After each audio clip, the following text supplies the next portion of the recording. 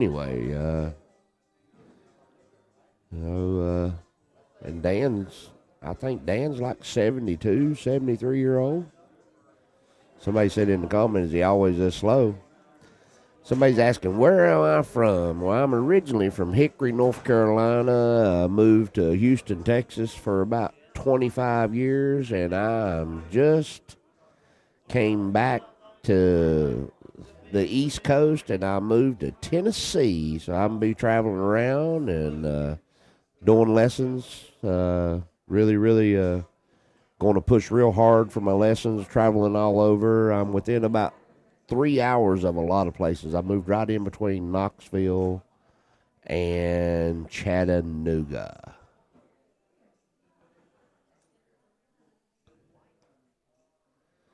Dan the man.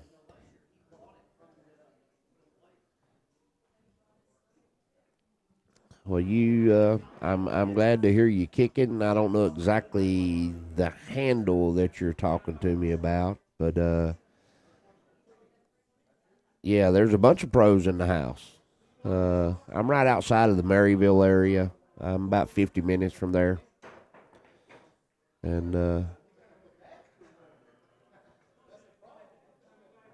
so Mikey is, if he makes this ball or jaws it up, he's going up 7-5. Let me get that score line right. Let me look over and just make sure. Yep. Oh, Lordy.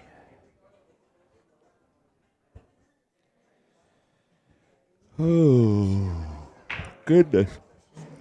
Excuse me, folks. I didn't mean to yawn. I ain't trying to put y'all to sleep. HB, how do I contact you? So if you would, just reach out to me through Facebook Messenger, and I'll shoot you my phone number, and we can get something figured out. You know, if you know if I'm gonna have to travel any kind of distance, I definitely want at least probably like 10 students, unless somebody's gonna do. I got a couple people to do my 3-day extensive class, and just to let you know what my rates are, it's a 125 an hour with a 2-hour minimum, or it's 5 hours for 550, or it is 13 to 15 hours. I'll leave it right in that area of extensive training, like a 3-day class. So you can just reach out to me, like I said, through Facebook Messenger, and we'll see if we can't get something scheduled. And if you live too far away or can't get to me, we can figure out some kind of online stuff. I have packages for that. I don't really like to do just the 2 hours on that one. I like to have everybody do at least the 5-hour package, and we do anywhere from 1.5 to 2 hours per lesson. So just reach out to me, guys. I thank y'all for the interest of wanting to hear more of what I got to say, and I promise you I can help you on a path.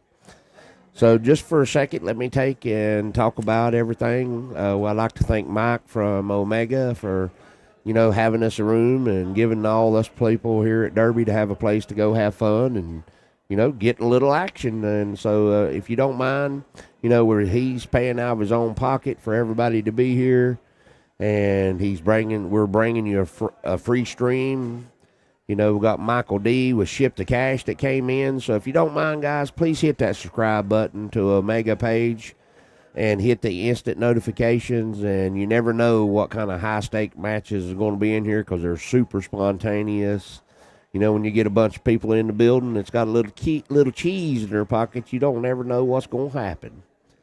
So if you don't mind, guys, again, like I said, like and share the stream. And also, we'd like to thank our sponsors. I'd like to thank Omega, Acme, Dinosphere Balls, and Go Cloth.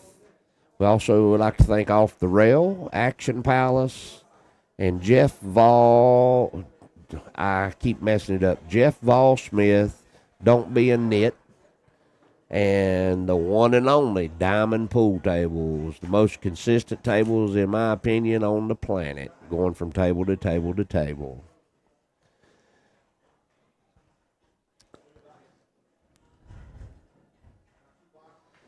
I don't know really what's going on in the other action rooms. There is a couple of other places that they're having matches and things, and we're having a good old time in here, and we got a little action on the bar box.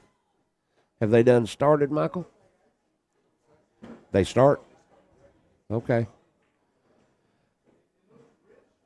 I don't know. So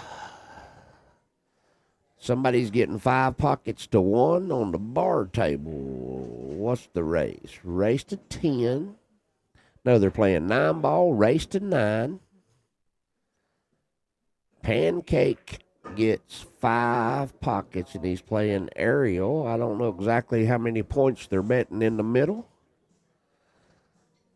But so it's 5 pockets to 1. And so I have probably lost count over on the Guama match. I hope not. Mikey's still on 7.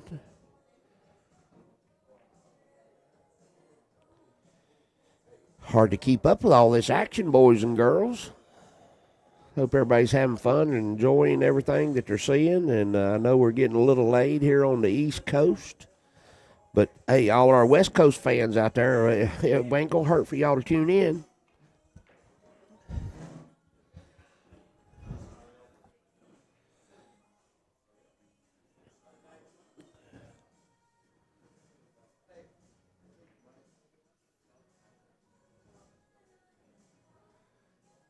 Okay.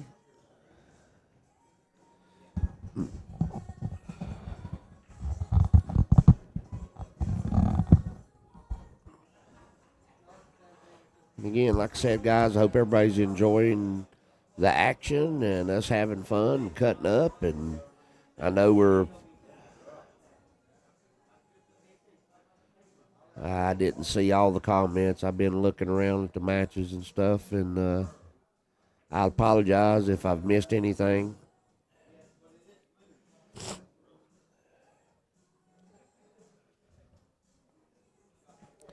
Well, guys,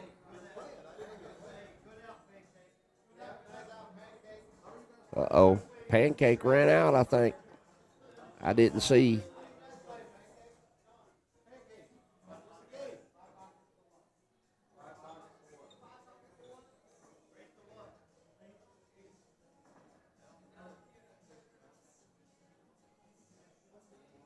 It was on till you was right there, Mike.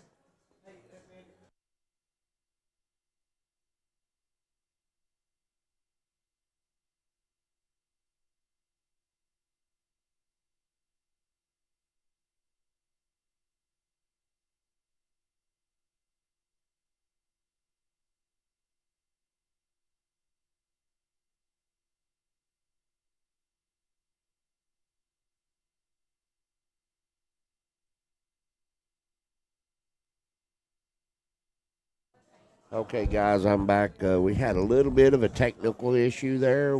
Sorry about that. And we had somebody bump the wires. So we're trying our best. All this HDMI, we got cables running everywhere. But that's the only way we can bring you this stream. Oh, excuse me. There we go.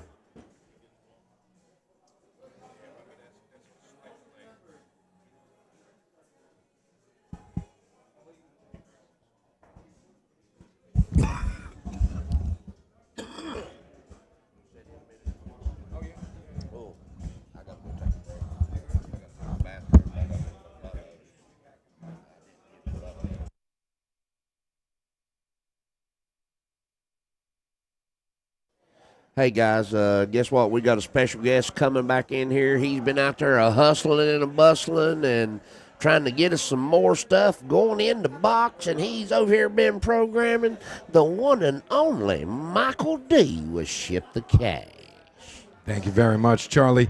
Charlie's going to take a much-needed break and well-deserved break. So why don't you go relax yourself, grab yourself a little drink or something, and take a few. I'll be back here in a little bit, buddy. And I appreciate you guys, you hanging in here with us, and I'm really enjoying being back in the box, and I can't wait to do more of this. And, hey, I hope y'all don't get your belly full, but the Hillbilly's going to be on this mic quite often this year, or maybe the rest of my life. Who knows? Oh, Hillbilly, we're enjoying it. All right. All right, so, Mr. Bryant, entertaining you folks for quite a while there. Really appreciate that. And again, we got 3 action tables going right now. Everything is on and live. We got 2 going to YouTube, and we got 1 going to Facebook. I see Alan Murray was just asking about bar table action. Bar table action is live now, and that's my big announcement. That's why I'm back here. What's up, Anderson? You should be here, bro. So we just turned on table 1, our 7-foot diamond, and guess who's in action? It's the man, the myth, the legend, Pancake. You heard me right. It's Pancake. Sean Santoro has arrived, and I'm thrilled to see him. What a gem of a human he is. So he's over there. He's playing one of Amby's boys, and they're playing 10-ball race to 6, and Sean is getting some weight there. He's getting 5 pockets to 1 on the 10-ball. 5 pockets to 1 on the 10-ball. So to win the game, Pancake can make it in 5 of the 6 pockets, and his opponent, Ariel, again, he's one of Amby's boys, and he can make it in only 1 pocket. There's only 1 pocket that he can make the 10-ball to win the game. And if it doesn't go in that pocket, he loses. That's it. So pretty unique setup there. So I'm going to let you guys rock with that. And we got 2 very special guests that are going to be coming in. And one of them you remember from just a couple of nights ago, One Pocket Guru, legend in the game. It's going to be Mr. Bobby Hunt. And he's going to be joined by the Jersey girl, Miss Christina Perlowski. I'm sure they're going to keep you very well entertained, and I'm sure we're going to get the Hillbilly back in here in just a little bit. So, again, folks, I don't ask for much, and what I'm asking you right now is please just go to the Omega Billiards TV YouTube and just hit the subscribe button. It's free. You don't have to buy anything. It just allows us to reach through and get more people, get more viewers, deliver pool to more folks out there, and hopefully get some more people into our community, build the numbers up. And again, we have a goal. 15,000 subscribers is what we're trying to reach by the conclusion of the Derby City Classic. And that really is very attainable. At all times, we've got over 1,000 folks watching across the platforms. And again, we're just like 300 and change shy. So again, if you haven't done it, please just go over there, Omega Billiards YouTube, Omega Billiards TV YouTube, and just click the subscribe button. Again, it's free. And on top of that, if you could just, always make sure you're interacting with the streams. That also helps us reach deeper into that YouTube algorithm and deliver the videos to more folks. I really appreciate that. So again, I got special guests coming at you. It's going to be Christina Perlowski, joined by Mr. Bobby Hunt, and they're going to sit in and talk about these matches with you. So stand by for that. I'll be back with you guys likely tomorrow. And I see you guys asking Oscar. Not sure exactly what's going to go on with Oscar, but, there's a very high probability that we do see him in something. I've heard his name mentioned quite a few times. But regardless, we're just going to keep delivering whatever we got. We got plenty of players here. And again, tomorrow the 9-ball starts. Wednesday, tomorrow the 9-ball starts. So that's really when the room kind of explodes. We've had One Pocket and Banks and the 10-ball Bigfoot Challenge. But the fields are not anything compared to the 9-ball. So, all right. I'm going to be passing it over to those folks. Again, Christina Perlowski, my good friend Mr. Bobby Hunt, legend in the game. One Pocket Guru, of course. And they're going to call the shots over here. So, again, table number 1, the 7-foot bar table, Pancake versus Ariel. That's on YouTube. Omega Billiards TV YouTube. You have table 2, Dominic Dunn and Dan Pickard. They're in their second set. That's also Omega Billiards TV YouTube. And the third game we have, it's Mikey Williamson playing Guama, and they got some crazy 9-ball, 10-ball action going on over there, and that's on the Omega Billiards Facebook. So that's where you can find everything. I'm going to pass it over to these folks.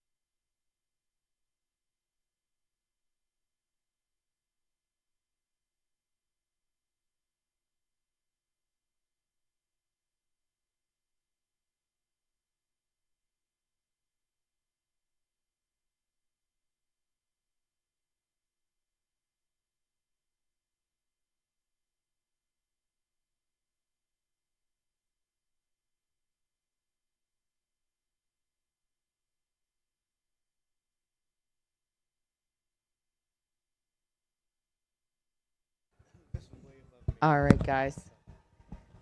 I have a treat for you.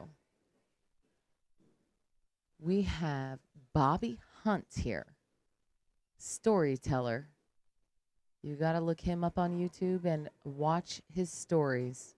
I had such a fun time with him last year, and I could not remember, because I have a short term memory problem, how to find your stuff. And then I saw you this year, and we reconnected, and here we are.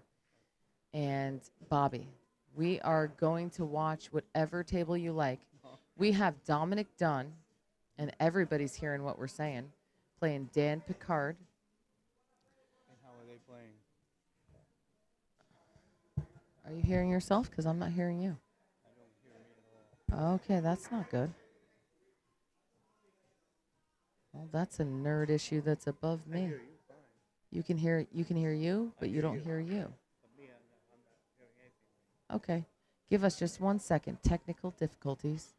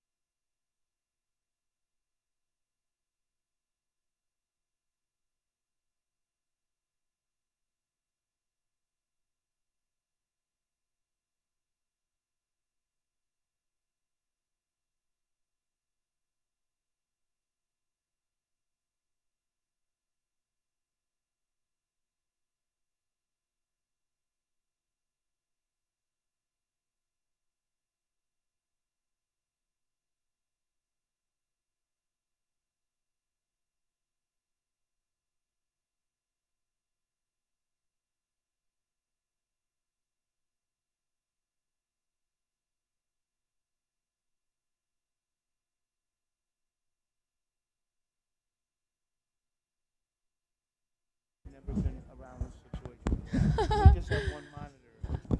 Yeah, I know. So this is above me. It's so much fun. It's fun once I get comfortable. All right, so we are back. We had a little bit of technical difficulties, but we figured it all out. Can I you hope hear now?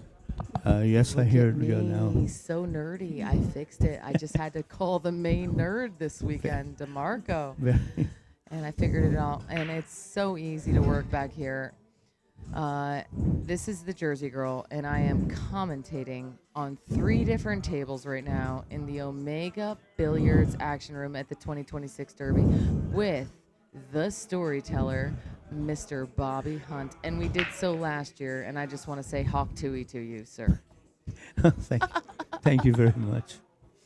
Anyways, we can watch whatever, but we are commentating across all 3 tables at once. And Dominic Dunn is playing Dan Picard. I think that they are on their second set, race to 11. And they are playing for at least 10,000 in the middle. Then we have Mikey Williamson on his second set with Guama. And I think that he has to be, I got to get a score on that. I'm supposed to be keeping score on the 3rd table. But anyways, they are playing a little bit of a gaffy game, I'd say. Mikey gets 5 pockets, and Guama gets 1 for the 10 ball. Guama's pocket is the top right pocket, and Guama lost the first set. Okay, Guam has the top right pocket. Top right pocket. Okay, and the other is the other 5. So he has to somehow, and after the No, break, I've never heard of this. You obviously probably have.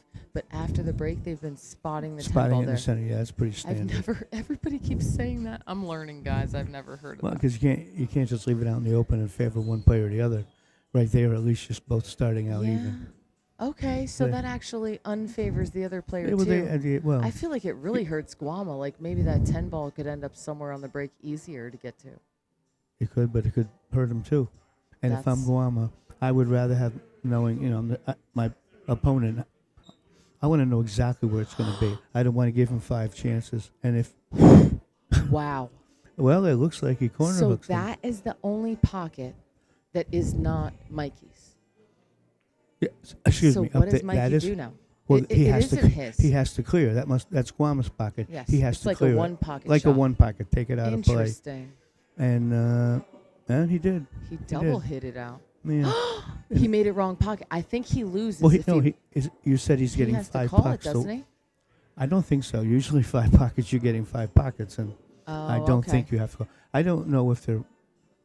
I There's could've different sworn ways he of had to. playing, but I'm pretty sure they're not calling Okay. because. So what does he do here to get back on I'm that s- pocket?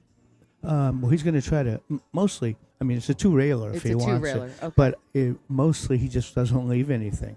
He doesn't care if when he 2-rails his ball, if he makes it. He just has to get up far enough where the other exactly like that. Oh my So gosh! even if he doesn't make it, It's that- right there. it's there now. I thought If- he made it for a second. Well, he hit it good Oh, as soon as he wow. hit it.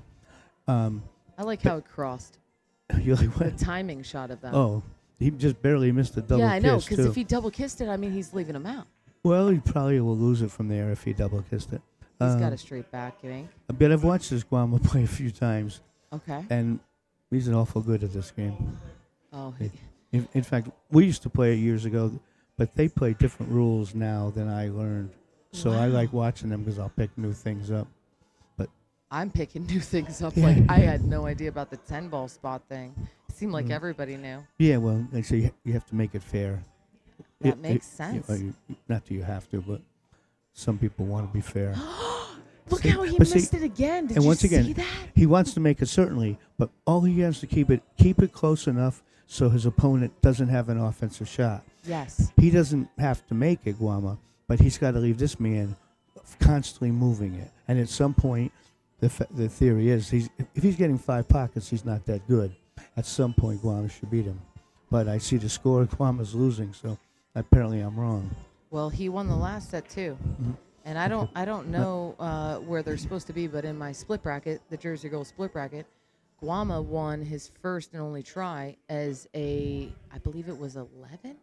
I want to say 11. No, And Mikey has been a 6+1, and he won one time after like 3 tries as a 6+1. So in So- my split bracket, that's everybody can win. I mean, everybody can win, but 14-6 is what he'd be giving him Guama right now. just 'Cause he hit could it go pretty up to good. 12, Guama- no, 13-6. Guama won it. Guama He won won that that. one. He won Okay. that game. I've got to mark it And what I down. wanted to tell you, when Mikey moved it away from his pocket, he did not get it far enough to the left. He left it in the middle, so he left a long bank shot, but a very playable one. And Guama split the pocket with it. And I got to talking to you and I missed it, but that's what you're here for. You're the pro. You're paying attention. I'm not just the pro. the extra. I'm you not the are pro. the pro. Are you kidding me? Like 40 years ago. Whatever. But anyhow, You've made a name and you've made your stories. Give me 1 second of you commentating by yourself while I go find out the actual score of Guama versus Mikey, and you're focusing on that. Okay, I'll be so right back. I'll be. Could you water if they have one? I over will. there? I will love to give you a Thank water. you. Just yes, a glass. sir. Thank you. All right.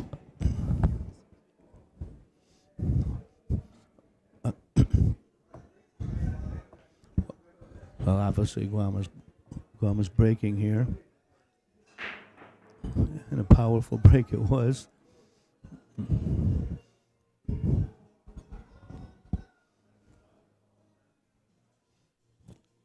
Let's see. Okay, so they got the 10 ball in the center. Excuse me, I'm assuming Guama made something because he's getting ready to shoot.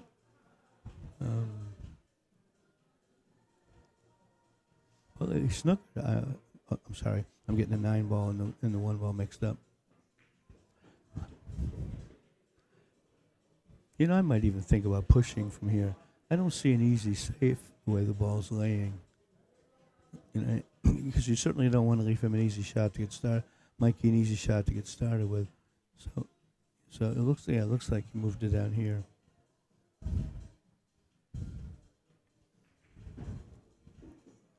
I want to see what Mikey's going to do. 2, 1, 2. Yeah. Can you get? I can't even tell if he can get on the 2. Is it even worth making it? 1, 2, 3. That lane really tough. I can't tell if the 2 is on the long rail or out in play.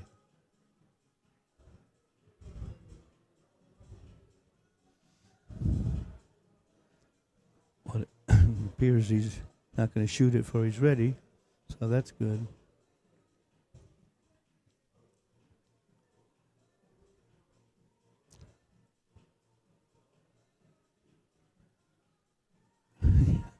This is quite a while to wait for this.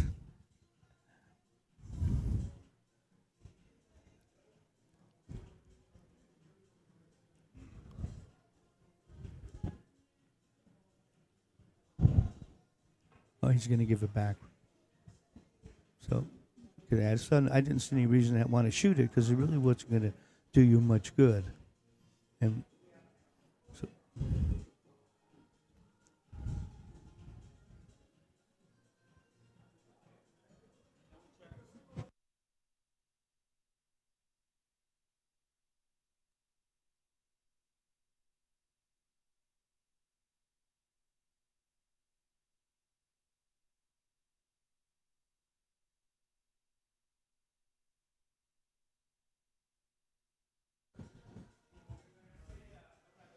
Okay.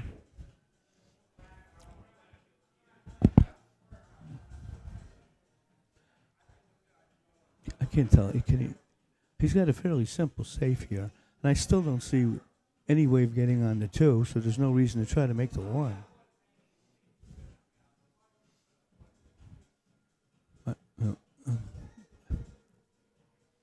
He played him safe. He left it out in the middle.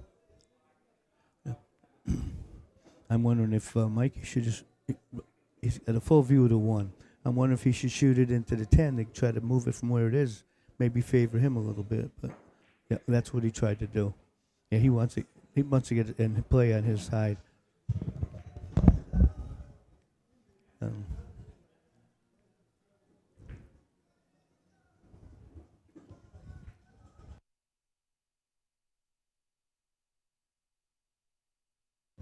Sorry about that. Yeah, so Wrong button. So the information that I've gathered goes like this. It seems like Mikey is on the hill. and he's at 8. So I said to the guy, well, if they're showing 8, does that mean that they've marked his 2? Because he had 2 games on the wire. I'm guessing. Going to 11. I'm and he guessing said they that would if- give it to him first. Yeah, well, I would do that too. So, like, our scoreboard is Mikey going to 9 and Guama going to 11. That's the way I Yes, have yes. it down. And he says, Chrissy, you must be tired, because what I'm trying to say is they had to have already marked it, because if they didn't, then it would already be over. It'd be over. Exactly. And Okay. he explained it to me well, and I was like, I'm so sorry. I totally understand what you're saying. So it really sounds to me like think she- Mikey is on 8, and Guama needs 3 games. Okay. So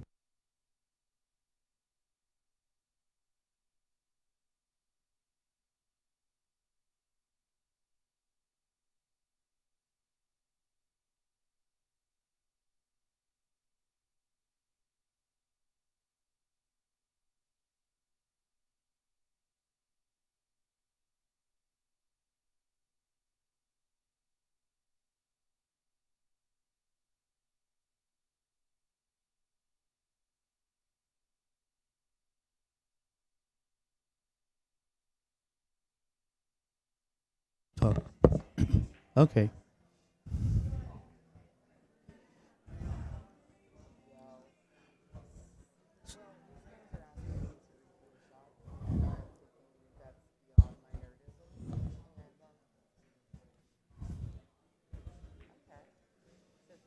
I like what Mikey did. He moved it that. But problem is, excuse me, he doesn't want to let Guamo get that. Was it the 5? Hit it into the 10. If he can hit it to his side of the table, excuse me, I can't tell though if he can clear. Or would he? Because the 10 right now doesn't favor anybody. Actually, I think it favors his opponent. I think Mikey's got to. Guamo's got to get it in play. 'Cause right now it only goes in pretty much in Mikey's pockets. So he makes the 5. Well, he has to have a pretty good stroke to get from this ball to the. I assume that's the 6 near the side pocket. Oh, I'm sorry, it's the 8. See the shot he hits here. Yeah, he pulled it right out. Well, I know. Well, Guama's not going to miss anything. I don't expect him to miss anything here. So what's he going to do? Like, the 5 and 8 are hangers. I would think that he wants to get on the 9 so he can play the 2-railer on the 10 and get it on his side of the table. You know, it's laying pretty good for that. If he just has to get good on the 9. Oh.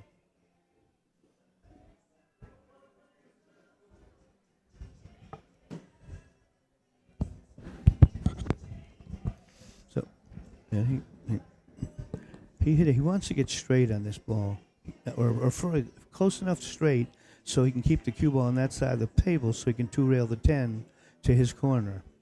He would have liked to have been down about another foot, but now I think he's going to almost be forced to play a 1-railer on the 10. The negative of that is you lose the cue ball usually. So let's see what he does.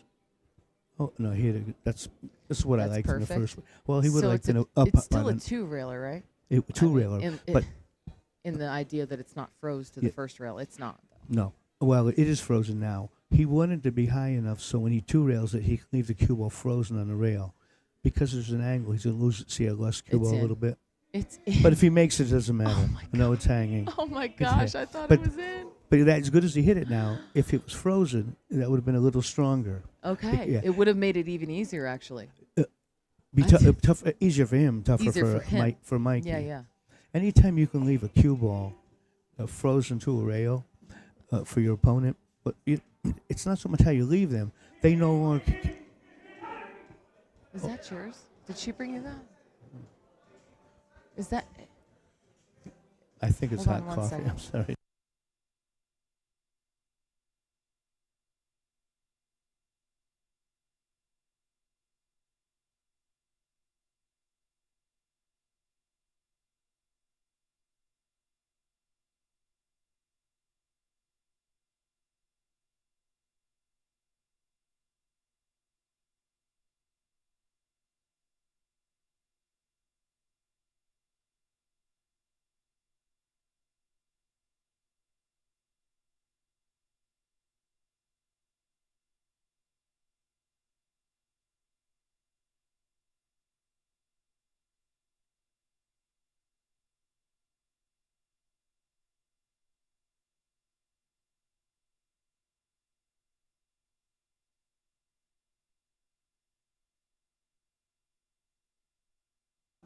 We're back.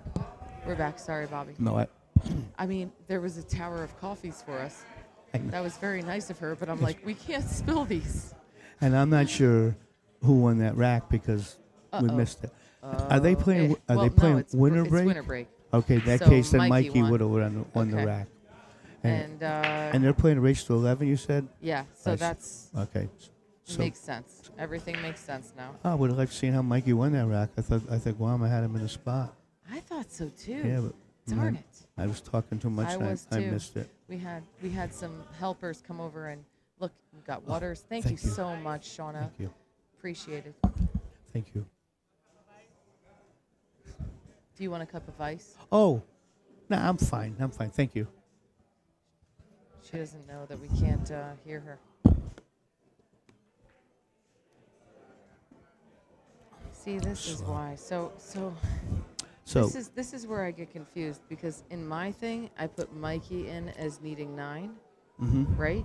And Yeah. so I go over to ask the score and he says 8, and we talked about it and we figured it out. But here's the thing, Mikey on the hill doesn't make sense. I really think Mikey was at 7 and now he's at 8 because they wouldn't still be playing again. well, I think that guy was wrong and I think I was right. I get it. I Okay. think it's 8-7. 8-7 and That's- Guama has 7. That's my Okay. Well, we can correct it as it happens if, yeah, if we're wrong. absolutely. Yes, sir. All right. So Guama has the top right pocket. Is I it? thought he was Does he out. always have the top right pocket? Yes. Okay. So the Mikey has the last All other of 5. Yeah. Okay. So Mikey's shooting the 3. I guess he's banking him. I'm trying to see where the 4 ball. Now look, here's something interesting. What Mikey's going to shoot now? He's shooting the 4 balls close to the 10. He doesn't care now about making a 4. I'm guessing he'll play the combination 4 into the 10. He doesn't have to make the 10. He wants it close, play the combination. But you leave the cue ball at the top, and it's a little snooker. I would assume that's what he's doing, because if he's getting 5 pockets, that's he did it. Oh, He's got it in definitely play. playing defense. I liked him doing it the other way because he could have left the cue ball up there. Yeah, but he it's left just him it's a big just window here. Yes, He did. and it would have been easier to play safe. I mean, he could have shot at half speed and got up there. But Everybody still, keeps saying 9-8 Mikey, so maybe it isn't. Well, no, it's a race to 11. But still, if I've put him in as going to 9, meaning that he's going to 9 from the beginning and the other guy's going to 11, this is annoying my pea brain. I This- should have just made it a race to 11 and added 2 games. That's what I should have done. well, we think it's 8, but he needs 3. According, we can do the commentating and be wrong on the score, and we No. just update it every time a rack's over. No, they're right. It's 9-8. I'm going to fix it, and you Okay. keep doing your Okay. professional commentary. But I want to make sure it's right. The Well, score needs to be right. Okay. It's our job. It's my job. Okay. Guama shot it down there. Left him long. I shooting a 5. I think I can't tell, but it looks to me like the cue ball's going to go to the right. So I don't see how he can get on the 6 ball very well. He hit it pretty good, but reason I say that, if he's getting 5 pockets to 1, that would have been a tough shot for him, which it turned out to be. I mean, because all right, he played that perfect. Get on the 6. He doesn't have to do much. See, now the 10 ball's out in play, which will favor, the shooter right now. It's out there. I mean, he's certainly going to make the 6 and play the 8 in the side. I assume the 9 in the lower left pocket. He wants to have any angle at all so he can get behind the 10. And even if he doesn't get behind the 10, it banks from everywhere. So I really like him from this spot. Thank you. Got it. You should have taken a sip first then. Thank you, Glenn. I got it. Oh yeah, I hit that. I don't know if he might have got a little too. I assume he's going to play the 9 in the lower corner here. Maybe draw it over to the long rail on our right and try to bounce below the 10 because it doesn't look that hard. Of course, I'm 25 feet from the table, so I could be a little off. But it looks like he's laying real good on this I shot. think you're right. I don't see anything bad unless he just doesn't want to scratch. But this is fairly very nice, very nice. Yeah, he hit that beautiful. I'd hit a clap button if I had one. Well, And now he's set up good. yeah, he's laid perfect.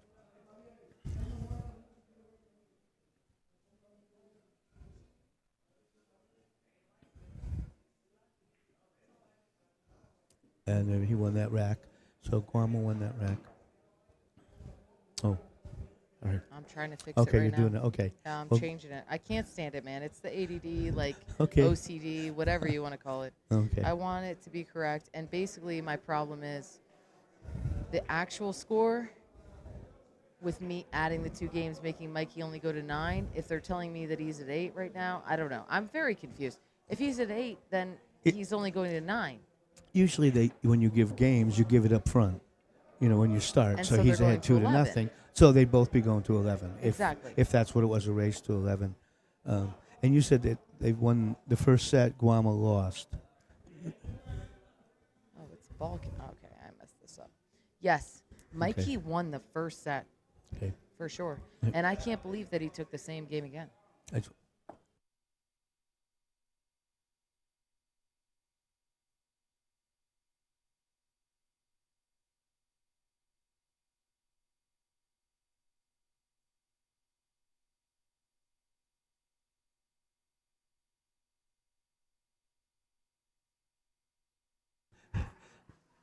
Okay. Yeah, I was trying to update him on what they're playing for. I mean, I was told that the first set was for 10,000 in the middle. So I guess that means 5,000 on each 5,000. side. Yeah.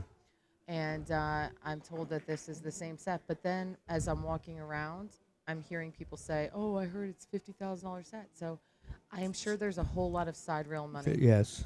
But for points, because we've been calling them points, I like doll hairs. That came from Windows Open when I talked to them one time. They said it's doll hairs. Doll hairs. Doll hairs. You know, like the hairs of a doll. They're playing for 10 Okay. 10,000 doll hairs, but we've been calling them points. You know, we don't want the government's Well, input. then I have a question about that, and I'd rather do it. Oh,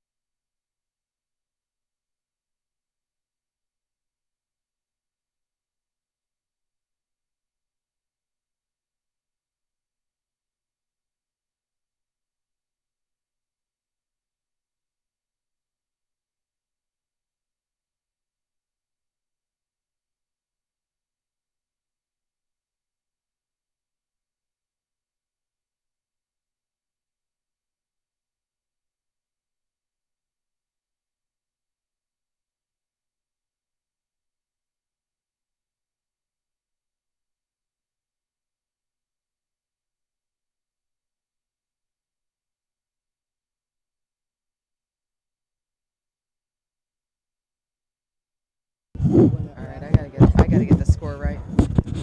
Oh, okay. Put your thing on, Bobby. You're hurting my ears. But yeah, I gotta get the score right here, Bobby. And Bear it with looks us like on the sc- Guama won. Win that one. Yeah, he Bear won with that us on the score. I'm gonna update it. I've got it coming.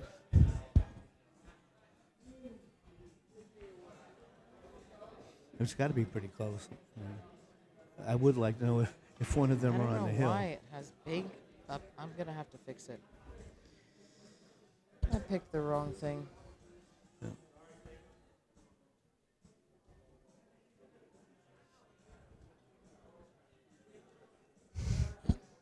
I wish we knew too. I don't know what to say here.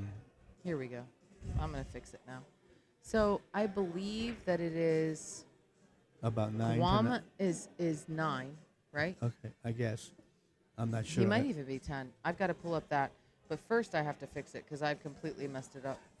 But they are playing 10 ball, and at first they were telling me they were playing 9 ball, 5 to 1 pocket. But I started watching and I was like, either I misunderstood or you told me in wrong or changed it. It's definitely 10 ball. Right this minute, we're on. It appears they're on a break for a minute, so. That's perfect. Bear with us.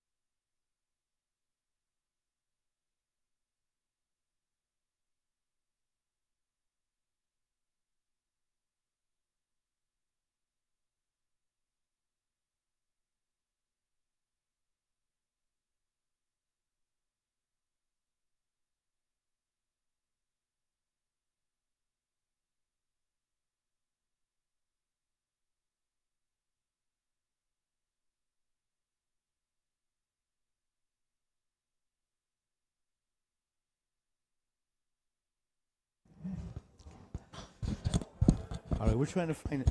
We're trying to get the store straight for you. Bear with us, please. We have 3 matches going on, and we can't keep up with everything, but we are trying. So, I'm going to try to stick with this main one, Mikey and Guama. Okay.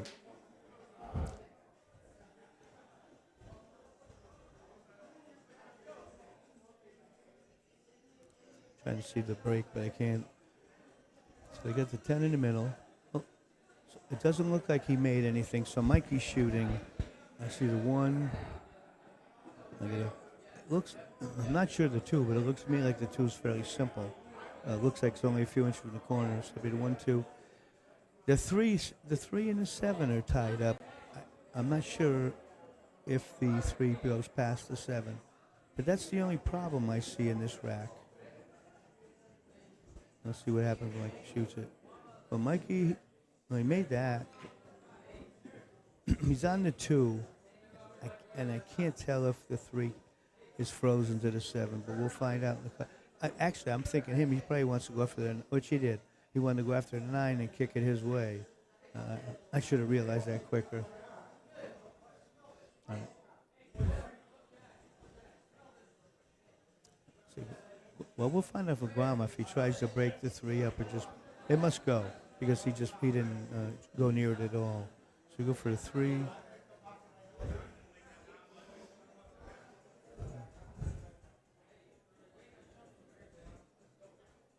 Before. See, these are all laying really good, except, the 9's still on the rail, but I'm sorry, the 10 ball. I assume he's going to draw this back and play the 5. And doesn't there's not. It's hard to not run out to at least get to the 10 from here, and everything's out in the open. So I would say it would favor Guama because he should have the first shot at moving the 10 towards his pocket. Very nice. Get that really nice. Yeah, that was perfect. So.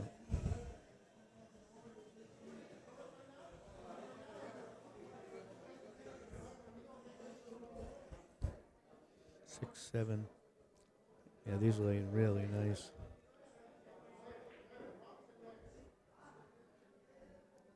Now this one, I would assume he wants to get as close to straight in as. Let me see. He's got me snooker now. I assume he's just drawing back to the middle of the table. Yes. That's yeah. That looks pretty good. I can't see it. And once again, I don't see him not running to the 10 ball. Looks like he can almost stop it dead and then 2-rail the 10. And for some reason he wandered away from the table. Oh, I see. He has to clean the table apparently.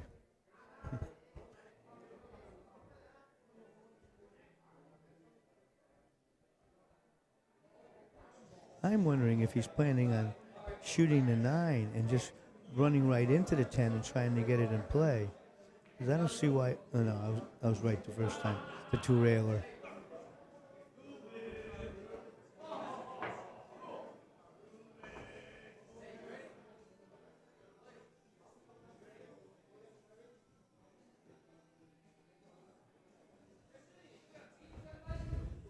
Well, he's laying awful good for the 2-railer.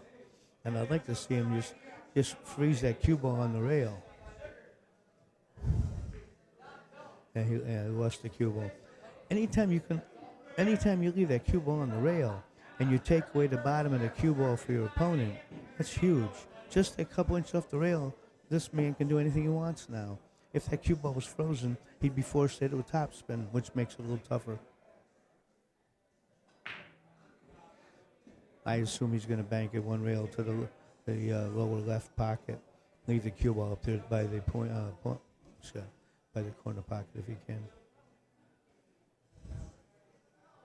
Yeah, he hit it. He didn't hit it very hard though. He left it in a spot where Guam was going to go for the 2-railer. And he should have made sure he got hit a little closer. The only thing I see Guam might have a little chance. There's a chance of a double kiss if he hits it bad at all, and he doesn't want that. But hit it. He was played it the safe way.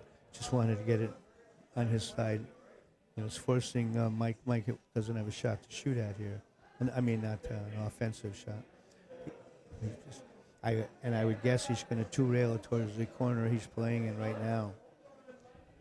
I mean, he's standing in front of.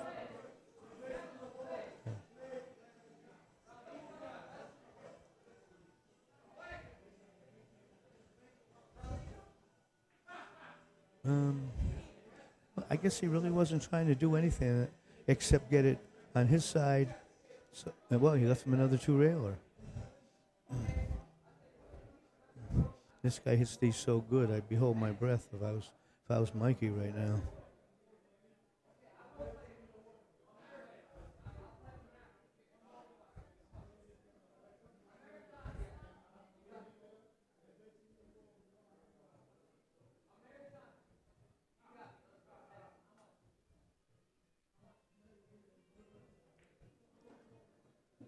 I don't know what the holdup is.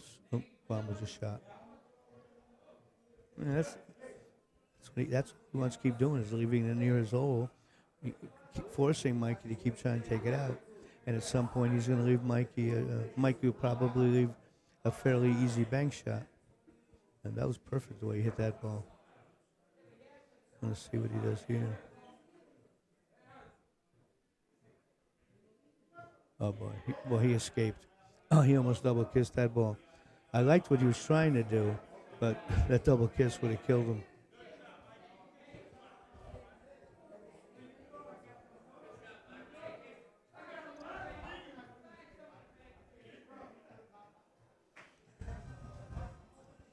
Well, it looks to me like he's got to go for the 3 rail or just hit it straight on. And he wants to get the cue ball down. I think he would go forward and try to leave the cue ball down here on the bottom rail or close to it. Yeah, hit that good. See how nice he takes care of that cue ball. He keeps leaving Mikey in tough spots. Very nice.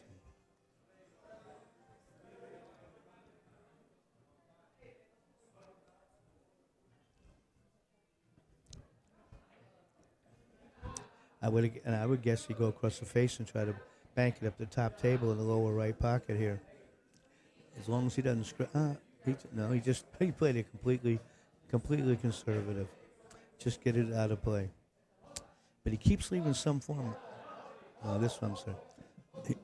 I can't tell if Mikey can 2-rail it from here. If not, he's just going to 2-rail it, I would think, up near his, just settle for it up in the top near his pocket. Oh, wow, he's going 4 rails. Oh, I like that. Yeah, as long as he gets to the rail. But now everything's changed. Now Mikey has the fairly easy bank shot. And his playing now, just get it close so Guam was forced to do something.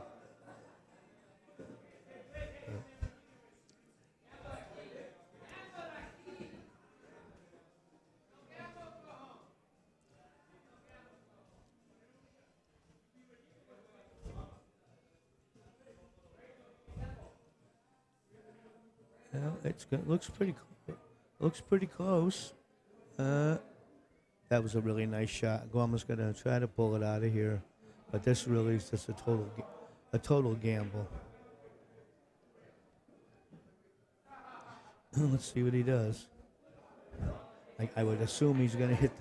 I would go off the bottom rail, try to spin into it like with a low draw stroke, and hit it hard, and just hope it doesn't leave him in front of a hole someplace. And now I'm wondering if I think that's what he wants to do.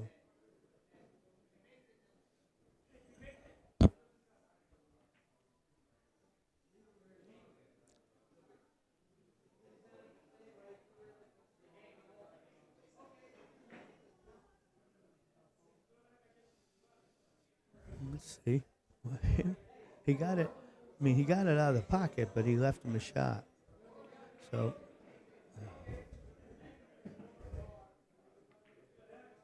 I don't know what he's looking at. Take it. Is he back cutting it in the side?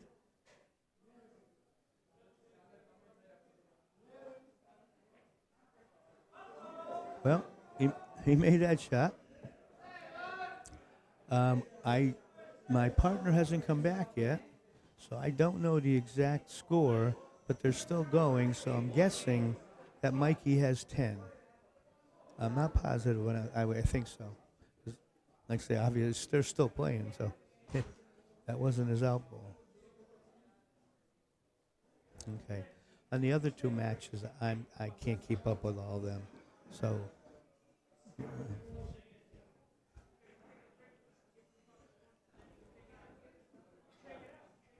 I seem to have lost my partner.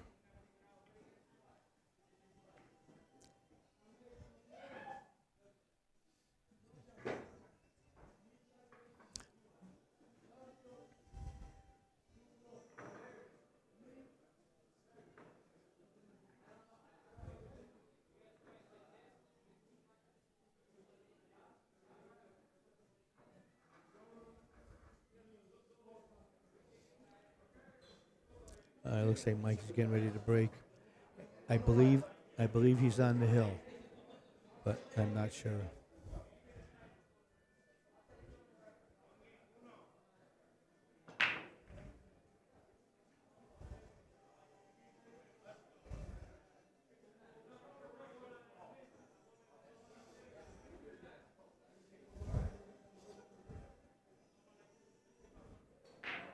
That was a nice, powerful break. He really moved the 10 ball. Guamo's happy it's moving back here to the center of the table on the short rail. Well, he must not have made anything. I couldn't tell. He's kind of got me snookered to where he's standing. But I see Guamo's coming to the table first. So you want to. 1. You got pretty good on the 2. Got perfect on the 2. And it looks like the 3 is right there. 3. You know, I'd assume he's going to roll it. And, yeah. I think he would like to try to find a way to hit that 10 ball with something. But everything's away from it. So after this one, the 3.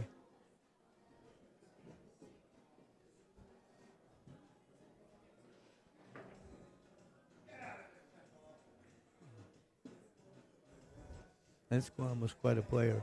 I've been watching him a lot over the last couple of years, and I don't know if my imagination, but he seems to be getting better. Yeah.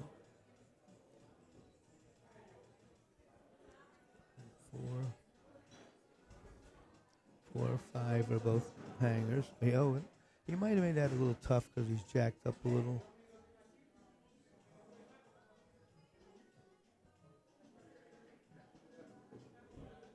So 5.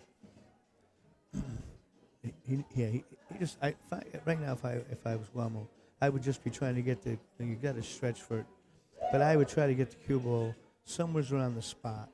So he went forward, hit the points, so he made it all tougher. I thought if he was out by the spot, then he could shoot the 6 and run it around the table. He can still do it, but it's a much tougher shot with the way it's laying right now.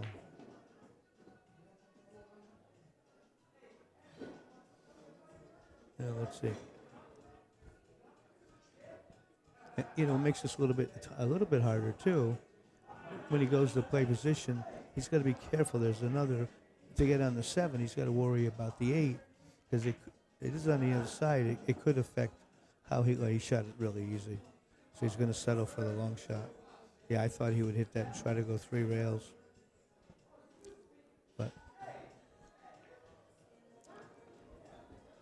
just wants to make sure he doesn't leave this frozen on the rail.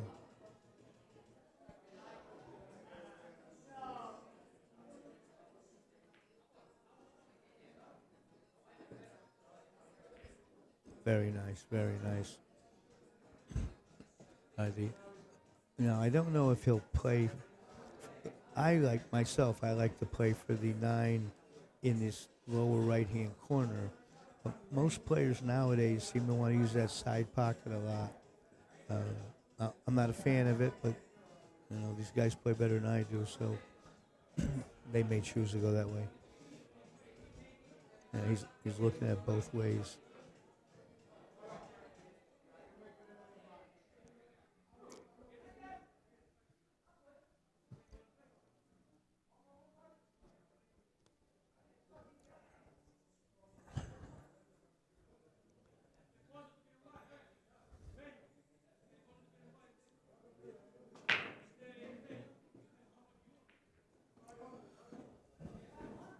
It might be a little tougher than I thought because Guama hasn't shot it yet.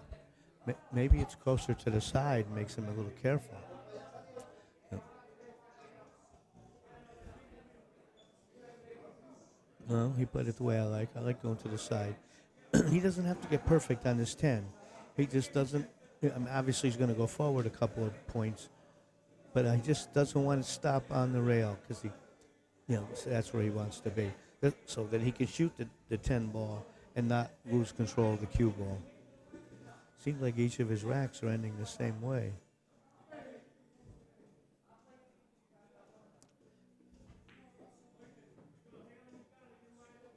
Okay.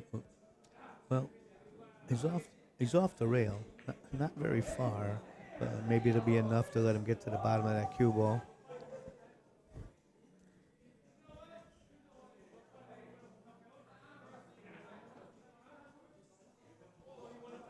Well, he's had a lot of practice since I've been sitting here. I think he shot this 3 times already, and every time it ends up right really close into the pocket. This one went a little long. So, he didn't leave a return anything. I don't know what I would do. I'm trying to think. I would like to try to bank this straight up and back towards the lower right. But I think that's a double kiss. So I think he's almost forced to just cut it to the long rail, leave it on the short rail, leave the cue ball at this end. I don't think he can beat the kiss.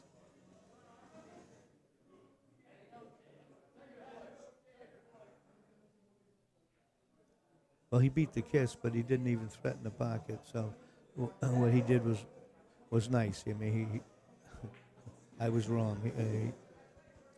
He played that nice, and he left him in a spot where I don't Guam can't do anything offensive here. He just puts the balls like that. What would be nice for him? Oh boy, it looks like he left a straight. Not that it's a hanger, but it certainly doesn't look that tough to bank towards his pocket. It looks like it's almost straight on.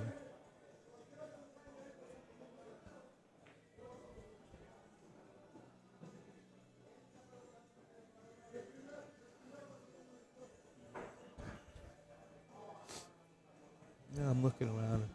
I'm watching Dominic and Dan, and it says here Dominic's ahead 6-4. 9-ball. Looks like a race to 11. Yeah, I don't see the price on this one. Well, Mike hit that pretty good. Perfect, great speed, but I think he left enough where Guama can. I can't. Excuse me. I can't tell if he can go across the face and bank it at his hole or not. If he can, certainly that's what he wants to do. But it might be awful close to that corner. No, he's smiling, so he must like it.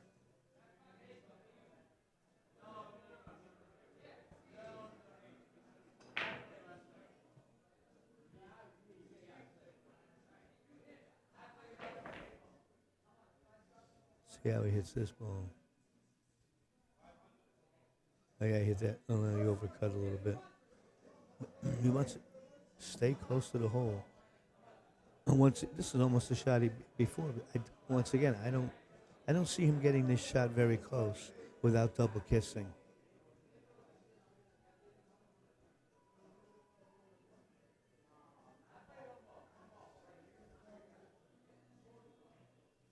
Yeah, see, pretty much did what he did the last time. Actually, I couldn't tell. He hit it better than I expected. That was nice. I'm curious what Guam was going to do from here. He's pretty happy. He's laughing out there, so he must see something he liked.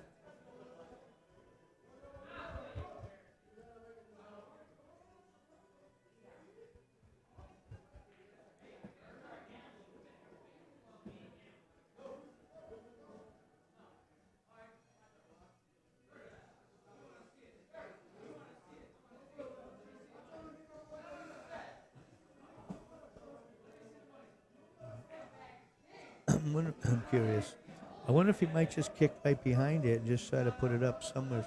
I think the negative of that is if he doesn't leave it close to that pocket, he's going to leave not a bad return bank.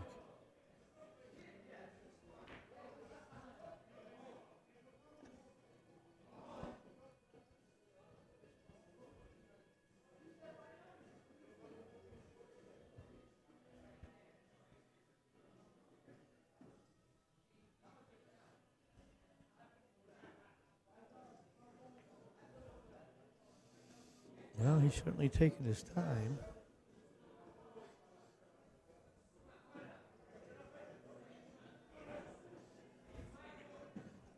Well, as I look around, I see Dominic just went ahead 7-2. I'm sorry, 7-4. And Pancake is down 2-1 to Ariel. And I think they're playing the same game, of 5 pockets, 1 on the last ball, but it's on a bar table. Well, I don't know what Guama's doing out there.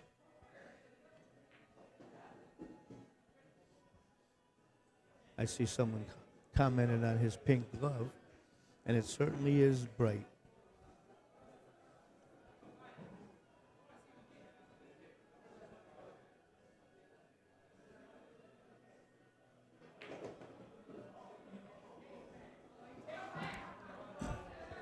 I'm interested to see what he does here. He's But he's not in any hurry. But excuse me, he's a really good player, so I can learn watching what he does. But I already know how to stall, so I don't have to learn that part.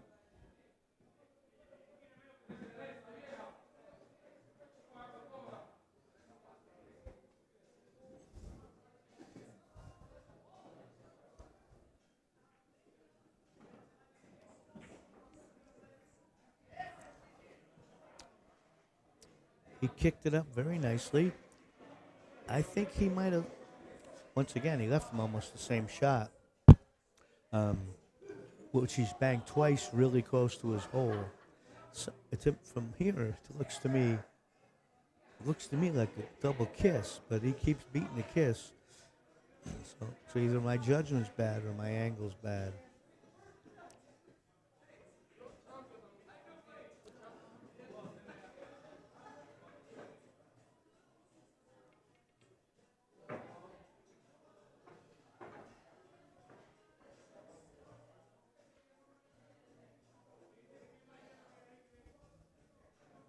Oh, at that time he just played safe.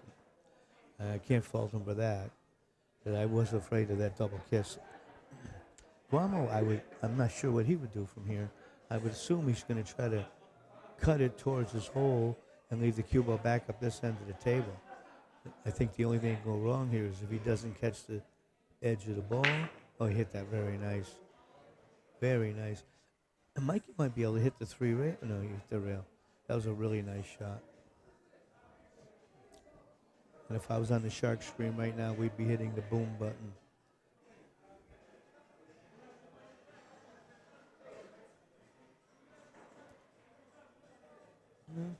That was nice.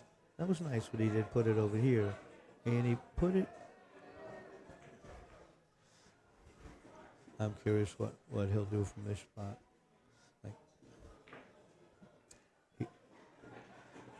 Guam is a much better player than I am, so I'm learning as we're going here.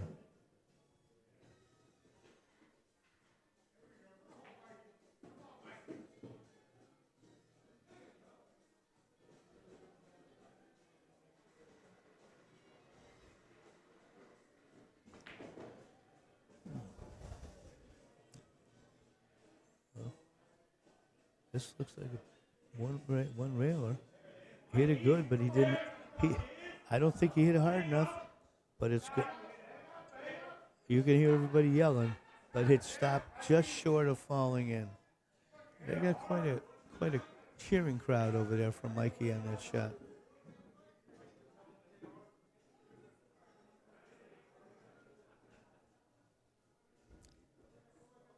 I want to see. I don't think he has a lot of choices. I would think he's going to come behind it and try to kick it up. The problem is it might shoot right across the table to his opponent's side. And I think his opponent's on the hill. I'm not positive, but I think so. And then once again, if you see my partner, will you tell her to stop back, please?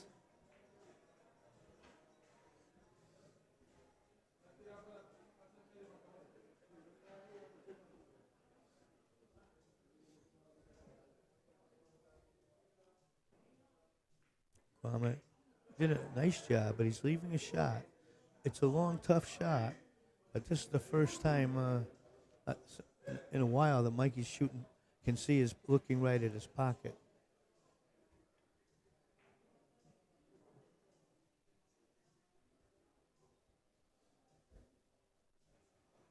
And oh man, well he missed that. That was a tough shot, but he missed it pretty badly. Now I can't see Mike anything offensive here. So I'm trying to see how he'll play his safe. And this.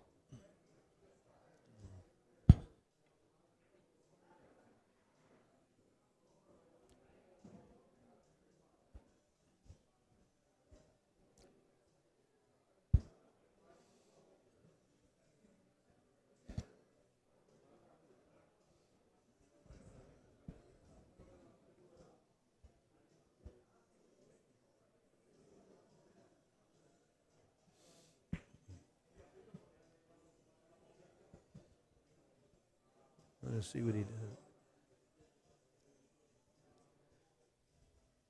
I'm almost thinking should he play like a one pocket shot?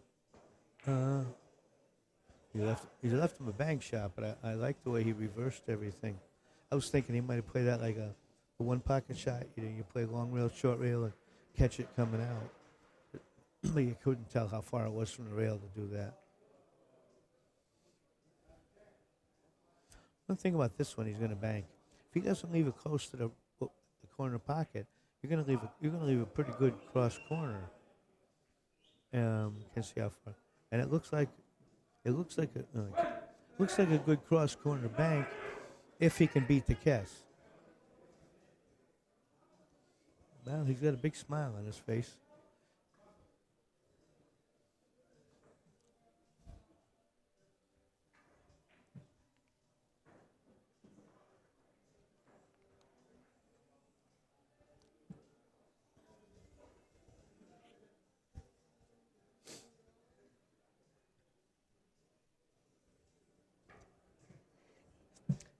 Well, my partner's back. I hope we share upstairs. Mikey won the last game. I think he's on the hill. Finally. I think so. Yeah, we'll find out. Oh, what a shot! Whoa! Well, Guama won that one. Wow. Now I don't know if I that came was back at just the right time. just. Well, I don't know if he won the. Well, Mikey's not really enjoying this display. Yes, somebody's happy, so maybe we Yeah. have the score very wrong since I left. I didn't understand. Was that the out game or was that? I don't know. Somebody won. Well, he had to have won. That must have been the out We've game. messed up the score. Well, I It's had not said, your fault. It's mine. no, I had said when he hit that bank, Mikey.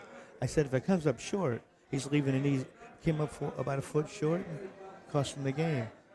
In this kind of game, a foot makes all the difference. Okay, so now So, they're even on sets. They're even. Are they going to play another? I think that had to have been 11-9. Did I miss a couple of games where You Guama won? Guama won while you were gone. Okay. So I had it in my mind. I thought he had 9 and 10-9, but it must have been 10-10. So That's what I'm thinking. Mikey's not looking happy. Some other guy's rolling on the table. And well, that was Guama himself rolling on the Guama, table. okay. And then- Guama. I love saying Guama, and Guama. he is Now, such a are they gonna character. I freaking love him. I don't know if they're playing another set. I'm But gonna Mike say is Guama sitting won. there. I'm gonna go ahead and enter that. I'm Yeah, I'm submitting pretty it. sure he did. I'm just wondering, are they going to play another? I mean, I would think they would if they I split don't know. the They first two. broke even. And Can't it's- they just do one more to figure it Yeah, out? I'm trying Let's to- go. I'm trying to watch what And then Mikey's we've doing. got Dominic Dunn. Dominic was ahead 8-4 8-4. over Dan. But Dan, I think He's found himself just another won that fishy. rack. Oh, Dan just won, so now it's 8-5. I'm watching Guama now. They're in a bit of a discussion with Mikey, and nobody's smiling. Nobody's smiling. Bear with me. Nobody's bear smiling. with me a minute.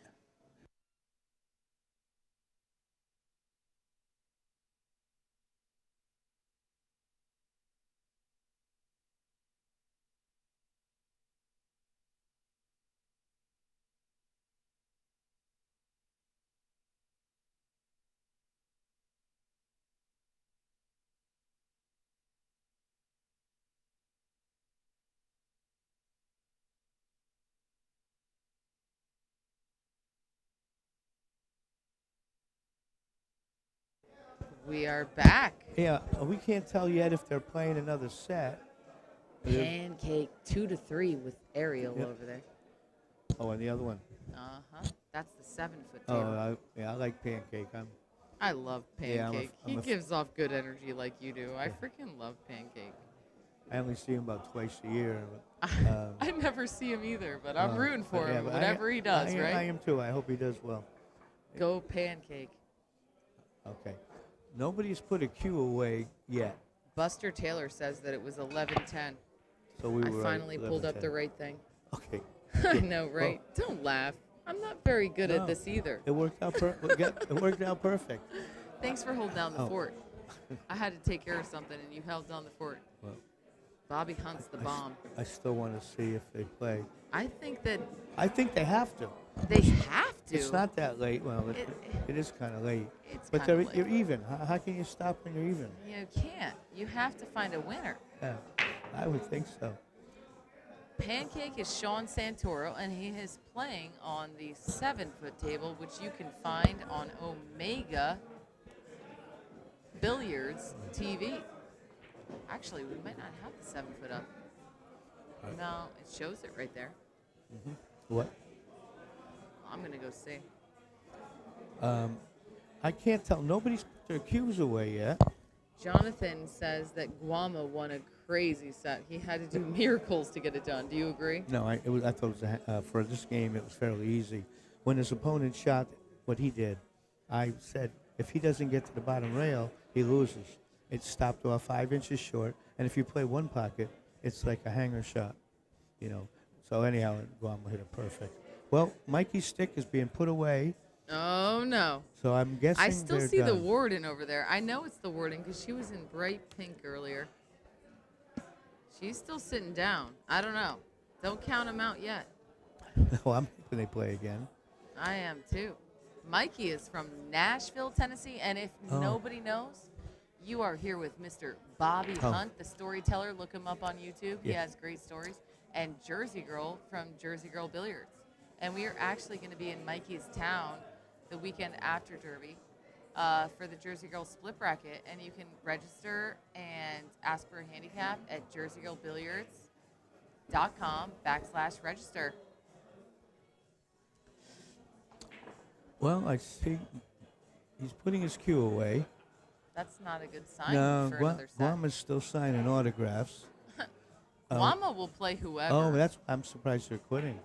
I but- really am too. Let's see. So we got 2 other matches going on Yeah, we do. I guess we're gonna have to put that one down. for a little while. We're gonna have to put it down. And look, we've got the. Let's just go to Dominic. Yeah, I who's like at 8, and Dominic. Dan. You like that one? Yeah, So- I like big tables anyhow. I am a little nerdy now, and you'll have to see my skills. I can get Oh. this one up so that we can watch. Oh, that would be This great. is where you watch, That's the and big this is where you read the commentary. But don't watch there, Bobby. No, I That understand. I one's on- understand that. yeah, okay. So we don't have the bar table pancakes match at all then right now. Nope. We're just gonna do this one. But they can watch Okay. the craziness that's ensuing over there, trying to figure out who plays next on that table. I would hope that They can something still develops. watch it. It's up, and they can hear us talking about Okay. Dominic Dunn and Dan Pickard. And do they play even, Dan and? I believe so, Dominic? and it's 9-ball Okay. race to 11. Dom's at 8 and Dan's at 5.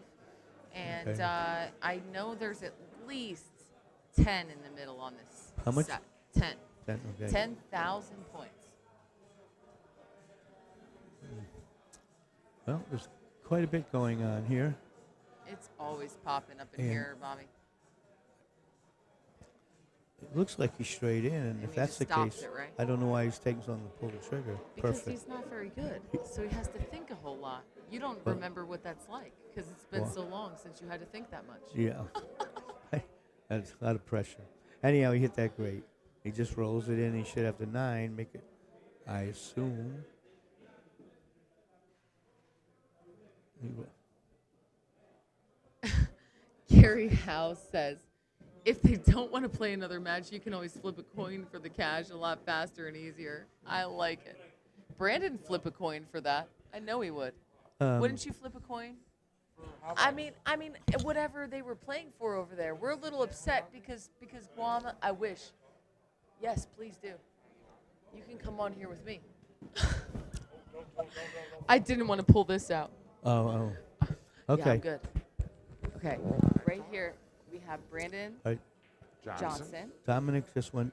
Sponsored eight, by- 8 to 5. The Dumpsy Dungeon. That's right. So And this Mikey Williamson really. Can I get a mic? I want my this own is okay.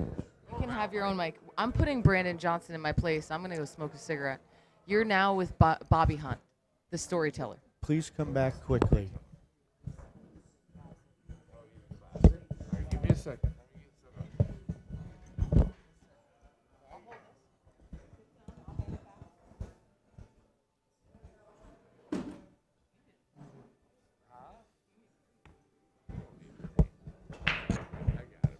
I got it. I know how to do it. We'll figure it out. I'll figure it out. Oh, no. Okay, no. watch. You're getting ready to break here. Dominic's ahead 8-6, but Dan's breaking. Oh, there we go. And they're playing a race to 11. Race to 11.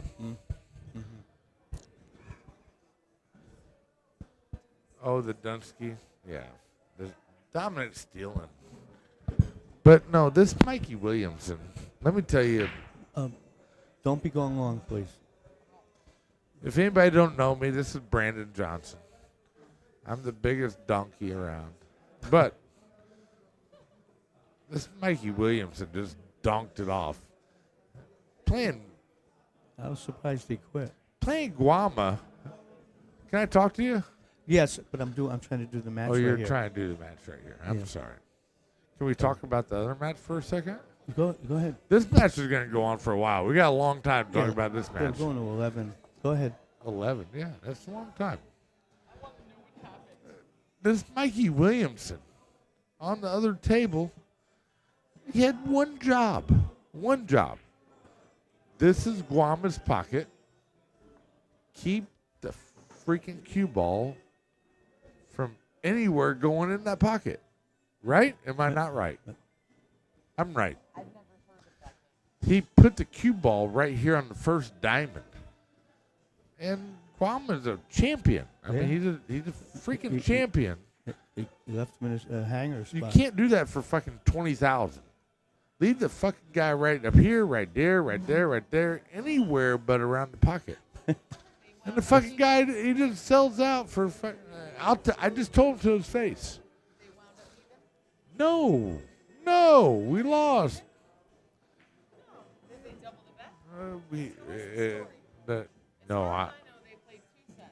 Yeah, they played 2 sets, but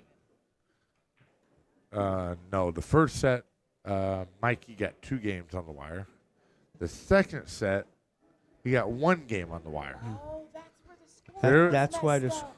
Yeah. Okay, I wasn't Yes. told that. Yeah. No, there was a difference. So he got 1 game less, but he acted 20 games more dumb. But doesn't that mean they broke even? Sure. Some people broke even. I'm talking about Mikey personally. I don't care about I don't get, I hope Mikey lost his whole bankroll on it. I really do. I'll tell him that himself. I bet a lot more on the second set. you bet on Mikey. Sure did. I bet a lot on Mikey. I bet 10,000 on Mikey. A lot.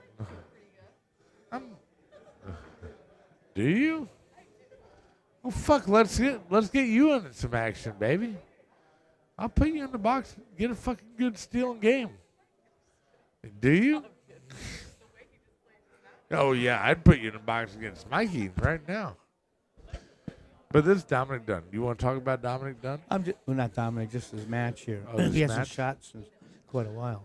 I'm sorry. I just wanted to get that off my chest for a little bit. That's fine. What's your name, sir? I'm Bobby. Bobby. How do I'm you- Brandon. Do you know who I am? Yeah, we met. Yes, we talked about your watch Oh, my watch. last night. This watch is famous. About last night we talked about that. Have you heard the story about the watch? No. You haven't heard the story about the watch. Last year, you know Sugar Shane. Sugar Shane? Mhm. Sugar Shane. Do you know who Sugar Shane is? No, I just know the name. Oh, well, one of the biggest gamblers. I'm not from. Are we live right now? Yes. Oh, yes. shit. How many people do we have watching? It looks pretty good if he makes the 6. He just draw it across and back to the center. And he should be laying awful good on this shot. This whole, But I haven't seen Dominic shooting a bit, so. yeah. Dominic wouldn't get me a bet, so. That was a good shot. Very nice. If he gets it, he wants to get almost straight. Yeah, no, Actually, I think he went a little it too. don't matter. It don't matter. He's a little straight. Who cares if he got an angle or a little straight? He's getting there. I put all the money on Dan right here. But yeah, last year the watch had a little story. Yeah, it's a little pretty watch. I This put is- up 25,000 and Sugar Shane robbed me from it. But But you got the watch? yeah, I paid him off. It was just cold and late at night. I didn't have Mhm. the fucking. I didn't have. Well, Oh my well, I didn't- gosh! But he butchered that shot. He butchered it. Oh, And but he- he's getting lucky. Look at this. Well, it's not that lucky. Dominic's gonna have to cut. If He's he gonna ma- have- But if he makes it, he has automatic position. yeah, you don't have to worry about position Yeah. there. You just have Just to cut make the it. ball. That was a big shot. Little high, He little was- high right, He was perfect. oh high left, nice. high left. Yes, high left. Or high English. He ain't gonna get nowhere. Perfect. Very nice. Very Yeah, nice. you don't have to worry about nothing. No matter where you go, you can figure out somewhere to get there. Yeah, I'd like to be about 3 feet closer though. Yeah, but Dominic Dunn's such a straight shooter. He's one of the best players I've ever seen in this tournament. Dominic is? Dominic. I haven't really seen him play very No, often. he played. He's a Dunsky Dungeon. No, he's about a 600 Fargo. He gave me the 10-7. I'll take it.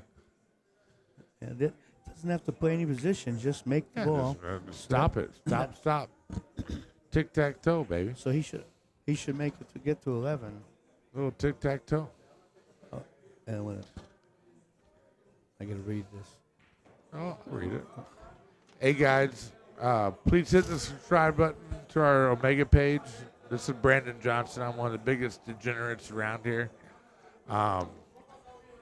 We put on some high-stakes matches, and they're really spontaneous. You know, you don't want to miss out on this shit. I mean, especially me. You really don't want to miss out on watching me donating a bunch of money. Just like and share the stream, guys. Omega Mike is one of the biggest and best guys out here in the market. He really does a lot for this pool community. I was just out there playing. We were playing dice, and he's like, Brandon, what do you want to play? I said, I want to play the Ultimate Texas Hold'em. So he went over and played Ultimate Texas Hold'em just for me. So, guys, Omega Mike is one of the best guys in the fucking business. Like, share, subscribe, and let us know how we're doing. I mean, show us some love. Donate. I don't know if there's a way to donate on here. There's got to be a way. Is there a way? Is there a way to donate? I have no idea. Is there a way to donate? Well, Dominic Is just there a way to donate on the stream? There's no way to donate. So, like, subscribe, share, get the word out there for Omega Mike. He's really the shortest little Asian, best fucking guy you've ever met in your life. He really is. I mean, you don't get anybody more genuine than Mike. No, he seems to be a great He's guy. really a great guy. So He shoots- yeah, just get out there. This Dominic Dunn, he better fucking get out. Well, he had a. Can I cuss? fairly Am easy- I allowed to cuss on here? I don't. Am I allowed though? I don't know. I'm just, We're not. We're not. It just comes out a little Well, bit. he Do cut, you want to get back? Can I talk? I love to talk. Am I doing all right? Yeah. My name is Brandon Johnson, the one and fucking only. Brandon Johnson, the one that's donated to everybody. Yeah, Brandon, donate by itself. Gary House says, yeah, Brandon, donate by Zelle. Yeah, you want my Zelle, Gary House? I'll give you my Zelle. Sure will. he made a nice shot on the 2-ball. Real nice shot. Oh, And yeah. came out almost perfect on the 3. Shouldn't be any problem getting back on the 4. Looks like he can just draw it straight back a little bit. That was a nice shot.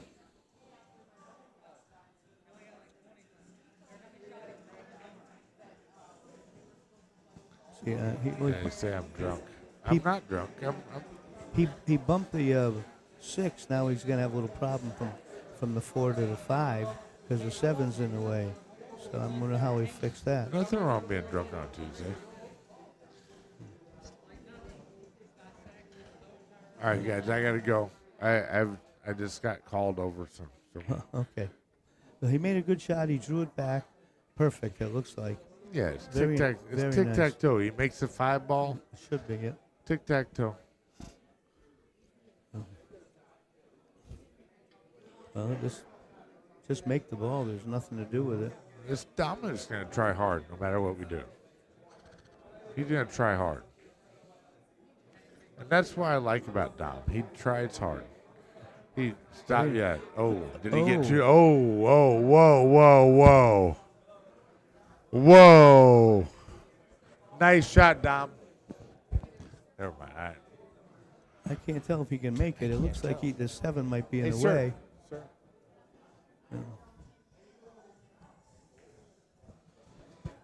Hey, buddy.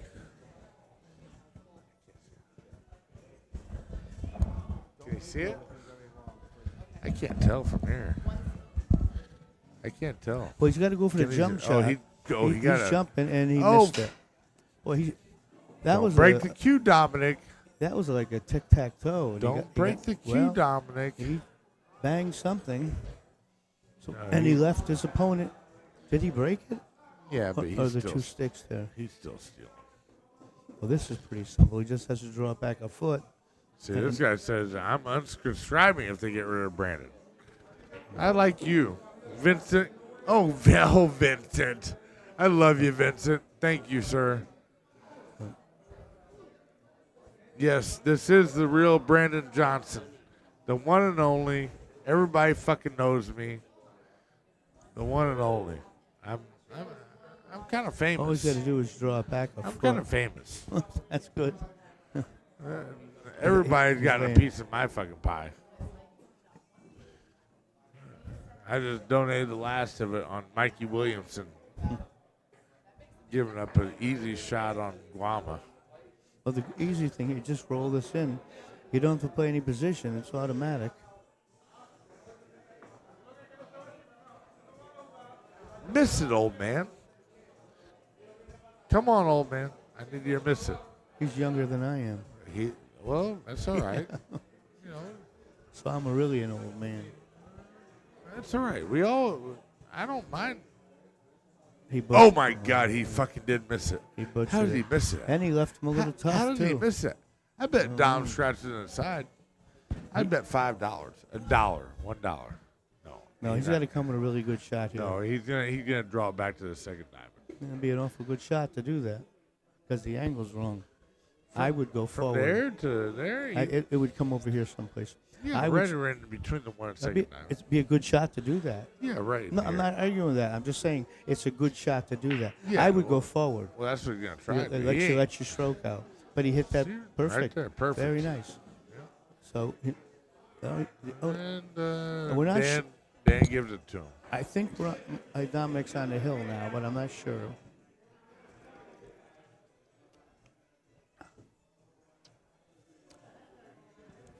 So that's all the streams right there, huh?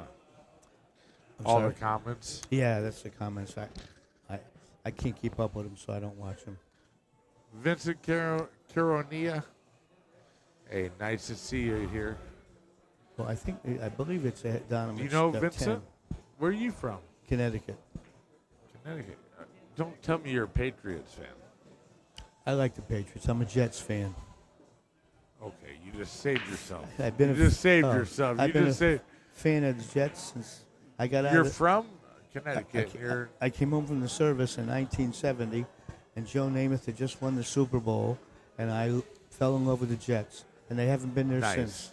Nice. And I watch every But you terrible don't game. like the Patriots, so you're a Jets I don't fan. mind the Patriots. I mean, yeah. they're, but I'm I a like Broncos the fan. Jets, and then the Giants because they're right near us also. I'm a Broncos fan. Broncos just got fucked.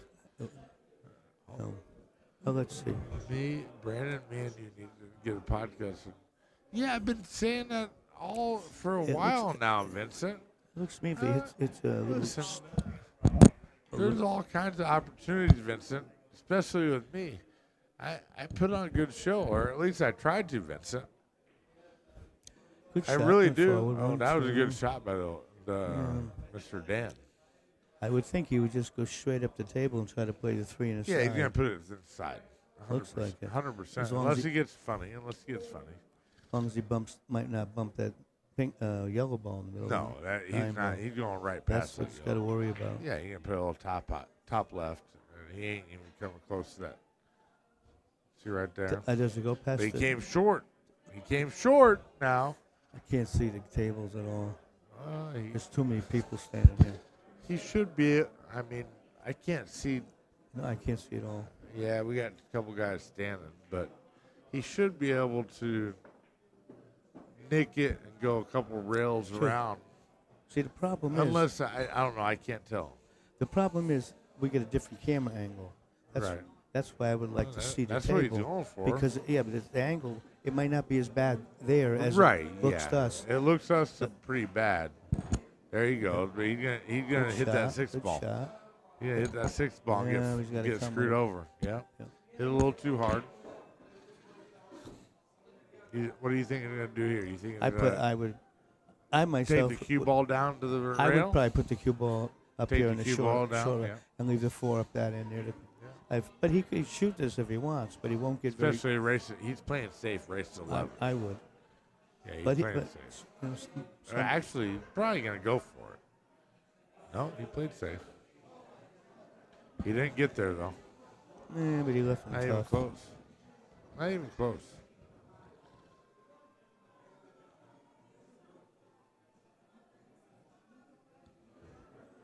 Andrew Cruz, he is a low-key Patriots fan.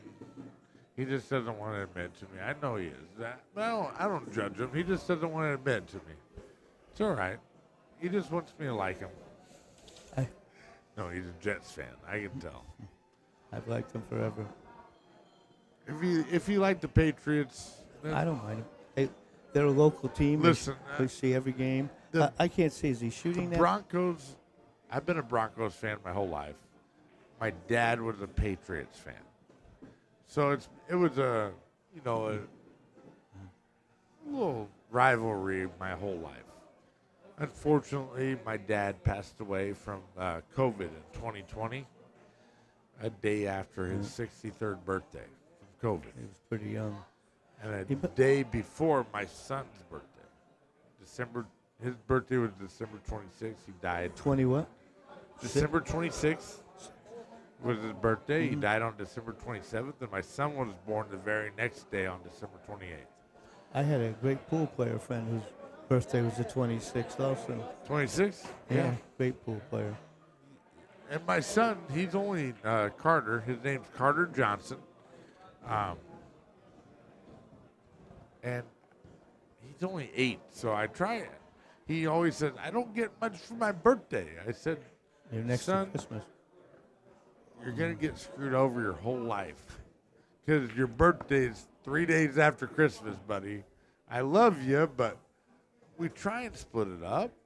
But there's only so much. You want more on Christmas, and then, you know how it is. They didn't, my dad got screwed his whole birthday, too. Well, It if he- happens. If he makes this, the position should be automatic. Doesn't have to do much with it. Oh, shit. Oh, he just. Oh, no, yeah. just No, played he was safe. playing safe, and he Yeah, sold out. I would have shot that He one. sold out. Dominic's out from here. I'd almost bet little top. We all need a little top every now and then.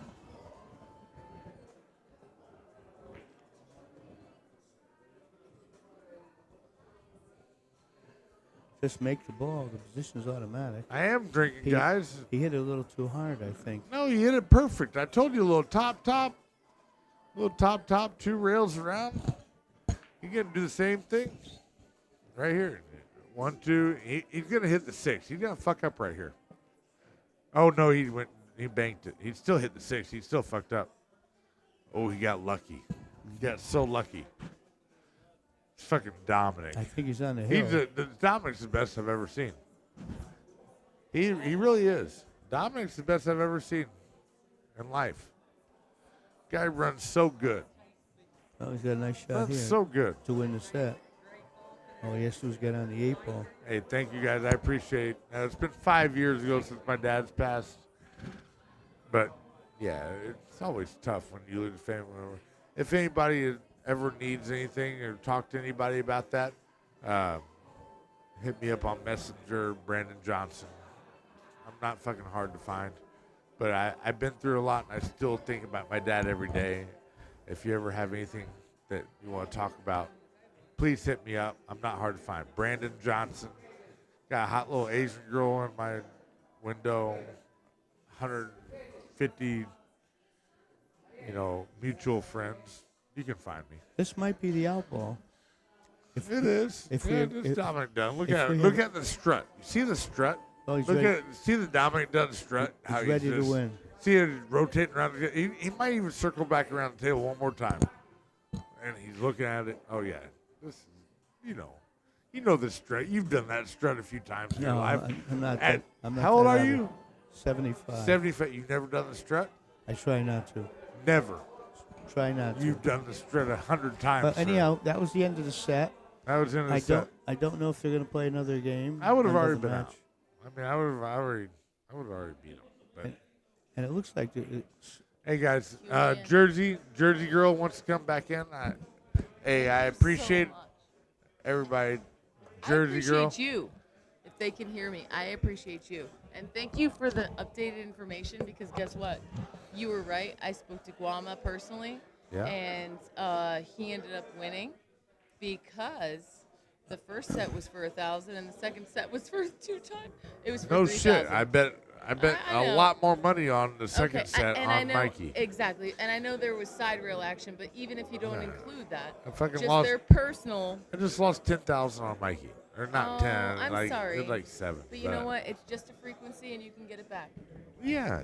But hey, guys, I put Jersey Girl back on here. I think I've gotten some good reviews. Oh my God, you're awesome. Are you kidding? Thank you.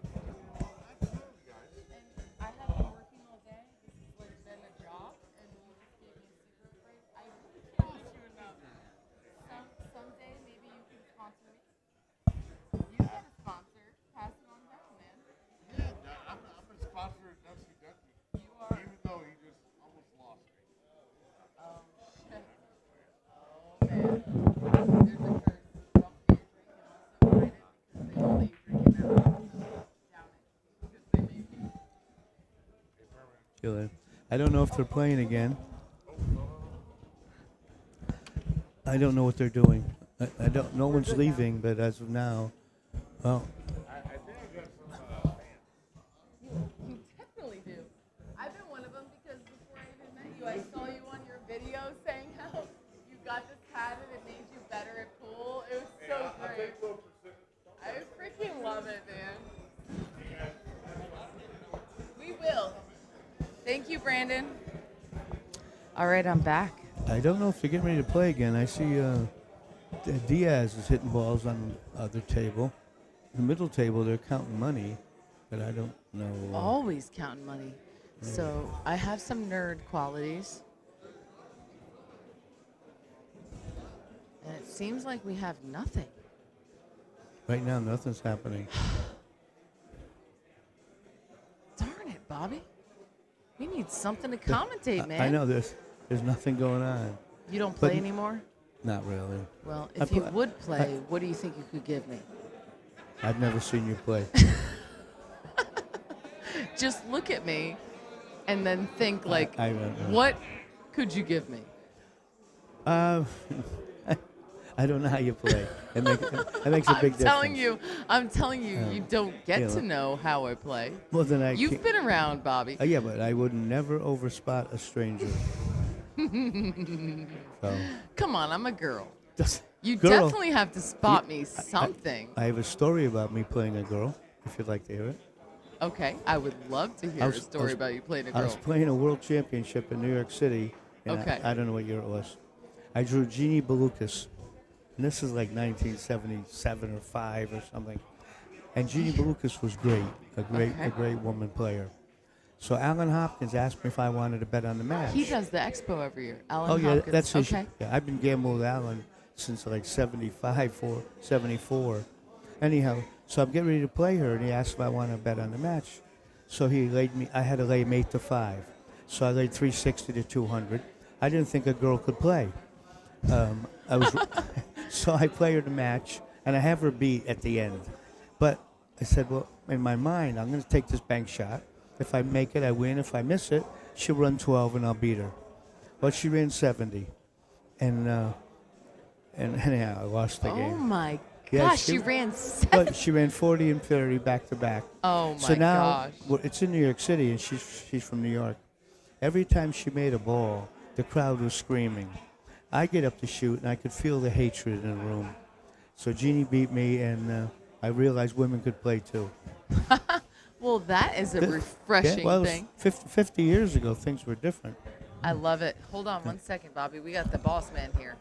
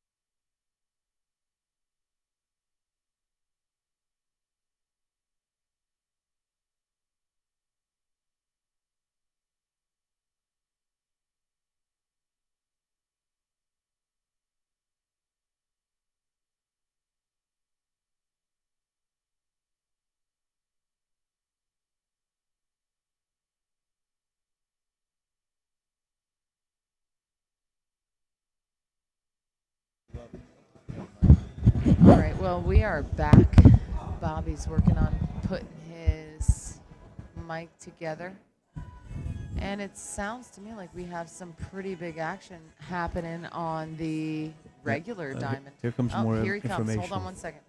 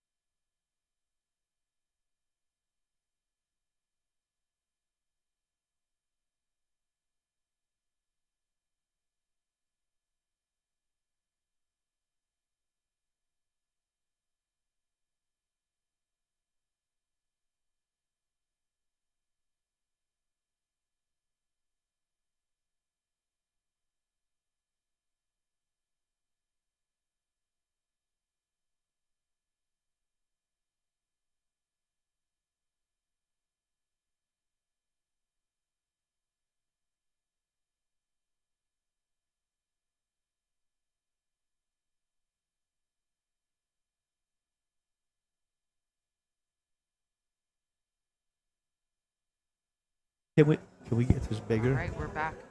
Yeah, we can. Watch this. I'm so nerdy. Mhm.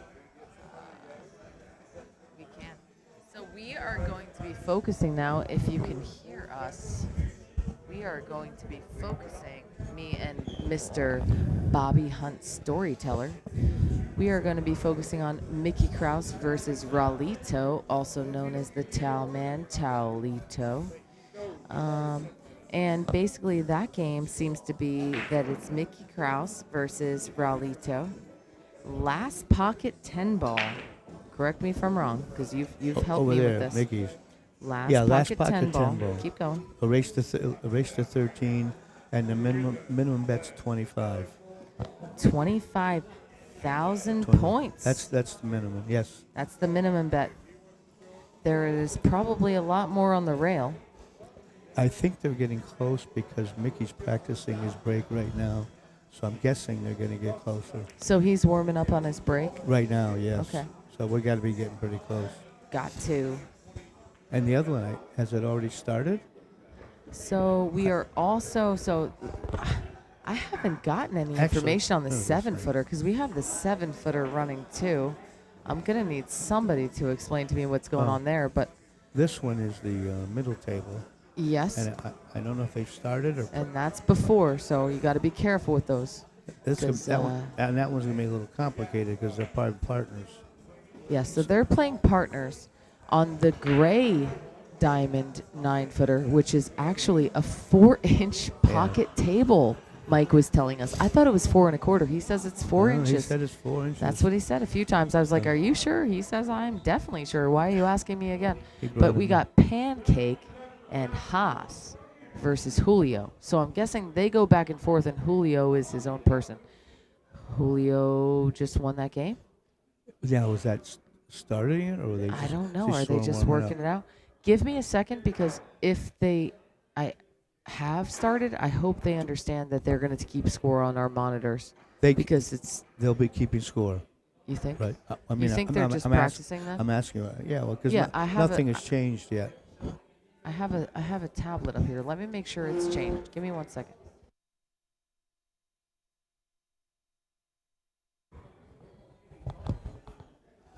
You're still on.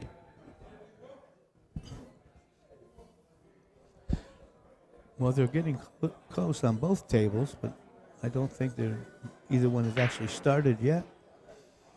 But we are getting close.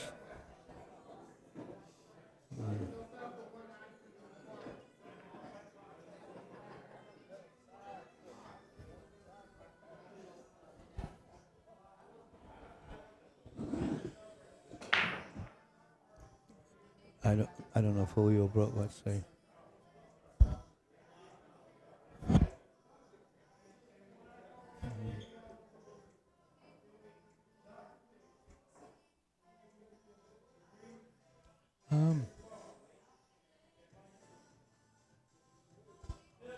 Have they just started?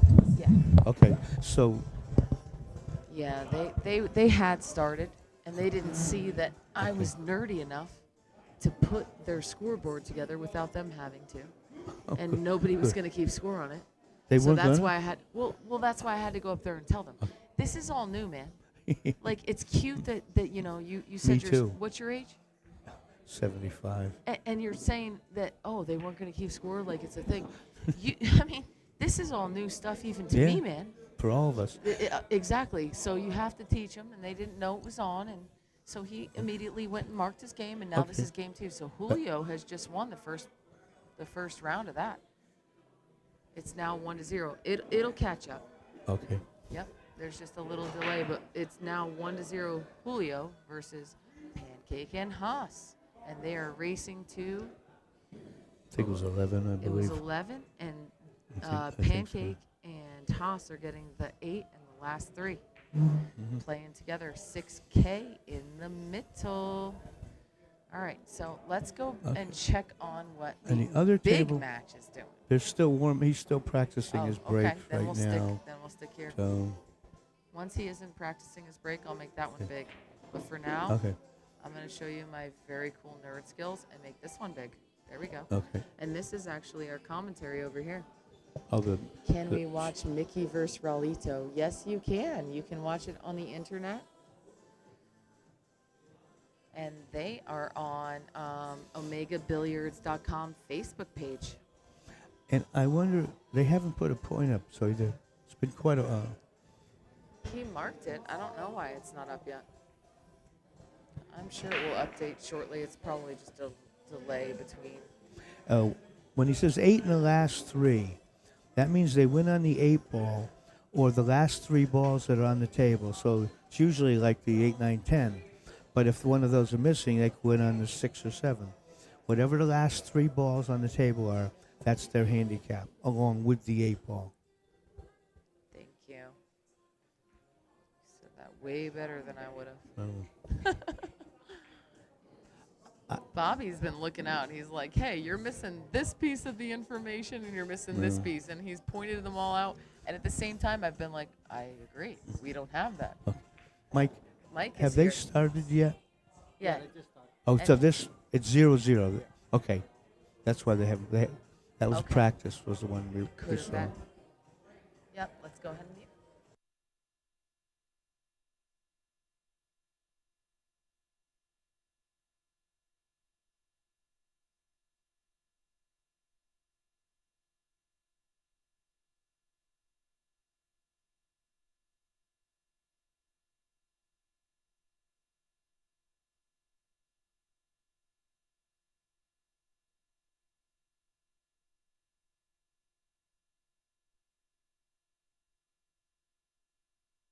Okay.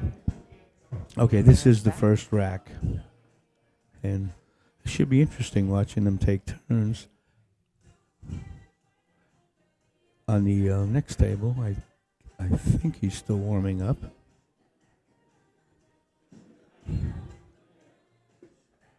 Mm-hmm. So, yeah, please disregard the Dominic Dunn versus Bill Rousey. We didn't update who's playing, but it is Thomas Haas Oh, and yeah. Pancake right now versus Julio by himself. And they are getting the wild 8 in the last 3, which Bobby just explained very well. Okay. Comments there, and we're watching over here. Okay. I haven't done matches before with a partner like this. It's really different. They've been doing Yeah. a lot of gaffy games this whole week. I know. In Connecticut, you don't see things like that. No. They do things proper, huh? I'm sorry? No gaffy. No, they don't. They never caught on. Ring games never caught on up there. These What's back big in pocket- Connecticut? Well, we used to be 1 pocket 9 ball. Now it's just 9 or 10 ball. Okay. And actually, Connecticut's terrible right now for pool. Really? Man, it used to be good, but the property's so expensive up there that pool rooms are closing, and everybody's gotten a little nitty. And I still go to pool room, but most time nothing happens. I think I'm going to somewhere in Connecticut this year. Oh, where? Um, Probably Yale Billiards, probably. No, Oh, I would love to go to Yale, though. 'cause That you- looks really nice. I want to go there and see it. I actually like the way that room looks, but no, Oh. it's somewhere called, I think it's Rax. Oh, that's Connecticut's not that big, so it's about a half hour from there. Oh, okay. Yeah, a guy named Pete Brown owns it's a nice room. They have but it's mostly valleys. Yeah, like Yeah, Valley 18, bars. 18 bar tables, and they have 2 big tables and they're separate. But yeah, it's a nice room. Yeah. Good food. That's one of the things I love about what I do. I get to go around and see all Yeah. these places. Do you know when you'll be there? We are still a little up in the air. Okay. Well, Because if we had to move some things around, but I really want to go there because DeMarco really wants to go there. And oh yeah, DeMarco's he's awesome. been there many times. Well, if I know you're going to be up there, I'll take a ride. Oh, that's It ta- close to it you? takes- Oh, I would love that. Do that. It takes a lot to get me out of the house. I would love that. So, And yeah, whenever so- I put on a show, we have commentary and we have at least one free stream that heads out. Please come and I might even be able to try to find some budget for you. Like Bobby Hunt should be paid to do like his storytelling. I had so much fun last year. I hope you end up coming back too. I'll keep here as long as I'm healthy. And my friends all want to come. But, here goes Pancake's breaking. Pancake, by the way, is named His name's actually Sean. John Santoro. Hmm. I love him. He's just the Yeah, sweetest. He comes around. He lives in Newburgh, New York, which is only half hour from. Oh, From okay. It's not very far away. Does he live in New York now? Where is As Sean? far as I know, Yeah, I he think- still lives there. Somewhere around Newburgh. Okay. They have an own. It's a nice little pool room. A few years ago, I played the owner before he knew I could play. But then now you got the internet and phones, and you can't do what I did all my life. Which is what? Sneak up on people. You know, I never played tournaments. I would come to a tournament like this, and I would ask you, who's got money here? And you'd point to Sean. I would ask, well, where does he play? And then you follow them home. You never play in front of people if you don't have to. Problem is, now that I got older, I wish maybe I had played a few more tournaments. What? Well, I didn't have much. I have an ego. And now there's people that don't realize I used to play pretty good because I never played events. And now that I get older, anyhow, my ego's acting up. Yeah. And But- you're just kind of reflecting. Oh, yeah. I see. But in my generation, there was more money in gambling, and I had kids. I couldn't book any losers, so or I shouldn't book any losers. So I like my style. You know, I always like this. We're watching. I'd Yeah. rather watch two guys gamble for 500 than the finals of the U.S. Open tournament. I like the way people handle themselves gambling. I love the excitement yeah, for that I too. do. And I don't think I'll change. Why are they? They're saying the commentators are always wrong. William, we have this one right. We worked hard on this, William. What do, Pancake and Haas are at 1 and Julio's at 0. What don't you What did- understand yeah, about what- that? Julio was just practicing, or it would have been his score. They have a tablet at table 2, which is the gray table. they keep their own score. and table yeah. 3 hasn't started yet. I don't know. Give her a rest. I like it, but at the same time, I'm not actually keeping score. They're keeping score for themselves, so Yeah. they can actually see their own score out there. And so, honestly, if the score is wrong, They'll know it before anybody else. they're the ones that's wrong. Mm. For this one time, let's soak this in. Chrissy is not wrong. The score is right. So, anyway, So it still doesn't look like they started on the other table yet, but it must be getting closer. yeah, you keep a lookout on that because you got a better I have view. a better view of that. Yes. Exactly. We're looking for Mickey to start playing. I like watching him Oh, yeah. shoot. Great player. Yeah, Jeff. I side with Jeff. Jeff is the bomb. Go pay for a stream. Otherwise, you can sit here and listen to me and Bobby Hunt and watch some amazing action. And you're going to love it. For 1 hour.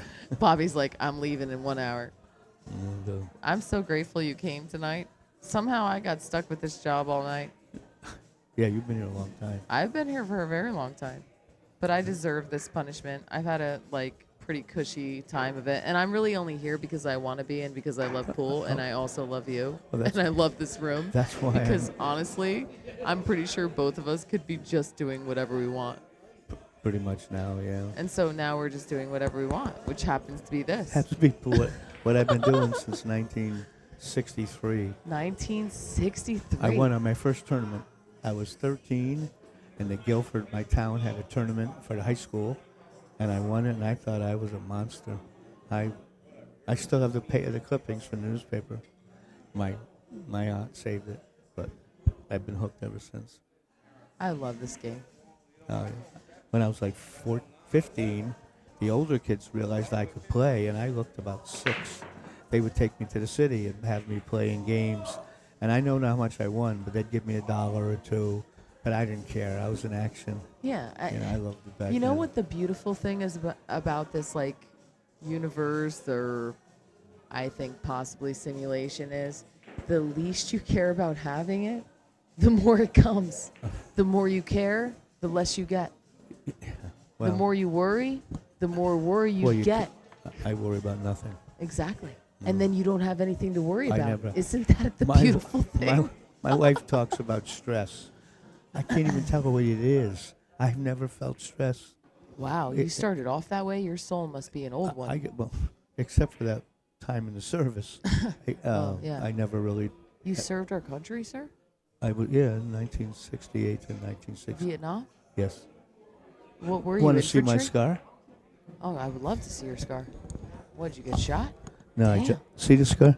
Looks like you were I stabbed, jumped. dude. I jumped out of a helicopter. And you landed bad? Well, Did you have When a you- freaking... when you're helicopter can't land when they're being shot at, Okay. so they hover, Okay. and you jump out. And when you jump out, you have your rifle and you go into a roll Oh, God. because you're a target. You're close enough. And okay. I hit a rock. That's all. Oh, okay. But it's, And you kept going after that? oh yeah, what are we gonna do? I don't know. Die? He would. Well, I ducked all the way. I guess you could die. You But could I- choose to give up. I did. You don't look like a quitter to me. I can't believe things I did. I was only 17. I can't believe that. And Wow. I'm the One of my big. best buddies, Mr. Charlie Morris, was in Vietnam 17, 18. You Well, didn't have any other choice. You can't actually get to Vietnam till you were 18, so I had to wait. It's a long story. On the other Wow. hand, I'm glad I did it. I'm proud Yeah. I did it, but You should be. I'm glad my son never had to. Yeah. You know, Well, but- you did it so your son didn't have to. I did it because I was an idiot. I was an idiot. Damn. I'm trying to give you props, man. Thank you, but Look, Wirenut 309 says, thank you for your service, sir. oh, Absolutely. you're welcome. One thing I'll say was good about Vietnam. I get a disability now because of it. So I didn't end up as a broke pool player because I have a disability. So I'm very happy about that. Yeah, at least you So- didn't have it, yeah. Hmm. This guy's pretty good. Oh. I never even caught his last name. It feels like we're Diaz? trying to... Julio Diaz? Okay, you know no, him? I'm sorry. It's Reuta Diaz. I've been watching him play, and I can't think of his name. So all I got was Julio, and I typed that in. I And I wanna- know who Pancake is. That's Sean Santoro and Thomas Haas. But I can't- Julio, I don't know his last name. I mean, he's surprising me. And also, to the haters, Julio caught himself up, man. I mean, I don't know what to tell you. They have a scoreboard out there. Oh, How could I didn't see that coming. But he gave up immediately, so that's good. I'm surprised that happened. I am too. I didn't see that coming. I thought he was out. I only saw it coming. I mean, look, You obvious. did see it coming? Well, yeah, it looked pretty good. But You he's thought be- he was gonna he's better. scratch? He's better than me, so I figured I was wrong. So you looked at that shot and you thought he'd scratch? Well, you knew if you shot in the side, if you didn't put any kind of English on it, it's It's going just right gonna in the push corner. right in there. You got to do What could something. he have done to prevent it? Because I do that Draw. shit too. Just draw it. Draw, yeah, just to change the angle a little Is bit. it even like also go really high top? And I'm then sorry? you would avoid it very high Top top? spin? Would you have Top- avoided that one? If I shot with top spin, I would hit it extra hard because the line is dead, and the line doesn't change. It's aiming for the Mm-hmm. I need pocket. to learn You this have and to stop affect it. scratching like that. If you use top spin, what happens? It still has that same line, but the top spin ball actually moves a little bit. So before it's hard to explain. When you hit it, it'll hit the object ball, and it won't go through it. It goes away a little bit the harder you hit it. If you hit it easy, it's going to go dead in. But if you hit it hard, it actually bows a little bit. So you Okay. can beat a scratch doing So that. if you were going to pick top, it would have had to been hit hard. Yeah, but I would have used draw. You would have used draw. Yeah, it's easier to control. I got to work on that because that's the type of thing that I'll do. That's just, yeah, I didn't see that after you one coming. scratch 1,000 times, you learn how to do it right. I bet. Yeah. You didn't scratch 1,000 times before I've you learned scratched- it to right, though. Yeah, I booked a lot of losers when I was They're young. saying that this guy's a shortstop. What do you think a shortstop is? Well, everyone has different thoughts. I think a shortstop would be like if you go to a town short of professionals. The best local players are usually shortstops. They'll beat most people, but they're not beating real pool players. Okay. You know, Okay. that's my theory.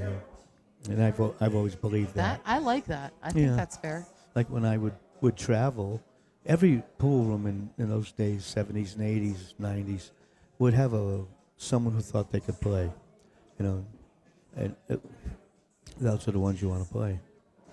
They're also the ones they you all- want to play. They all think, yeah, well, they think they can play, and they can play compared to the people they're with. Yeah, yeah. When I was playing, I believed if you had a job, you couldn't beat me, Okay. and I may have been wrong. Because you But spent a lot of Because time yeah, playing. nobody could and- put in the time Yeah. I could put in, and you Yeah, know, yeah. so and so anyhow, that was always my feeling. I may be wrong, but I don't ever Well, I remember think being. it's got to be yeah. harder when you have a full-time job versus I never your had, job is pool. But I You tried. never had a full-time job. No, I did have a job once, but I didn't really like it, so I didn't. So you still went back to pool. Yeah, I was a mailman, and I didn't want to work. And Were you on time? I never. I'm sorry. Were you on time? Oh yeah, I was a good worker. Oh, Everybody great, liked yeah. me.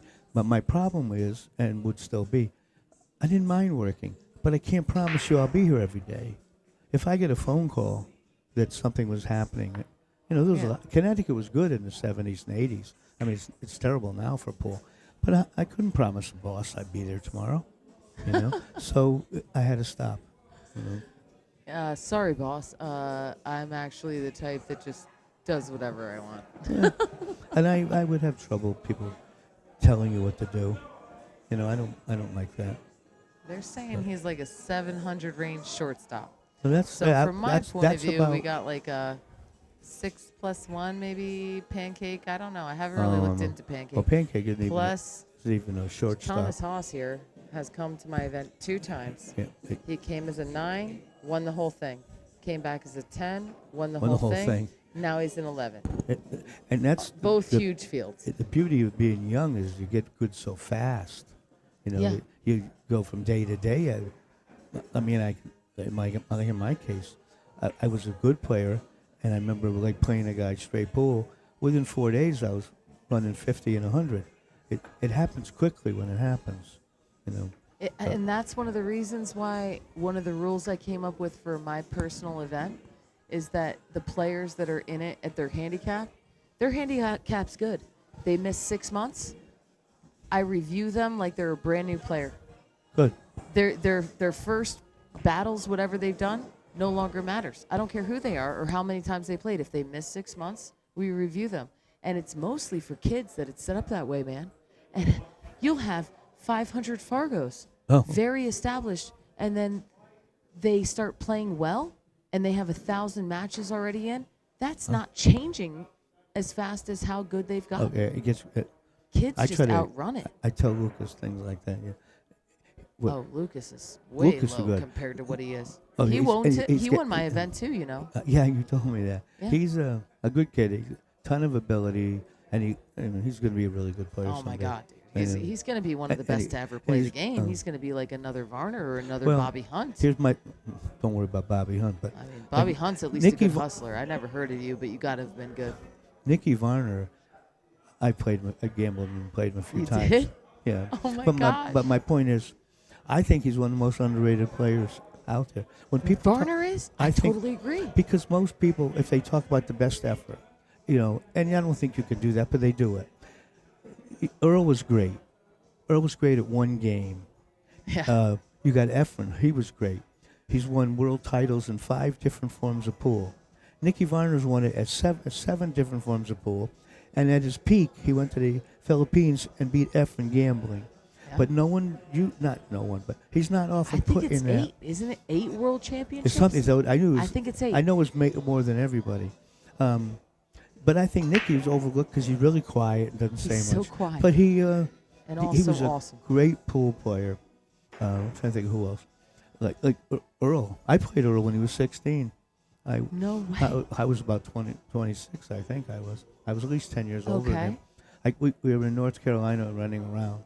And if you don't want to hear my stories, I'll I stop. want to hear all of your stories. Oh. I'm interested, and this is a free stream, so if Oh. these people don't like your stories, they can go Yeah. home. Oh, Mike Siegel. Someone mentioned Siegel. Mike Siegel was great. He played great straight pool and great 9-ball. But he wasn't a one-pocket player like Nicky. And that doesn't mean he wasn't great. He was a great pool player. But Nicky Varner has won so much more than everyone else in, different forms of pool. Yeah, different Siegel- forms of pool yeah, is Siegel the was- important part. Mike Siegel was great. All the disciplines. He dominated. He dominated. Yeah. 9-ball. He was a monster. Straight pool. He was a world champion. Amen, Jeff. You're like my spirit animal commentator. Thanks for getting our back. But he does. gets it. Mike didn't play other games. Yeah. Not at a high like that. Like Yeah, Nick. yeah, exactly. Nicky was great at everything. All around. I and also that's a think- big difference. All around is a big difference. Yes, and that's why when I talk about the greatest ever, Earl was great at one game. But it's funny, Siegel, he was a great pool player, but he should have been barred 30 years ago. I mean, and Earl too. The way they act at tournaments, they argue with the crowd. Earl will yell and insult people. My theory is, and Siegel never shuts up. You're trying to play him, and he's talking the whole time. But because they were so good, there were never any penalties. I believed, tell them they can't play in the U.S. Open for 2 years. They'll never act up again. But it's too late now. Created these monsters, you know, and you're stuck with it. Well, that's what happened. Look at how many. Oh, you're cracking me up. That's funny. Well, that's just my thought. But Well, I'll tell you about Greensboro. I live in North Carolina. yeah. Earl Pearl is from. He wasn't from Greensboro, actually. I was staying in Greensboro. That's a sellout shot there. I was staying in Greensboro in 19, I think it was 77, 78. And Earl lived in a little town called like Rosebud. It was a little town way out in the country, and it was way out.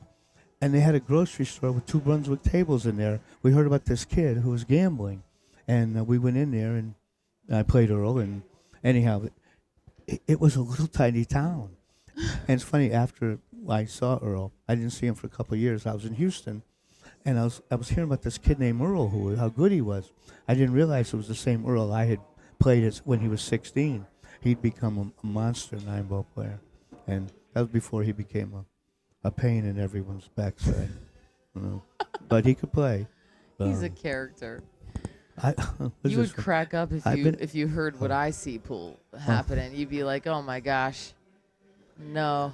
You'd be like, I don't know. I don't think you'd say it ruined pool, but you'd probably be like, "That's I don't think weird." it ruined it. But, I'm seeing here people making comments. What is it? I lived in Greensboro for about 4 or 5 months.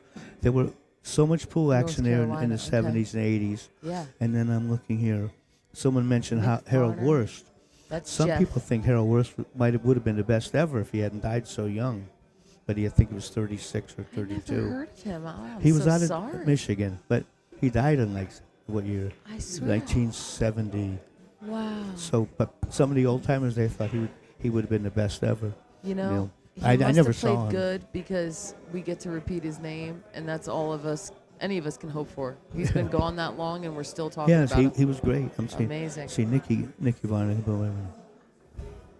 Yeah, let's talk about Nicky. He's my spirit animal. Oh. Jeff Seifert. Very Nick Farner important, came I into found. the pool room. I ran years Oh. ago. Sat Salisbury, down, North Carolina. Talked to me, played a couple of games with me. Yeah, I remember all these towns. Found my Billiards Digest. When the Carolinas back in the 70s. He was on the cover. And- Cool. There was so much pool in the Carolinas in the 70s. I would run into players from all over the country down there. And another bonus, we had groupies down there. For some reason, girls like pool players. It was great. For some reason, there were girls that I like don't pool know. players. Where are they at now? I don't know. I would be almost a virgin if it wasn't for pool. Well, that was true. There was no hop tuies back then? No, God, I loved everybody. Oh, that's funny. I had a friend had a theory on why the girls like pool players. They start coming around when you're like 19, 20, and you see all of us gambling, and you think it's, we're high rollers. By the time girls are like 24, 25, they realize we're all a bunch of losers, and all the money in our pocket is all the money in the world, and they move on. So you have to find another 19 or 20-year-old. That doesn't know yet. Yeah, they don't know any different yet. I've told my wife that story. Which one? Most of them, man. Most of them. I have trouble holding things back. Oh, that's the But way you should be. Getting back to Carolinas were great. Nick Varner, Buddy Hall, he was tremendous. Yeah, he just passed away recently. Yeah, but he got kind of husky, Pat for a one. Pool was someone here. Wire says pool was huge then. Wire nuts. Pool was so big in the 70s and 80s. Not that it's not. Now tournaments are great, and you can make a living playing tournaments. But you couldn't make a living playing tournaments my time. You had to hustle because tournaments, I went to New England Straight Pool twice, paid $800. There was no real money in tournaments. Now that you can make money, all like Euro Tour, everybody. Yeah. Yeah, There's huge money. It's so different now than I 40. mean, people say 40 you years can't ago. make money in pool even to this day, but I'm sorry, Yeah. like Thomas Haas right there. Yeah. If he had all of himself and everything, which, let's face it, pool players usually don't, but maybe he did. Let's hope he I did. know. He would have had He did 60 pretty good. grand minimum. Yeah, he did pretty good. Just this year Yeah. alone since March. Yeah. He's played my Um, tournament twice since March And and that's what I mean. That didn't. August, I think he played. When I was playing, I don't remember what it paid now, but you could win what was the biggest tournament? BCA had the U.S. Straight Pool Open, and it's a great tournament. Great pool players pay 10,000. What 10,000 is nothing. I have that in my pocket. You know, it's such a. But now you can win $1 million playing a tournament. I mean, I so would it's- love to be running a tournament where somebody won $1 million. It's getting there closer though. I mean, It's getting there. didn't Gorst make like 450 last year? So it's getting total? closer. I mean, No, that in one sounds good. tournament. In one tournament. sorry, yeah. Okay, yeah, you're right. Yeah, Something yeah. like that. I think you're right. Dubai or someplace. Mhm. So you can do it now. You could, and now you have sponsors. We didn't have sponsors back See, then. my idea, it's so simple, is like get every man in this industry to somehow, and especially the nerds, work together, right? Nerds, yeah. And we put a screen above every pool table in America that's worth putting a screen above. Kind of like which bowling alleys are worth having automated bowling versus not automated bowling. And then we put a screen above all those tables, and let's say it equals 10,000 pool tables. Then we go to Nike. Then we go to TouchTunes. Then you And have we get big- out of yeah. pool, and we Yeah. get into the advertisers that matter. And then we take that money and we add it back to the people that helped us make the content, running racks. And that's people like you were, sir. Or you are probably still to this day. That's what my idea is. But, hard to get people to work together. Still a work in progress. Oh, somebody says, telling Bobby, you. this is Hustler23. Bobby, I saw you one time Long- at the Carom Room It was a long time ago. in Beloit, Wisconsin. A long time ago. What is a long time ago? You were Most of my Carom pool was, my best was in the 80s. 80s. Yeah, Okay. I started traveling in the 70s. I loved it. I loved being a pool player, even though I was broke most of the time. And it just showed the mentality of a pool player. I want to say it made 250. I won 17,000 once in Greensboro, North Carolina, and I bought a Jaguar. With the What? I was an idiot. Why are you an idiot for Well, buying a here's why. Jaguar? That is definitely not Because an idiot if you're a move. pool player, you run out of money, and all I had was a Jaguar. I had a Well, it's better to buy things than just well, turn over it was, the money. but I shouldn't have bought a Jaguar. I should have bought a Honda Pinto. I mean, something. All right, or a house or some Oh, land. I always one thing in my I always owned a condominium or a house. There you I go. would- But back then, which you can't do now, I bought a condominium. My down payment was $900 and a Kawasaki. You can't do that anymore. I understand. I used to fill out credit applications, and I worked for Bob's Billiards. I used my home phone number, and when people called the house, my wife and I would answer Bob's Billiards.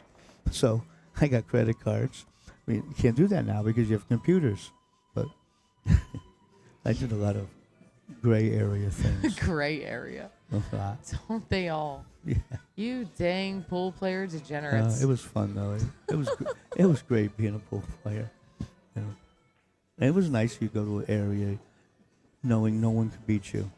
It just you just and they don't know that. they don't know because they don't know. And especially in my case, I look so young. But I won 2 tournaments under the name Bobby West. Same with him. Billy Incardone. Did you ever play him? I played Billy one time in a tournament and he beat me. But Billy's like the generation before me. I got a late start in pool because I went in the service. I went to college. So I started coming out around, when I was about 23, 24. Wow, I didn't expect him to miss that one ball. It was like straight in. He got good on the next ball, but not that one. Did Mickey start next year? I don't know. I've been looking at you to I've tell me been- if they started. I've been talking so much. Or is he still and practicing his I break, can't or are tell. they on?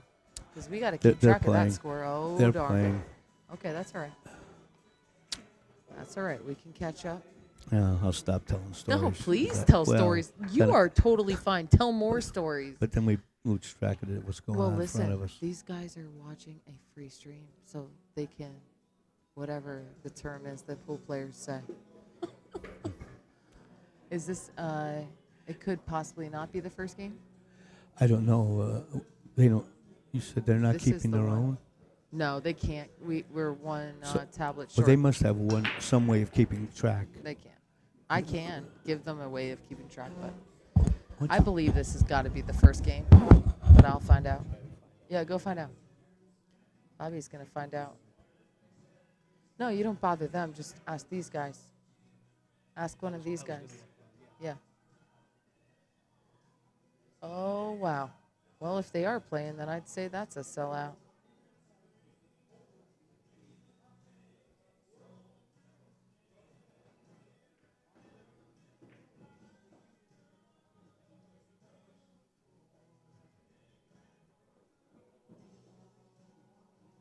Oh, wow. Maybe not.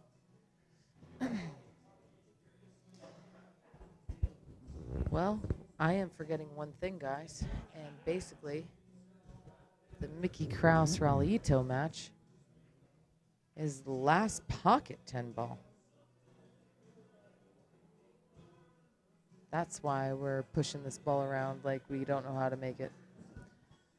And if you want to watch the Mickey Krause Raulito match and you aren't already with us, join us over at Facebook. And we'll be checking in also on Omega TV on YouTube for the Pancake Haas versus Julio match. Mickey 1-0 right now. He's ahead. Okay.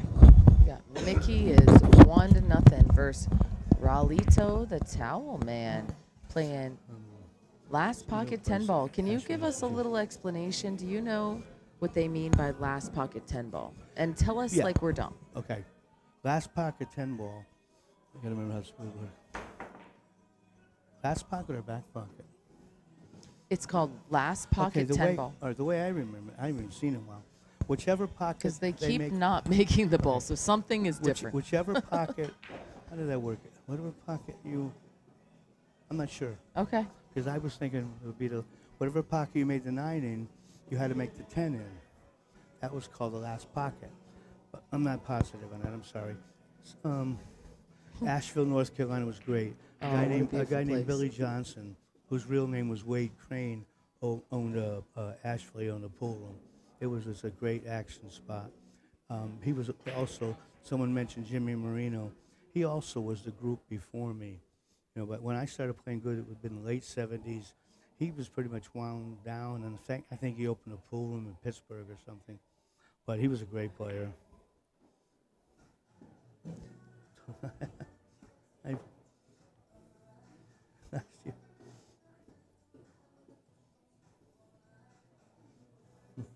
Well, knowing how to match up is the biggest thing in pool. The guys who make the most money aren't the gambling part, aren't the top players. Never were. It's the guys who are sharp. We used to play last bucket. See, you're asking when is your next. Okay, so that has to be Mickey Krause is up 2 now, correct? Joe, yes. He's Look at racking. me and I can do nerdy stuff. Watch this.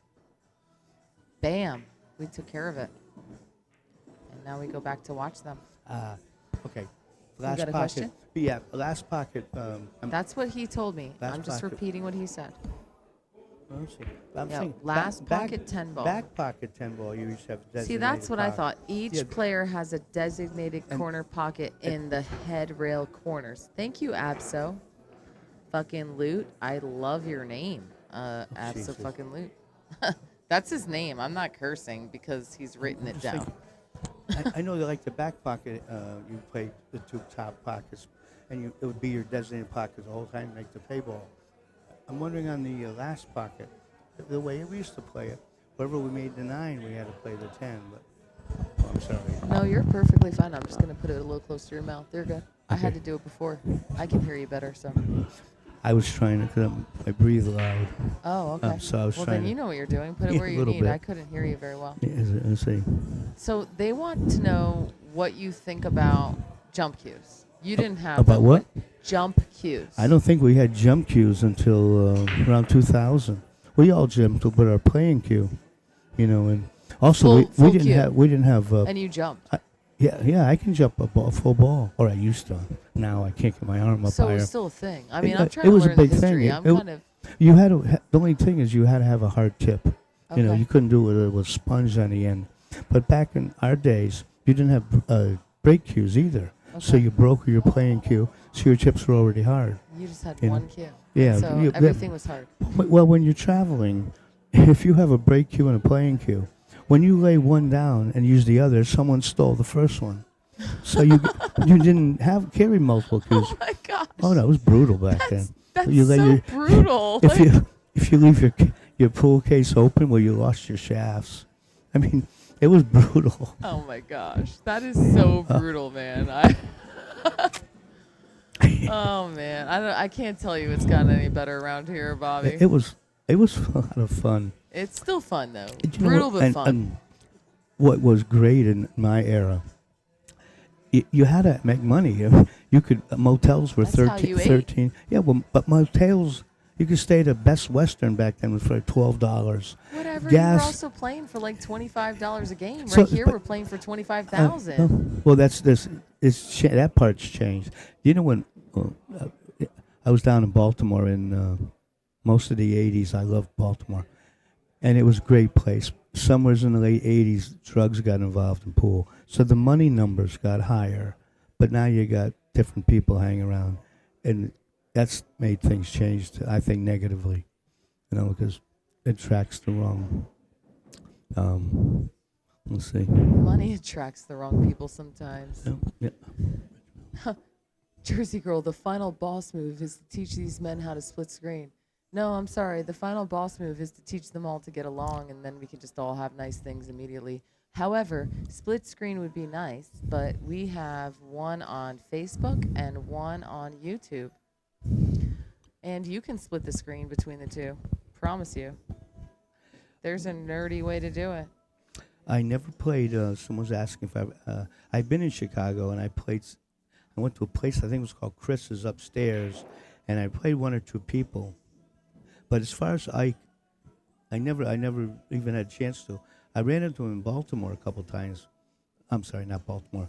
Alan Hopkins' show, Super Billiard Expo. But he was always playing, and man, and he was more one pocket if I recall, where I played a lot of 9-ball and when I was younger. But I guess he's still playing, so I give him respect for that.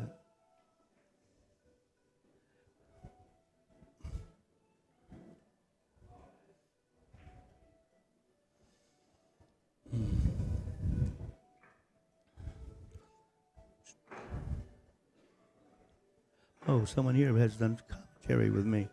Done- Who th- is LFR? Somebody says Clint, that I put LFR to 1704. shame. Thank you. I hope that's not in pool because I don't put anybody into shame. No, I was thanking this person. Oh, okay. This place doesn't fun. Oh, that is The Clint story? D 1704. Yes. I've done commentary with Bobby. The stories and his pool knowledge What do I are think great. about? What do I think about jump cues? Yeah. I think they're terrible. But on the other hand, I have 3 of them. But I think they should be outlawed. It takes away such a big part of the game, the kicking and that part. You I know, think that's and exciting. I I mean, do if- agree. Yeah, if you make a shot and you hit it bad and you snooker yourself, you just jump over it. Well, what's the penalty for dogging it? You know, that's why. That's just my feeling. Oh, that's I don't Raulito like right them, there. but I think for the crowd they love it, so you have to have it. You know, myself, I'm not a fan. And that table, Mickey lost that rack. The other person. Yeah, that's what I Okay. was Oh, I'm fixing. sorry. No, you're perfectly Um, fine. I was actually going to ask them if I missed any, but I think I'm doing good. Makes the score too. Believe it or not, I think I'm doing good. There's a person here. Bobby, do you move like a ghost? Move like a ghost? When did you move like a ghost? Well, that's sneaking around when no one knows who you are. That's what moving like a ghost. You were a hustler. I see. Well, no. They know. They I'm know. not really a hustler. A hustler can come in here and rob my mother. A real good hustler. And they'll never know they were hustled. And they'll still be happy at the end. That's pretty quality. I've That's- beaten a few people. No one's mad at me. But They're coming back. I had rules I used to do. Like, if I knew a guy was cheating, I let him. Any close call, I never argued. So, I knew I was going to beat the person. It just took a little longer. But let's see. And if that's a make a score tour, I believe that's a friend of mine. I believe it's Lance. I'm not positive, but yeah.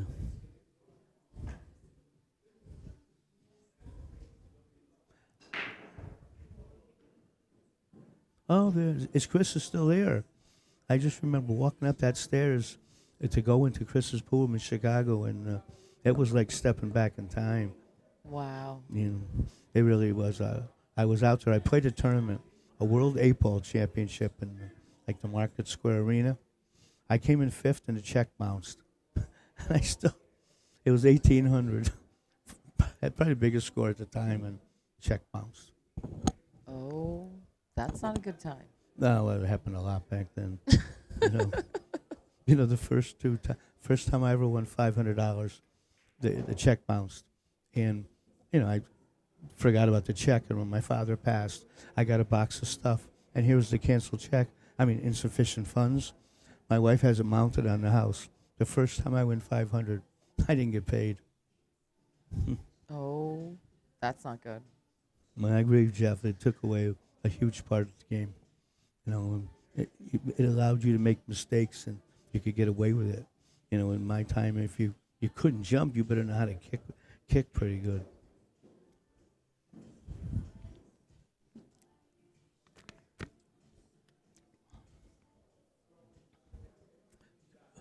Wow. 12 foot. Back when I started in the 70s, almost every pool room would have either snooker tables or it would have 10-foot pool tables, or something, a bar, different choices. Now, the places I go, in Connecticut, you only have the 9-foot tables.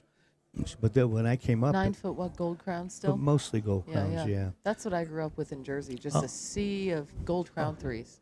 New Jersey, when I came up, it was not a great place for action because you had like 10 world champions in one area, and 9 of them want to play $10 pool. Uh-huh. In my opinion, my time there, the only one who had any gamble was Alan Hopkins.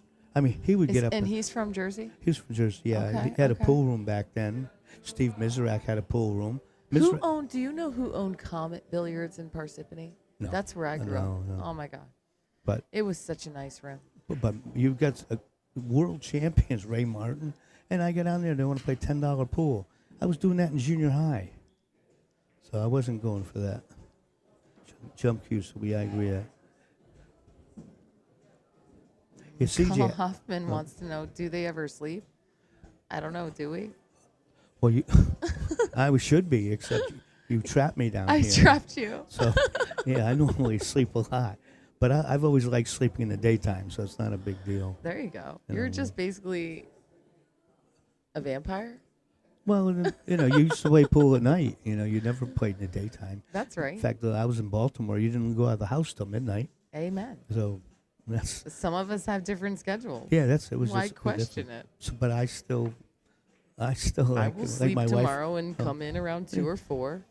Well, I'm staying with a couple of guys, so I'll probably wake up earlier than that. Oh, well, I'll be like 1 p.m. How early are you going to wake up? I'm sorry, today probably noon. Noon? Probably that's pretty. I don't want to sleep any later than that because then I feel like you've outdone me. And you have someone here. Jersey is terrible. You can't even pump gasoline there. Yeah, it's really weird. The not being able to pump your own gas thing is weird. When I moved out of the state, honestly, it was very strange to start having to pump my own gas. Yeah. I grew up born and raised Jersey's there. still doing it. Oh right? my God, they're still doing it to this day, yes. and I'm always so confused. I'm like, look, dude, you're not touching my car. I'll pay you $5 to just step back. Turn on your little thing. And they used to check your bill. oil. They used to check your oil, clean your windshield. Yeah. They used to go nuts back in the day. Now they have to pump your gas for insurance or something. What are you going to do, blow yourself up? I guess they don't want you blowing up their gas station. Oh, my God. The first time I went to Maryland, I needed to get gas, and I went to the pump, and they wouldn't take it. You had to go inside and pay in advance, and I went in. I didn't know what to do. The woman said, "You're not from Maryland, are you?" I said, "No. In Connecticut, you get gas, you walk in and pay." And they trusted us back then, no longer. But my God. Let's see, so many Jersey's terrible. We used to, Jeff says they used to play 6-ball on a snooker table. We used to call that pay ball, 6-ball on a snooker table. And another thing, snooker pool. golf games, and when I was out west, were tremendous on the snooker tables. Okay. We don't even have them in New England. Really? No, They but- play golf a lot at JOB's in Nashville, where I'm headed next after this That was for a my great, split bracket. great game. They love golf in the South. I can guarantee yeah. you they play that. And we are streaming. Yeah, we're streaming Where's all the Mickey tables we Krause's? have left. Mickey, they went over here doing Mickey Krause. Yeah, Mickey Krause doing and his deal right Raulito now. is the one that we're really looking at. We're also looking at the commentary from Yeah. Pancake and Haas versus Julio, which is now 5-3 Julio in a race to 11. But you can find the 9-foot table with Mickey Krause versus Raulito the Towel Man. And that is on the Facebook Live. And I'm going to have to cut it off here in a few minutes, actually. I was just notified by the boss man that What, everything? No. Just the Facebook one, because Facebook C only allows you so much time. Oh. And he told me I have about 90 minutes left, and he'd like me to reset this one so that it doesn't happen on its own. And which We can probably wait is a that little Mi- longer, which- but not much. Which ones are we doing on Facebook? Facebook is Mickey Krause Okay, versus Raulito. okay. And that's on omegabilliards.com Facebook page live. Oh, yep. So we might have to do a little, just to close it out and restart type deal. Payball was a good game. I remember they used to have one in Ohio at that. I think it was the Glass City tournament, but it would last for a week, and players coming in and out the whole time. I talked to a friend of mine. I'm not going to mention the name. He's still alive, but he went to the tournament. He told me he lost $40,000 playing that. He said, "I'm never going to another pool tournament again," because they played payball round the clock, and it paid so well if you were good. But anyhow. So We a didn't even lot have of a our name for it. commentators are talking about the Mickey Krause Raulito match, saying that it's back pocket 10 ball. And I'm just saying we have it written down as last pocket 10 ball, but I guess we were wrong. They're playing back pocket. Well, 10 that's ball. what I had told when we Yeah, I'm started. just telling you, like Yeah, that's the boss man wrote that's last what he pocket. wrote. That's all we know. Yeah, he wrote it down that way. And I feel like it's got to be wrong. It's got to be back pocket, or they wouldn't be. Well, right now they're playing. He's playing in the back pocket. So I'm guessing Mickey is the top right corner Well, let's see, Mickey. forever. Let's see, Mickey just shot the The 10 the ball ball towards away the from right. that pocket. So if we're correct, he would have that other pocket. Now this man will have to two-rail to try to get to over get there. it to the pocket he's standing if by. that's what they're Yes. playing for back pocket. I And that believe looks that's the like it. case. And we were Because there's told too many people saying that. we were told We last were told pocket. last pocket. But Yeah, and he just shot a. and so last pocket, hear me out. I think I've got this one. Wow, I'm learning. Last pocket 10 ball would be whatever the last pocket of the last ball that you shot. like the 9 ball. You have to also shoot the 9 or the 10, whatever you had to game shoot you're the 10 playing. in that pocket. Exactly. That's how I remembered it. And, This- and that's what I thought it is. But this is back pocket. Well, he wrote it down wrong then, so that's not our fault. Thank you to the Facebook commentators. But this is apparently back pocket 10 ball and Probably not Lance. last pocket Yeah, that's 10 what ball. that's what it And looks like over there. it is a race to 13 for 25 Plus, plus yes. points. But Haywood, California. Patrick Connolly's play. In 1966, I lived in San Bernardino, California, and I played golf. But I have a funny story, I think, about the golf. There was a pool room in San Bernardino, an old pool room downstairs, and they had the 12-foot snooker tables. Well, I had never seen a whorehouse before, but upstairs. I'm feeling so much better about my Hawk Dewey last year. Keep going. Well, above the pool room, there was a staircase that went up, and it was an old building, and there was a red light up there, and I didn't know what it meant. But the old guys, looking back, they were probably 30, but I was 15.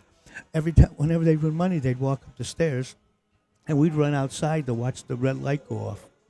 We didn't really know what it, and that's when I was my introduction to whorehouses. It's San Bernardino, California, 1966. That's funny. Oh God, I had a little Honda 90. I thought I was. Last pocket is not the same as back pocket.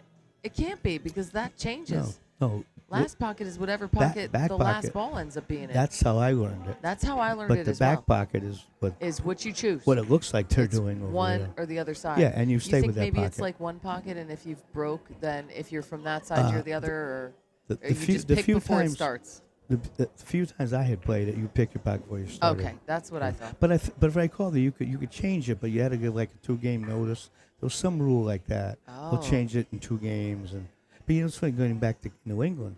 Those games never caught on there. It just it was tough being a pool player. In New I England. like these gaffy games. All right, Mickey's at 3. I've got the score right and everything. I am killing it. Like, mark it down, nerds. Jeffrey seems to like us.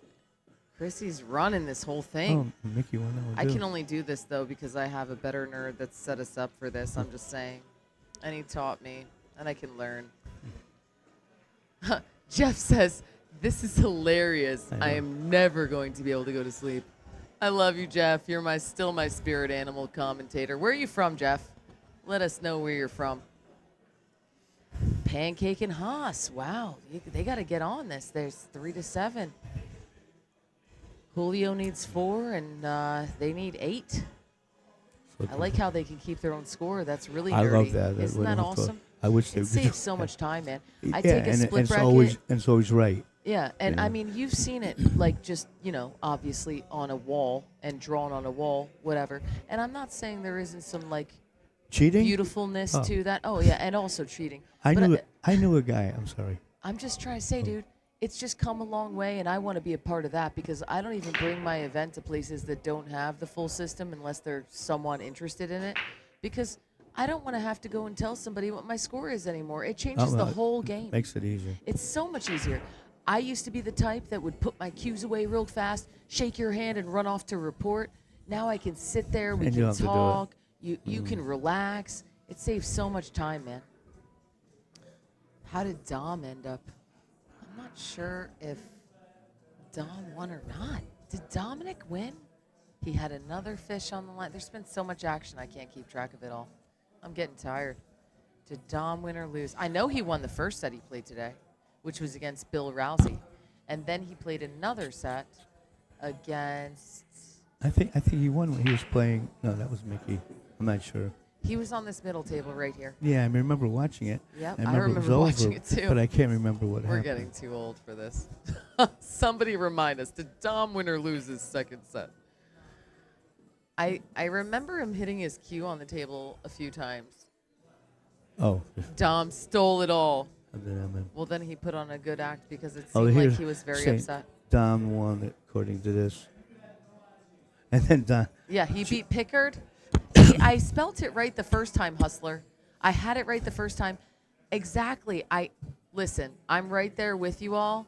I had it spelled correctly, and I was told it was spelled wrong, so I went all the way back and redid everything to spell it wrong. So I'm just telling you, I had it spelled right the first time. I'm almost positive Dan has played in my split bracket before. He won both sets. Dang, Dom's picking up all the fish. He went fishing today. Oh, wait, I think let me try this. It didn't work. He had some sounds he was doing yesterday. I don't know how he did it. Uh-oh. I'm going to try to press it. Nope, it didn't work. It almost worked. Gonna have to teach him that. He was making these boom sounds and stuff. I'm not nerdy enough, man. He just pressed something here and it was like Boom. boom. I'd like to do that after good shots. Right? I do commentary for the strike stream normally out of Oh, cool. out of Connecticut. Okay. And we have a button, and if a guy does something good, he goes boom, boom. I like that. You I know. love it. Yeah, that's a good idea. Oh, I love Shark Stream. Bobby Hilton. Oh, you got his shirt on right now. Good. Very cool. I love it. I love his logo. They're awesome.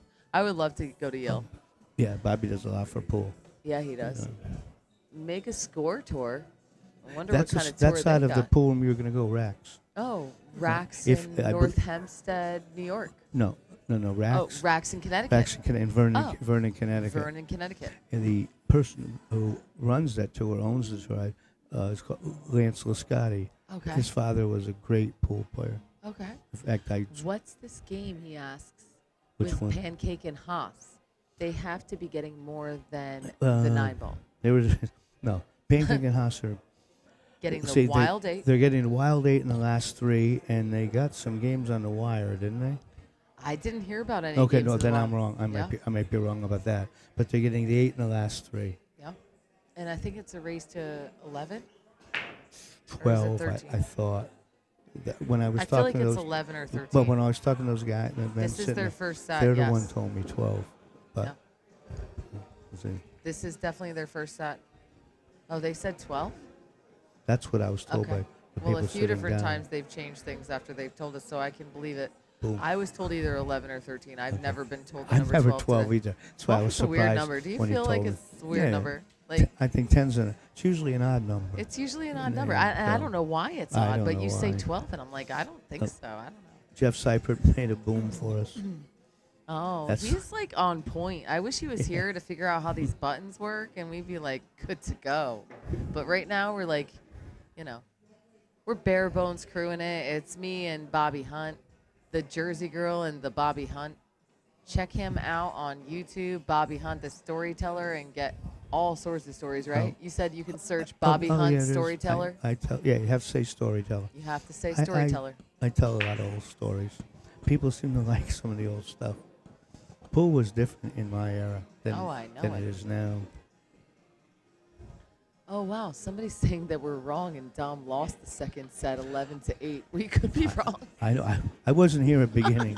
I didn't get here I till think you were here, and when he says he Right. raked the balls, I know at the end he did rake the balls at one point, so he could be right. You know what? We've had so much action here in the Omega Action Room that we're not even sure what we've seen. No, But we it's- just saw Mickey win another game. Or no, wait, he's on the 10 ball. Yeah, Mickey won before. He's shooting right now. Oh, I think But we're good though. he's on the 10 ball. He's on the 10 Oh, ball. yeah.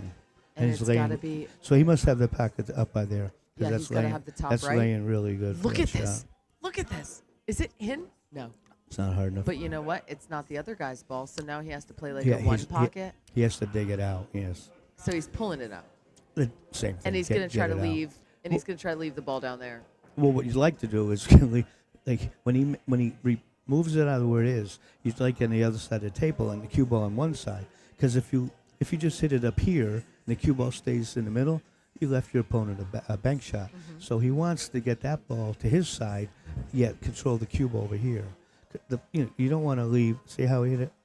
You don't want Oh. to. And he has to be careful. If it gets past the side pocket, that's laying pretty good. You got to worry about the scratch in the side, and you don't want that to happen. So is he still going to try to go like Right I don't now, know, he'll play a 1, 2, two-rail right 3, now. He'll 4 shoot rails? 2, 1, 2, and he hits it with inside English. See it? So it kills it off the second rail, and the cue ball comes across. Wow. But you have to hit it with inside. You called that perfectly. I've been playing I a- need to get better at bank shots. I've been, That's been crazy. I've been playing a long time. This is fun. Whoa, him was scratching that. And one. that right but there see, is like a that's, one-pocket that's, shot. But he would have rather had it closer to this rail, like right here, as where it's out in In play his now. zone, He's he has to leaving. bring that all the way back to his He's zone going to again. shoot a two-railer again. A two-railer That's why you again. need it closer to that rail. Take that shot away. Oh, interesting. See how it is? It's a simple shot. You hit Did it he with do it inside. again? Yeah. Oh, it's That's so close. a really From basic sitting shot. down, that was in. But that's the shot you're looking for. Wow. And his job now is to move it his way and not leave. Boy, you're full with the side pocket right there. It But looked see like now he he's turned it around. Now like Mickey he has to scratched. dig it out of his pocket. That's why And what does Mickey want to leave the cue ball? he wants to. He's It's gonna. not going to be in his zone Well, because he you're saying wants it it so- doesn't even matter He sometimes. wants it somewhere on his side with the cue ball over here. Okay. Because let's just. I wish we had a pen for you to tell I these know, guys. yeah, I'm learning though. You I'm tell not me. really- They'll figure it out. They're But they you can know, the figure it out idea from is you saying want it. to take it and put it in a spot where it favors you not to make it where he can't shoot a free bank shot, and that's what. See I how good he see. hit it. He moves it his side, but that's not too bad. How a- good he up a hit li- it, though. But if it was up a higher, he would have left him that two railer that Don't you Mickey feel has he been can shooting. still make it with two rails? I'm sorry, Can he still make it with two rails? not from here. No. Okay. No, in fact, I would think he'd hit it like cut it a little bit. Oh, he's gonna do Oh, that way. he's just gonna push And it really just close don't. Yeah, because together. what I don't like. Here's what he can't. He I can't, like he it. can't No? cut it. He can't cut it in. Okay.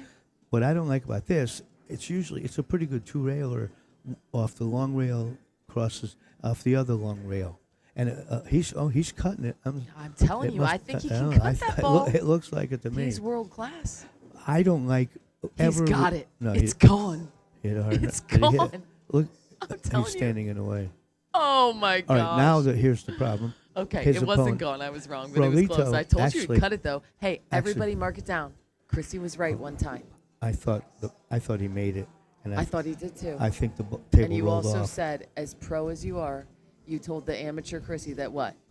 He wasn't going to cut that No, ball. I didn't And think I he would. said- But I I said wanna he say, was. I Mark th- it down. I think the table had table roll, because when he hit that, it was hugged the rail to the last 6 inches, and then I thought it rolled off Oh, a he's tiny banking bit. this one Oh, rail. yeah, I mean, that's like a that's a straight in hanger. shot to a Yeah, Mickey that's Krause. that's a hanger. Hanger. Okay, there's another one. Dude, Oh, I okay. just I mean, I know you probably think it's silly, but I don't get things right very much, and I just want to mark that down. Can we mark that down? I got one right. I'll be in here alone and apologizing to people like, I know I'm an amateur, so yeah, I got that one wrong. But I got that one right. Mark it down. Jeff says the best bang pool match he ever. About 4 years ago, I played a guy bang pool 3 days a week for 6 months. I won a little bit, but at the end of it, I am never playing bang pool again. I hated it by the time we were done. I used to like it, but you play 6 months every day. Anyhow, but I won, so that made it worthwhile. Winning always makes things better. Yeah, you're right. It always makes things better.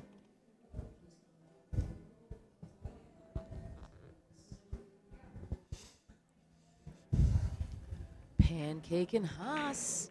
They need to get it together, man. The last time we looked back over there, it was like 5-3 Julio, and now it's 8-3 Julio. Race to 11.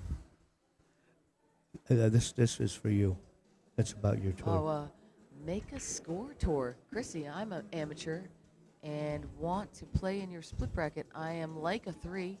Bobby will vouch for me. Hey, Yeah. man, please come out. All I really need is for you to reach out with all the handicaps you have, screenshot, let me know where you play, and any big wins, and anybody like Bobby that you can recommend. You're going to that pool room in Vernon. This guy exactly This owns guy, the Vernon pool no, he owns the tour, make a score tour. that goes into it's the his, Vernon pool room. yeah, that's where it plays out of. So she'll be there in whenever. We don't know yet. Yeah, so they'll be there probably but this we summer. want to go there. So I you'll heard get they a, got a you'll bunch get a of chance. valleys and they have some 9-footers. That's fun. How far is it from you? About an hour. You got to come. when we I go there. will if I'm. I'm excited about going north. I hooked up with DeMarco and Elvis from Ship the Cash, and they're like, you need to go like to the north and like the east. And I'm like, okay, I'll go wherever you guys want, whatever. And I love it because I have been doing this for 4 years now, and I'm called Jersey Girl Billiards. Guess what state I've never been to? Jersey. You guessed it. Yes. But, Connecticut's close. And so is the other racks in Long Island. Long Island, That's yeah, only like yeah. 45 minutes an hour from where I grew up. I grew Oh, up in yeah, the you grew up- 973. I Parsippany. remember playing pool all around New Jersey in those days, in the early 70s. What about North Jersey? Because North Jersey and South Jersey are two Oh, completely that- different places. I can't think of. Rockaway. Was that? Yes, Oh, Rockaway Billiards. I played there a few times. See, that's the only place that's left from when I grew up. And for some reason, everybody's memory's been wiped about Comet Billiards in Parsippany. It's I weird. remember. I remember the name. I want but, somebody to send me pictures of that place. It was like where I grew up. And it's weird because it was only open when I was old enough to see over a pool table and then to when I moved away at like 20. It was open when I was like 10 to 20. It was a very cool place.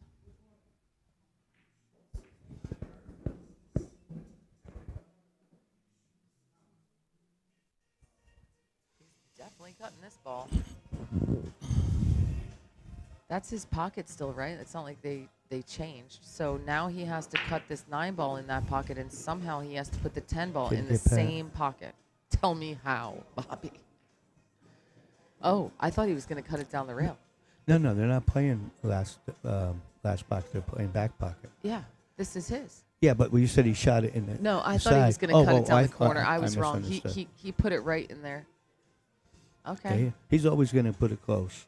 That was very close. Because you shoot that shot every day, every game almost, some variation of that shot. Okay. Now this one, he's going to put it one or two rails, try to leave it over here, leave the cue ball somewhere over here. Isn't he really trying to just bank it Oh, across he put corner? all right. He played the other didn't. way. He chose. He plays defense. But I don't care that way. I want my opponent 8-9 feet away if I could. Yeah, the way he move it played, further only away. 6 feet away. Yeah, I What like. do you think Mickey does here? I think he's gonna. Well, it's a two railer, or he could just thin it and play. Hit the left side and put it over there. Cue ball is That's over what here. I thought. But I think he's shooting the two railer. Two railer. That's what That's the- an efferent shot that's right what- there. That's Oh, he's gonna tip it off.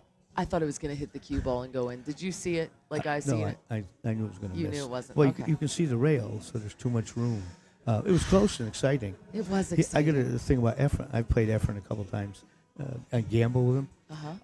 The last time I played him, he missed the ball in hand, and he just had a little smile. But my point is, everyone misses. So to this day, if I miss an easy shot, I remember Efren Reyes missed the ball in hand on me. Huh. So anyhow, I just Yeah, that makes me feel so Yeah, much because- better because about every- what I e- do. everybody misses. That was a bad shot. That's bad because the cue ball's in play now, and this bank shot is not that hard. He wanted that cue ball up here.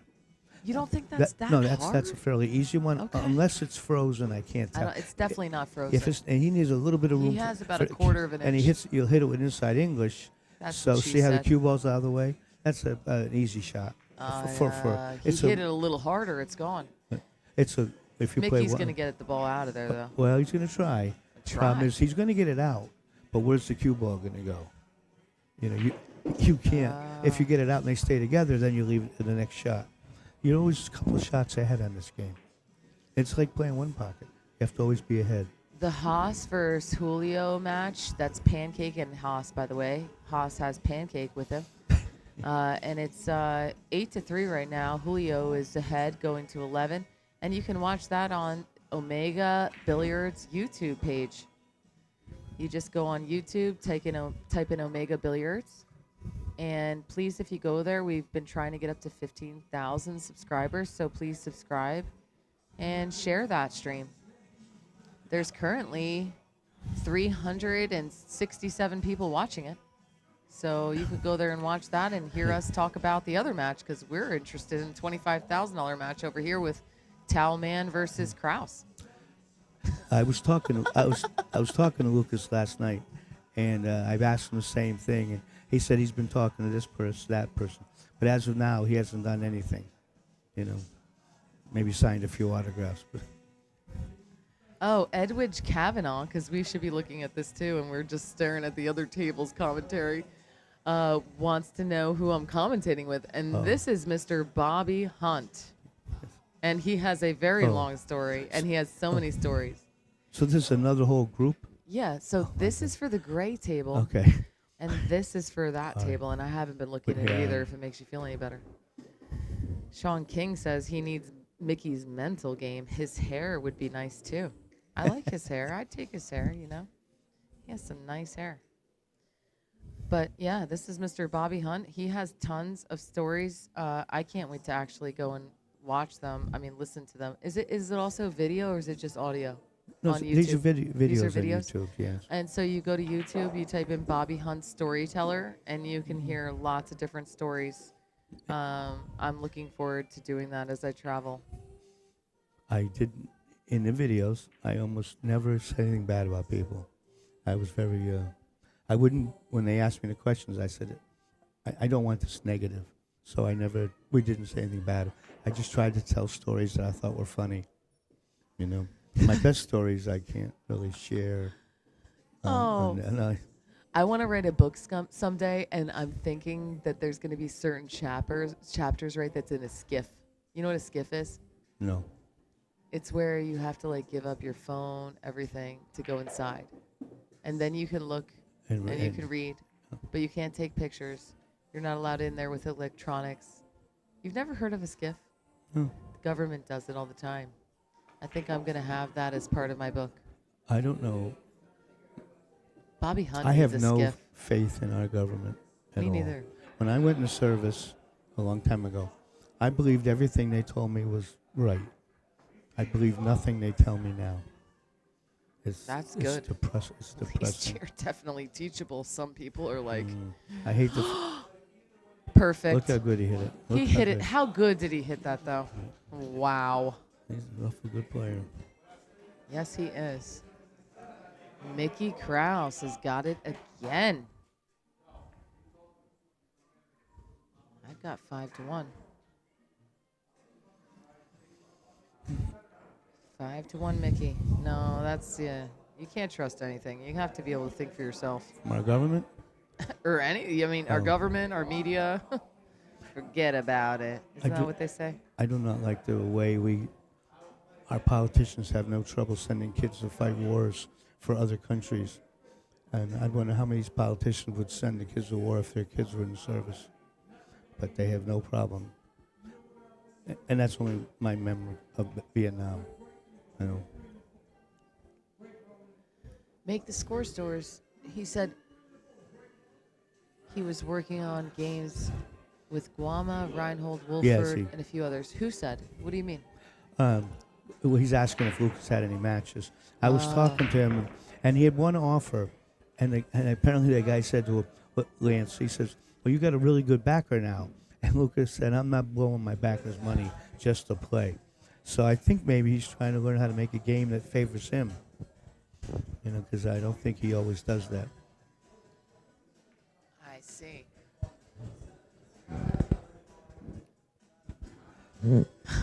James Moody. Chrissy, if you write a book, half of it will incorrect. Haha. I think you messed up and said, like, of it will be incorrect. Maybe he meant will be incorrect. I'm not sure what he meant. You're probably right. I mean, it could be incorrect, but it's still mine and I wrote it, so. I've had a few people approach me about writing my stories down, but I didn't. You should. I didn't want to do it. I like telling the story. You're more of a That's storyteller. what I enjoy. You know, and the other part I didn't. Plus, I don't want someone to read my stories if I don't like them. You know, if I don't like you, I don't want you to hear my stuff. Yeah. So He's selective. Pretty But you're much. not being very selective right now telling us your stories Oh, because we you have have them- like a you have no total idea. between the two places of like 1,000 people listening to us right now. I've got a lot. Oh, he was joking. Thank God. Look, Oh, we good. found a not a hater. Yay! Remember last year when we did this together? I know. We had one negative comment, and it's a guy I've known for 40 years. Oh, you knew him? I don't remember know. that The only clearly. That was person so said anything funny. bad about it. I'm not going to mention his name. You don't have But- to. When he was saying that last year, I wanted to say, didn't you ask me for the 7 ball? And I said yes. And I said how much? And you said $5 a game?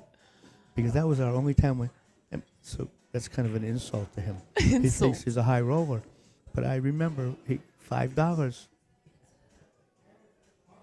And I was playing for that much in junior high, so but this guy He thought it was something. isn't well thought of.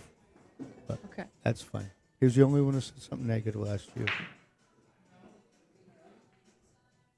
And you're right. The best stories were the ones we can't talk about online. I can say them like with you, but can't write that to tell people some of them. Yeah, some of it you just have to keep to yourself and say to only people that aren't going to care that you told them this crazy some- story. In fact, Oh, he's pausing us.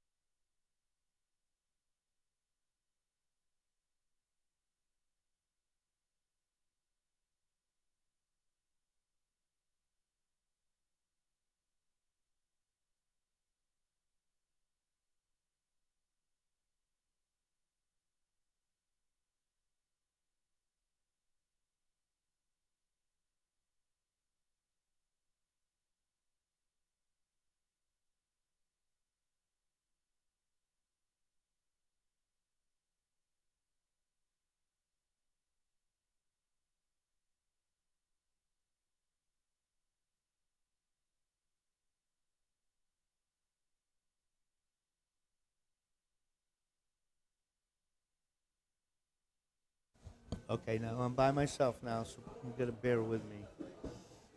Let's see. Um, uh, Richard World's here about people got to play with other people's money. In my time, we didn't have backers. Everyone bet their own money. That's a part of pool that has changed, and I don't like. Well, Mickey just came with a really nice two-rail shot, and I'm trying. I can't tell, but I can't tell if he can dig it out, if he can get behind it. I don't know. And if he does get behind it and dig it out, I'm afraid the cue ball is going to follow the 10 ball around the table and leave a shot. See, it's following it right now, and that's what was the negative on that. No.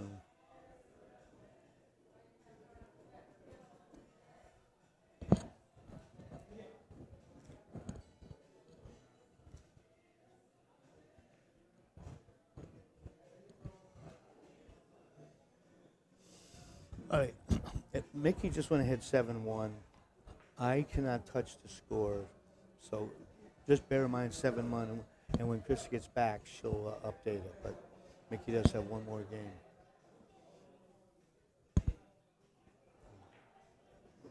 And I'm watching Sean over here, and Julio's had 9-5. So that's looking kind of ugly for Sean. Pancake.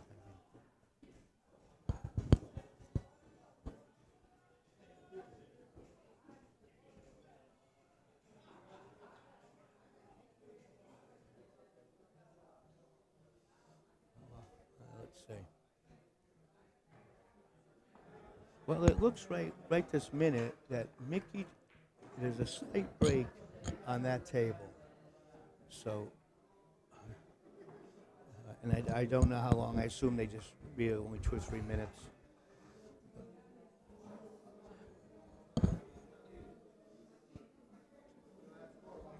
So while I'm sitting here doing nothing, if you have any questions, I'll try to answer them.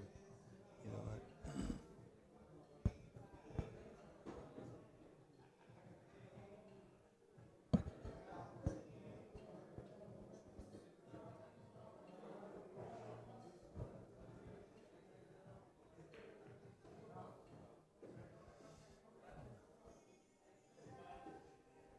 It's about 5:30 in the morning. There's still plenty of action in this spot, and there must be 25 people on the side who are looking to do something also. This is quite a show every year down here in Derby City.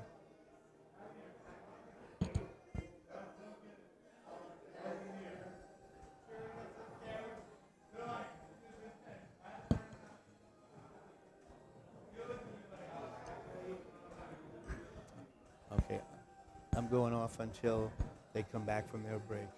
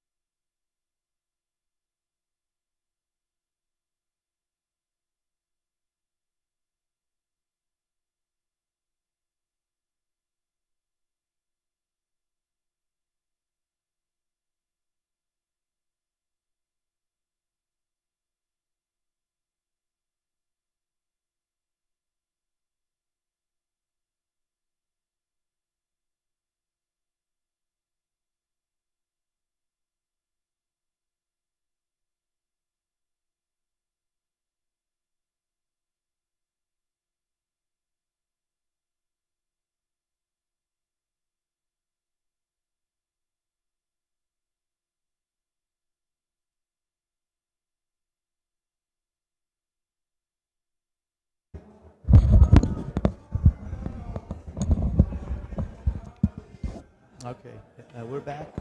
Mickey just broke, and Elwood asked me where I'm from. I'm from Guilford, Connecticut. It's a little town near on the shore near New Haven.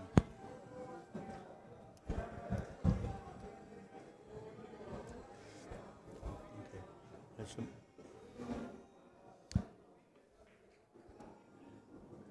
let's see. Probably got a little off on this ball, but he doesn't seem to miss too much.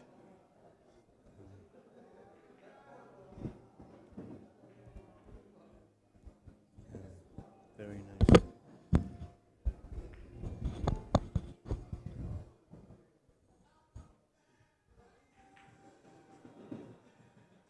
You're welcome.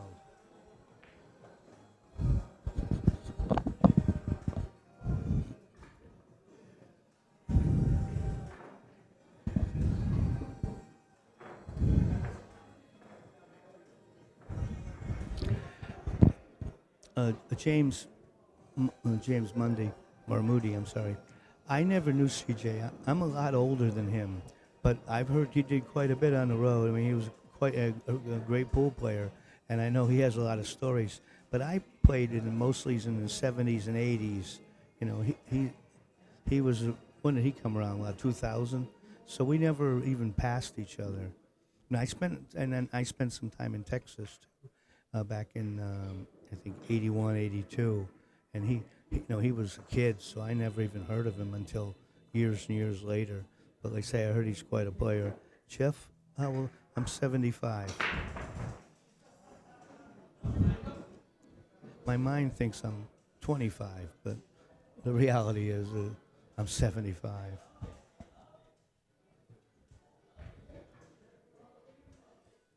Yes, I wasn't really a pool hustler.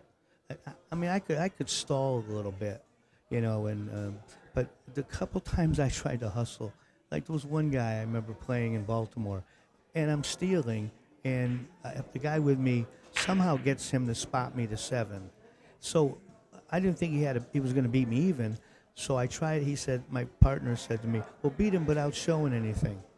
I lost 1,200 because after about the first set, I couldn't make a ball, and my partner says to me, "All right, Bob, time to start shooting." I had been trying for an hour, so I never could. The real good hustlers can stall and then come out as soon as they wanted. I wasn't very good at that.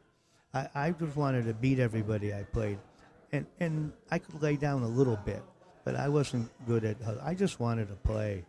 In fact, the guy, my road partner for years, he was one of the best pool hustlers I ever met.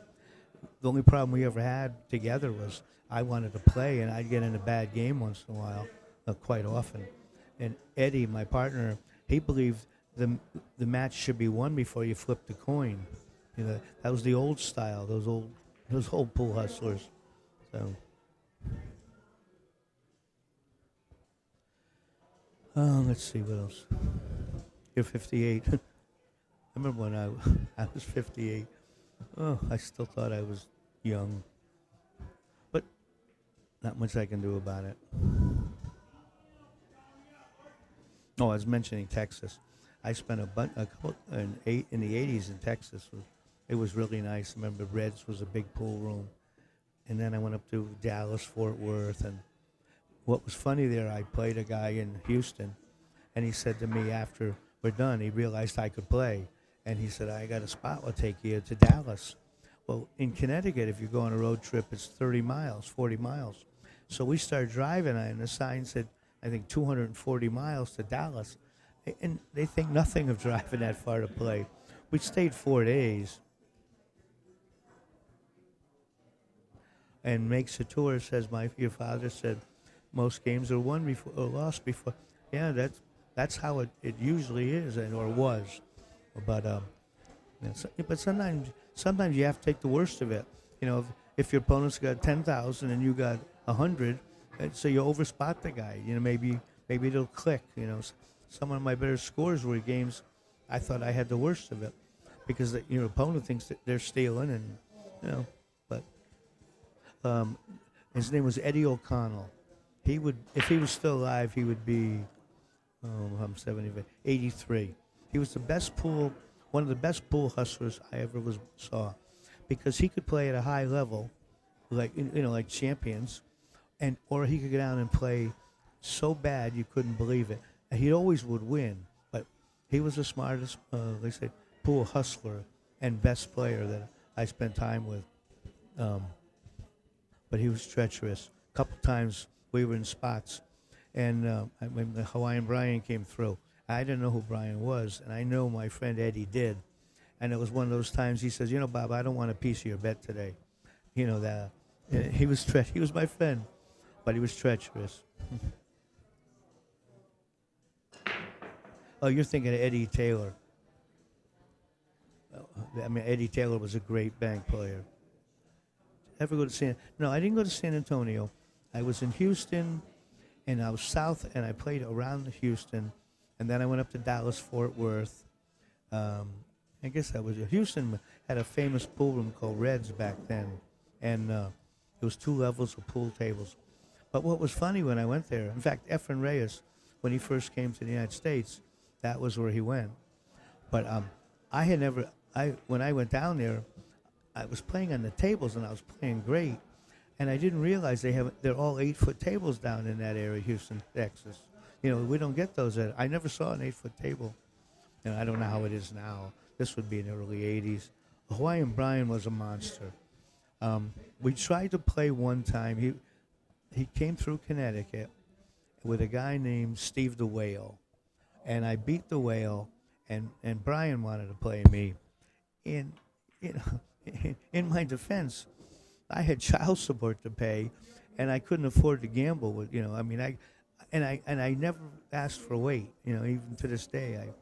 A few times people spotted me because they offered it to me.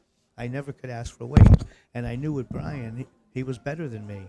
And but I would have played, except I just remember that was foolish, and he was probably going to beat me, and I did have other responsibilities. How many stories I have about hillbilly. And if you get tired of my stories, please tell me. Was with our friend Bruce, and Billy's playing Bruce.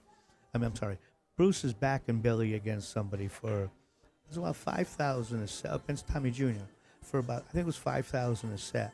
And Billy said to me, "I can't play for money," so he didn't want to do it. But his backer made him lose 20,000 to about 20,000 to Tommy Jr. That's about the only.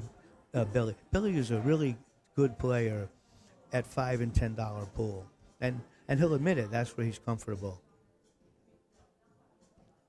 Thank you, Jeff. As I've aged, I'm probably classier than I once was. I don't have to make money anymore. So let's see.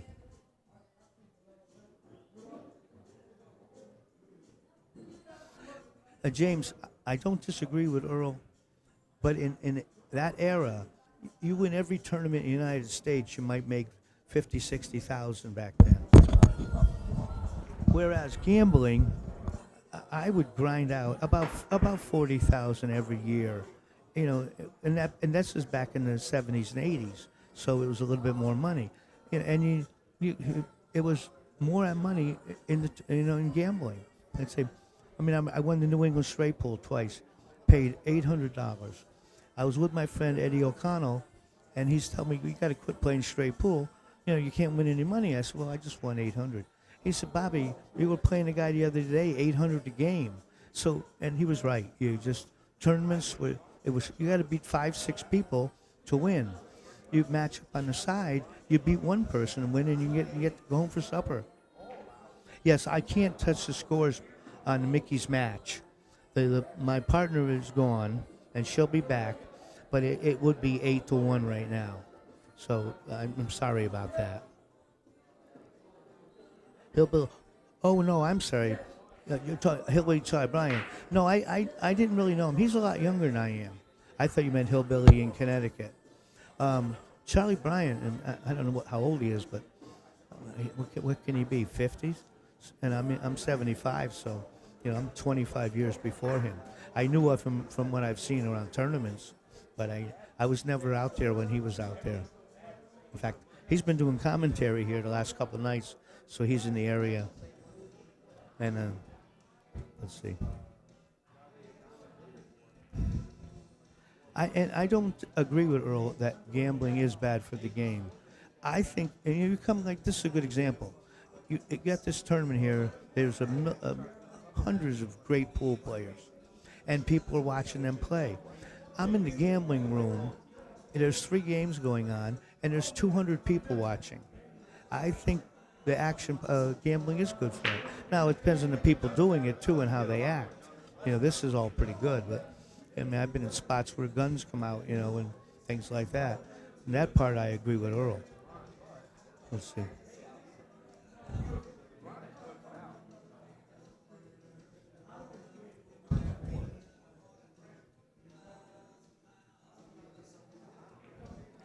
Well, as far as Mike Siegel retiring, I think he did the right thing. I thought he should have been banned from pool at one point. I mean, if you watch him in a tournament, he never shuts up. When his opponent's shooting, he doesn't stop. I think that's bad for pool. That he was a great pool player, and there's no question. But he just, if you told him you can't play in such and such a tournament if you're not going to be quiet, I believe, and Earl the same thing. But they never, they did whatever they wanted. And I thought that was bad for pool. People would come to watch Earl play, hoping he'd fall apart and start arguing. I think that was bad. If he'd have showed a little class, I think he'd still be a bigger commodity. Mike Siegel, a great pool player, and no argument about that. Maybe certainly one of the better ones of my lifetime. But when you're trying to play a match against him, he won't shut up. He's talking the whole time. You ask him to stop, he won't. And I think that's bad. I think if you're gambling, do whatever you can. Shark a guy, talk, do anything. But if you're playing in tournaments, you ought to act like a professional, not a crybaby. And that's just my thought on those couple of players.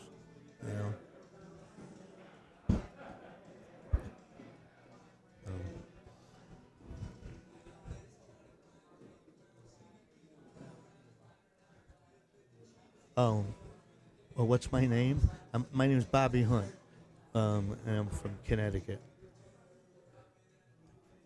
I knew Bobby Vanover. I knew Tommy Vanover, and I knew of Bobby Vanover, but I don't know Mike Vanover. Bob Newkirk in Dallas. No, I don't remember anyone in Dallas. I remember playing a big black guy named Sammy something, and then I beat other, but I never. This is 1980, like 81. I remember playing and who I played, but I don't remember the names. Let's see. Oh, thank you, Gilbert. Charlie Bryan's 50. Yeah, Charlie's 57. I'm 75. I was done playing before he hit his peak.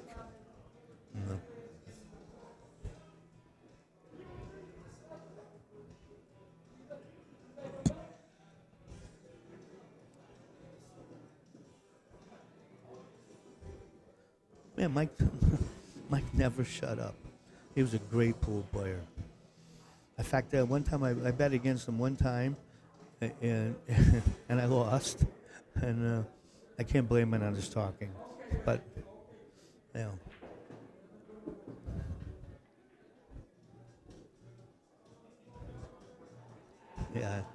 Jeff Seifert, I don't disagree with any of these things you're saying.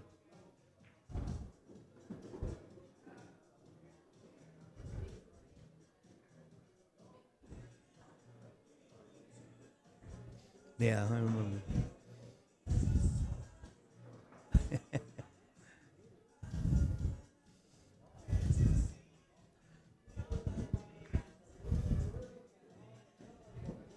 No, I don't disagree with much of this.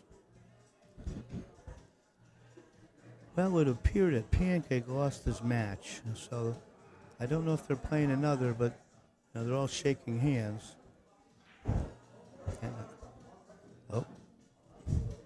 And I think Mickey has 8. I'm trying to see the coin on the table, but from this angle you can't see the 8 and the 9 spot. But he must. I haven't seen Rolito win in a while.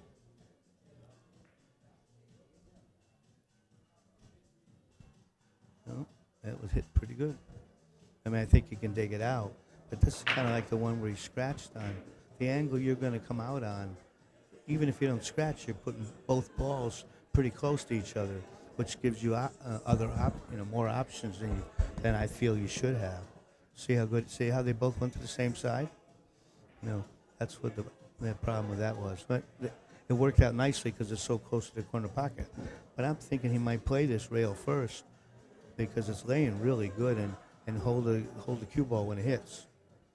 See, yeah, that was laying really good for that shot. The only he hit that pretty good, didn't he?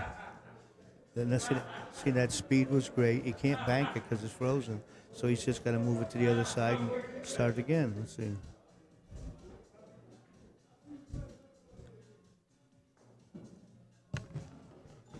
Like this. But she just came back. Oh boy. Did you write it down? What? This is over. They just finished on this table. On our table over there, Mickey has 8. Oh, thank you so much. And Ralito still didn't get a second game? If he did, I missed it, but I've been Okay. No, you're doing well, great. I'm I'm so mostly sorry. over here. I just went to pee, and That's fine. sometimes it's hard to get from point A to point B. Let's put it that way. Not anymore, James. I used to. I bet on pretty much everything we did. The problem I have now, if let's say I bet on this match, you can't go back to your room and go to bed. You know, you'd have to sit here, and I don't want to commit myself to 6 or 8 hours. You know, things like that. And the one nice thing is I don't need money anymore. Did so you I ever don't- play I don't Kim have to. Davenport? No. Gilbert Gutierrez wants Yeah. to know. Okay. I've been talking to. Good. Gilbert. You've seen them both. You're the best. I was in California, and when I tell you I was in Northern California, I knew the only person I couldn't play was Kim Davenport. But I had I think it was a funny story. It's a bit of a story. I go into, I think it was Sacramento, and in fact that pool room Oscar owns now, but this is 45 years ago. So I go into that pool room and I beat somebody, and I was sitting in the stands, and Kim Davenport came in, and he was off to the side. I knew who he was, and I knew I couldn't beat him anyhow, but you never play someone like him in front of people, because if you did get lucky and win, you know, you burned yourself out for the whole area. And on the other hand, I couldn't beat him anyhow, so I didn't want to play him. A guy walked up to me and said, do you want to play Davenport some? And I said, "What?" I said, "No." I said, "The guy plays too good." And I wasn't asking for weight or anything. So the guy said to me, "You want to play him with the 6 ball?" I said, "Well, I guess I'll have to try." So he walked down. I'd been hitting balls. He walked down to Kim. And they looked up at me, and Kim just shook his head no. And that was the end of it. He didn't want to play. He didn't want to give a stranger the 6 ball. So that was fine. So about 3 weeks later, I'm getting ready to come back to Connecticut. So I'm not trying to hide anything anymore. And I'm at another little tournament we're at Davenport. Now, Kevin and I have never spoken. But I was hitting balls, and he walked by me and watched me for a minute. And he said, "I never spot left-handed strangers." And that was our total time together. So he was a great player, you know. He played better than I did. And in my defense, I always had alimony and child support, so I couldn't book too many losers. So We're going to 13 over here.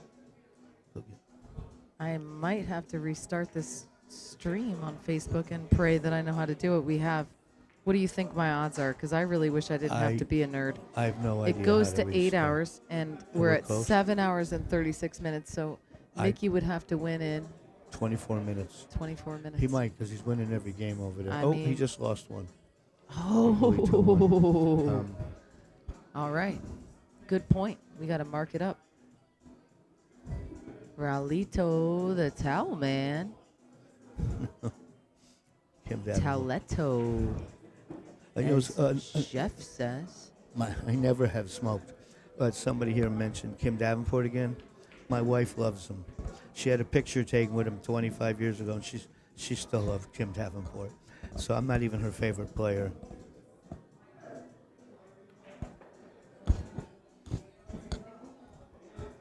Bob, what does your Fargo be right now? I don't- Gilbert Gutierrez asks. I've never played in a tournament. Based on what you're seeing, like the best players rated as, because that is really pretty accurate, especially like Fargo gets pretty accurate after 700. I mean, we know you were at least there. I mean, you were playing with the best. I don't know what my level was. I know what I watch people now. If I would have been able to compete with them. And I know some people, and I'm not going to mention names. I know they're way like 770, 780. I would not have hesitated to play them. I'm not saying I was better, but I knew I would have liked the game. So I guess it's somewhere in that range. But in my life, we ran away from tournaments. You know, like I said, I won 2 tournaments under the name Bobby West. You know, and in fact, one of it's funny. I think I went into a pool room. I was trying to catch this guy that had a lot of money, and they had a tournament that day. So they asked me, "What's your name?" So I said Bobby West. I was playing with a Josh West cue, so it made sense. And now they had a tournament. I wasn't going to play, but the guy I wanted to play didn't come in, so I played under the name Bobby West. I won the tournament. I kind of forgot about it. So it's like a couple months later, I'm in my pool room in Connecticut, and somebody asked me a story. I said, Bobby, who is this? And they read the article. It said Bobby West from Points Unknown won the tournament, wouldn't stay still for publicity pictures. I said, oh, that was me. So, but we stayed away from, once you play in a tournament, even if you do bad, everybody rates you higher because you played with them. And, like I said, looking back, I wish maybe I had played a few more tournaments. I'd have more name recognition than nobody in this room knows I can play. So my ego would have been better with, if I had done more. But I needed the money, Well, the point is, and I think a lot of people do know. Every time I mention your names, people end up remembering. They have to be old. Yeah, but Nobody young knows that stuff. we're all passing it down right now, though. Let's see. Bobby, tell us some shady business stories. I've been in spots where a guy did some business, and they stuck a siren iron in his butt. That was his punishment. Oh, what? He got caught. Didn't kill him, but my God. Say that again. He stuck what? Where? Stuck a soldering iron in his ass. Oh, my God. That was. It was in the. It was down south. Down south, they treat different things. Back then, you got whacked, hurt, or you disappeared. If you and I were talking, just you and I, Hustler, I would tell you any story, but I try not to say too many in this situation. Hey, James Mundy is right. Kim Davenport has played in my event. Yes, I saw that. Yeah. If I was telling him, He's such a nice guy. I really like him, and he's still really good. Like, he's still a champion. he was my wife's favorite player, and she had her picture taken with him at a U.S. Open decades ago. I'm her second favorite player. So, but he was a great player. Oh, and it's crazy because he still is. I mean, Nick is still crazy good. Nick Varner. Yeah. He He's lives so in my great. town. Roland Garcia was staying with me for like in between the 2 tournaments, and I brought him to play Nick, and it was amazing to And watch, man. They And just Nicky's- played. Nicky's 80. I don't know if he's quite 80, well, but really he's close, close. 'cause I I'm think s- he's like your age, dude. No, He's like he was 77. like 3-4 years older than me. Well, maybe you're right. I remember when he told me his age, I was really surprised. I didn't think he was that and old. I'm 75, and I know he was I at think least Nick's 3 or like 4. 77. Well, maybe, but it's old anyhow. Yeah. I Let's don't think see. he's 80s, but we're going to see him here tomorrow. And I brought Roland over there, and he was coming here next. And Nick offered to play some one pocket with him after his shop closed. And Oh. I got to just watch them play one pocket Nick was together. great. And man, they were, it was fun. I gambled with Nicky one time, playing 9-ball. He's in Connecticut, and I was surprised. I said, "What do you want to play for?" He said 50. I said 50. I was doing that as a kid. I said 100, so he said 75. He starts out, runs the first 2 racks on me, so I gave him such a slug rack. He hit the 3rd rack, and it looked like a one pocket break. He goes, excuse me. He goes, "Oh, I thought I hit that pretty good." I felt so bad I re-racked the balls for him. Oh, my I don't mind. gosh. I didn't mind slugging him. I didn't want to get caught. But he was a great pool player. Great player. It looks like they have inputted their scores. I guess Haas and the Mr. Pancake didn't quite get there this time. They played pretty good, though. Let me see. So Didn't we'll feel leave good. that table up for the commentary, but if you guys are bored, you can come over and join us on Facebook. Basically, our story goes like this. Facebook has 18 minutes, so basically Mickey Yeah, we're Krause almost- has 18 minutes to win this, or Chrissy's got to figure out how to and restart this set. And Bobby's leaving in 18 minutes. Bobby is leaving Okay. in 18 minutes. He's Um, leaving me on my own. So we're just basically rooting for Mickey Krause to beat Finish him Raulito, quicker. and that's not going to help our game. Come This- on, Mickey. This makes a score. Half the players would go into tournaments just for action. That's something that's changed drastically. Okay. I noticed that like in the 20 years ago, like Ginky was a great pool player. Uh-huh. As soon as they finished their matches, they all run back to the hotel. In my era, the 70s and 80s, you didn't get a hotel if the room was open all night. You know, you stayed there till unless you were exhausted. There used to be a hotel in Boston, or outside of Boston, in Salem. I used to go to. If you paid $6 a room a night, you had to share a bathroom. So whenever I won money, I'd go for the $8 room because I had my own bathroom. And if I didn't win any money, I slept in the car. Oh, wow. But- That's a but good we- reason to do good. Yeah, but we didn't go to tournaments to win tournaments. We went to tournaments to match up with other people. Because they say I won a New England straight pool and paid $800. I mean, I spend more than that on it. There's a lot of people that do that with my tournament. They know there's going to be action there. Yeah, and that's They don't even play in the tournament, That's and it. they just come for the action. yeah, that's, Yeah. and I still, even though I don't play much anymore, it's the action that still attracts me. Like that's why I'm sitting here at 6 in the morning. I still enjoy this part of pool. You know, I never liked the idea of playing pool. I mean, in a tournament, because my thought was if they tell me who I'm going to play at what time, why don't I just get a job? That's You right. know, so And we don't do jobs well, do we? No, I don't. I'm not a fan of that. I don't like jobs. See, Oh, wow. Yep, I might Uh, have to learn to be a nerd. It's oh. looking more nerd-like to the day because okay, yeah, Facebook only fix lets it. us go to 8 hours, and we're getting awfully close. The boss man wanted me to do this earlier, but I didn't listen because I really thought Mickey was going to get it done, and I Get it wasn't going to over have to with. worry about it. But it's looking like might have to figure it out. Hustler, you asked if I ever played Grady. We ran into each other a few times. We're up in Portland, Maine. There was a little pool out in the country near Portland. So I was in there and I asked him if he wanted to play some 9-ball. He didn't want to play me 9-ball, and he said he wanted to play one pocket. So I said, well, I'll play something like 30 or 40 a game. I mean, the guy was the top one pocket player. He didn't want to play that cheap, and he didn't want to play one pocket. So the 2 times I saw him, we couldn't come to an agreement. You know, I was in his pool room, man. I just thought of this. I forgot this. I traveled with a guy named Bobby Hunter. We had almost the same name. He was a great pool player. We pull into Colorado Springs. It was a Sunday night, about midnight, and we see a pool room all lit up, but nobody's in the pool room. So we go into the pool room looking to play, and it turned out there was a crap game downstairs, and Grady was running the crap game. There was no one up in the pool room to play. And that was I loved Colorado Springs. If I didn't have kids, I would have spent more time. I've never been to Colorado.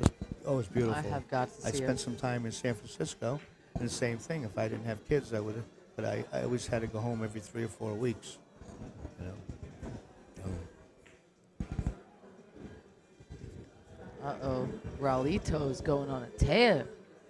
And I don't even see a towel. Maybe he just needed to put the towel down. I don't see him doing any of that. Can I tell a story? Yes, I get a please. comment here about you ran out, took the TV. We were in. You stole somebody's TV? Okay, there's an explanation Okay. for this. I got another question for you when you this get done. was like 78, 80, I don't remember. Back in those days, when you went to a motel, you didn't have to pay up front, and they didn't ask for identification. So, of course, you're not going to pay. You've got to sneak out.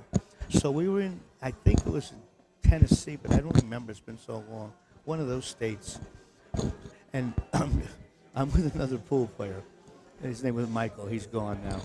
Michael and I, we throw this back then when the hotel rooms Wow, windows. what a shot by Raulito. Keep going, though. The windows used to open. Now you can't open the windows in hotels or motels because they don't want. I don't know why. So back then you could. So we took our luggage, we threw it out the back window of the hotel. Now we go around. We come walking out as if we're just going to be right back. So as we go out there, we're running out of there. As we're leaving, we look at the window. The next door down is like 50 feet. Two more pool players are coming out, and one of them's carrying a TV. They stole the TV from but the hotel. The hotels didn't ask for identification back then, and So you they didn't know. You didn't have to pay up front. Well, you're not. And gonna then get- now you're even. You got all their We- TVs we- in the back of the car, like- and you're off. Yeah, one at a time. One at a But, time. Everybody's got a room, though. So you go with 4 or 5 guys. Now you got oh. 4 or 5 TVs. Well, So if you win, did you leave the TVs alone? Or did you just always take the TVs? And you didn't always take the TV. I mean, it's just something you sometimes you did, you know. I mean, I remember in the Carolinas and going into a motel and convincing the guy behind the counter we had a big check coming and let us stay for a week waiting for the check. So people can't be this, I don't want to say stupid, ignorant. Let's see. So I would like to know, somebody is asking, so you're not from Grand Rapids? Oh, No, it went I've been too to far. I had been to Grand Rapids, but I never was. Gilbert Gutierrez says, Bob, who is your all-time favorite player besides obviously yourself, and why? My favorite 9-ball player, the best I've ever seen in the old push-out days. His name was Toby Sweet out of New York. In this day, he's if I had a hero in pool. Toby Sweet was the greatest 9-ball player. Is he in living? the push-out? Yeah, he's in his 80s now, and I hear he's pretty depressed and doesn't. Well, I leave- hope he hears you say that, I- because that's awesome that he he left was- a mark. He was the best I ever saw. And this is when we were still playing push-out, not like the you guys play now. And he was a genius. He's my favorite. My favorite one-pocket player, and he probably wasn't the best player, but his name was Jack Cooney, and he was the smartest pool player maybe I knew. I mean, I go places. I remember someplace in Texas, I win like 1,200. They said he had just won 18,000. He could lay down a spread better than anybody. You know, I could never lay down a spread, and he was brilliant. So those are my two favorite. And I'll get like straight pool. I think the best I ever saw was Steve Miserak.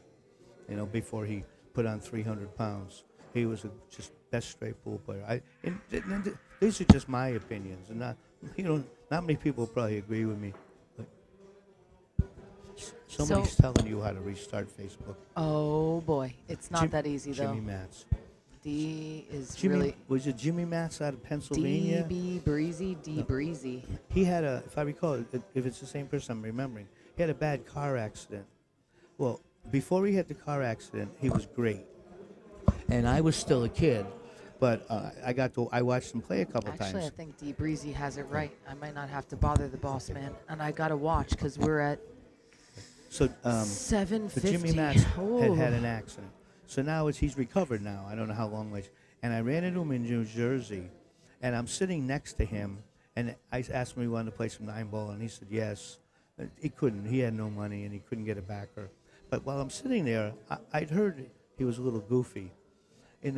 For 2.5 hours, he was talking to me about spacemen coming down, climbing in his coffin and bringing him back to life. And Oh, he jeez. really, that accident he had, he was nuts. And I now I don't want to play him because I just didn't want to. But he couldn't get a backer anyhow. But at his prime, before that accident, nobody had to beat Jimmy playing 9-ball.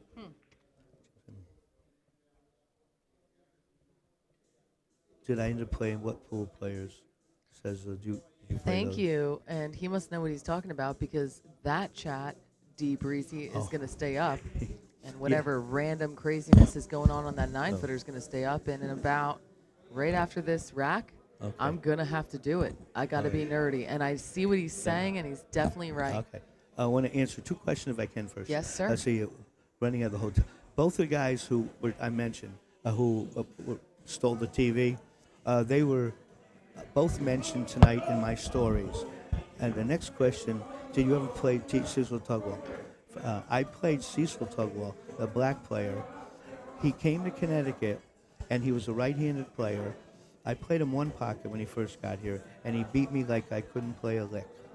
He didn't want to play any 9-ball with me, but he was a great one-pocket player. Well, he got arrested while he was in Connecticut, and he was stuck going to court for a year.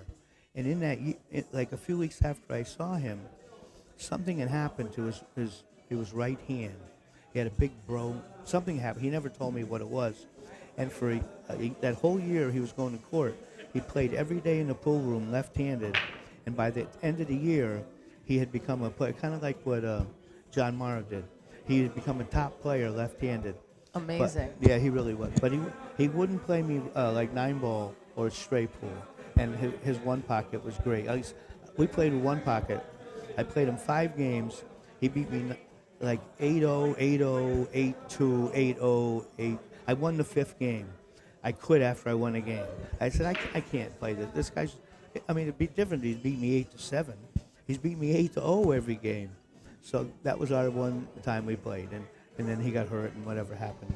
But he made himself a great left-handed player, I heard, and I never saw him again.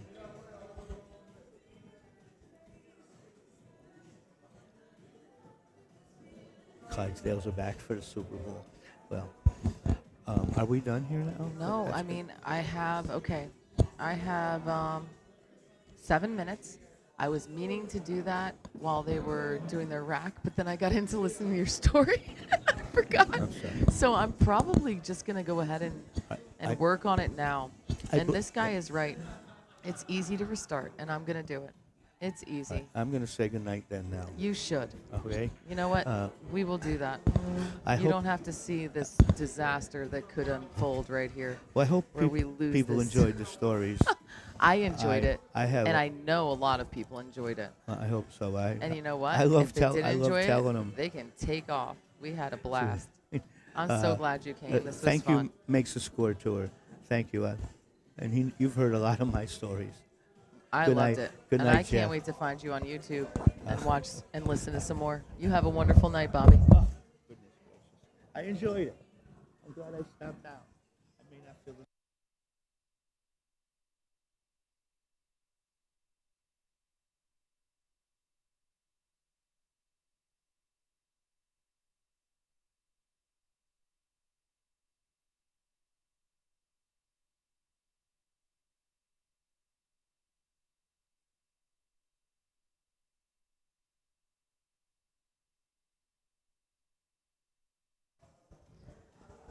All right, all right.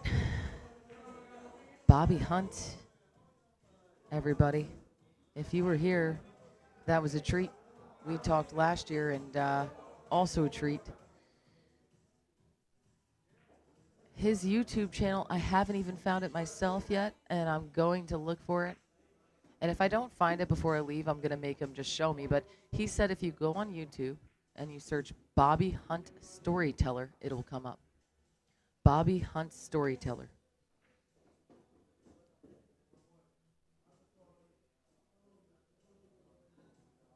And I'm hoping Mickey drains this bank shot so that it gives me a few minutes to restart Facebook. We have 126 viewers on Facebook, and the funniest part is there's really nothing that I know of. Well, they're playing, but I don't even know the game. They never took the time to tell me. And we have even more on YouTube on the 9-foot table. But I'm going to be focusing on Mickey and Ralito, and you guys are going to have to give me a second because it's about to drop me anyway. And bear with me because I'm definitely a streaming amateur and not very nerdy. But I think D Breezy is still around and probably has my back.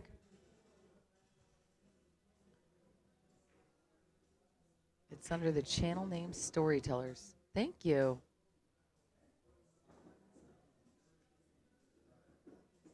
Thanks, DeBreezy. I'm going to try. Is it in? Look at this. Dude, what a shot. Thank you very much. I'm not even going to miss my timing, guys. Please come back and see us when I share this next link. We're going to go live again in just a minute. And we have 4 minutes to spare. So we will catch you guys back on Facebook Live, omegabilliards.com. And you're going to still be able to hear me probably struggling through this, or maybe not. Actually, I shouldn't say that. Everything's going to be fine. Everything's going to go great. I've got Mr. D. Breezy, and he's nerdy, and he understands my issue. I was shown this one time, and I know what he's talking about, and I know how to go live. So that's half the battle. But if you are listening to us on Facebook only and you're not on YouTube, first of all, you're missing out. There's probably action on YouTube. But for now, we're going to end this one. ending live video, and we will see you in just a minute. Cross your fingers.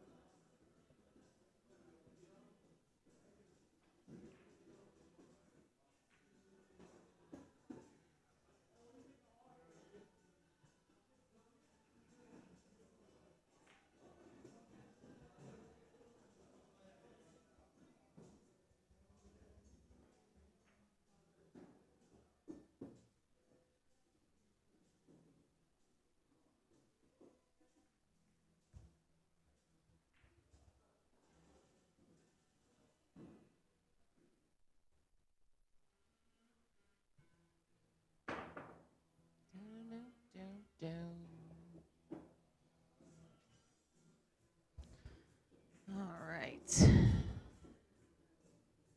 Go back to OBS while Mickey's doing some cool things. Now I'm looking for the key thing. All right.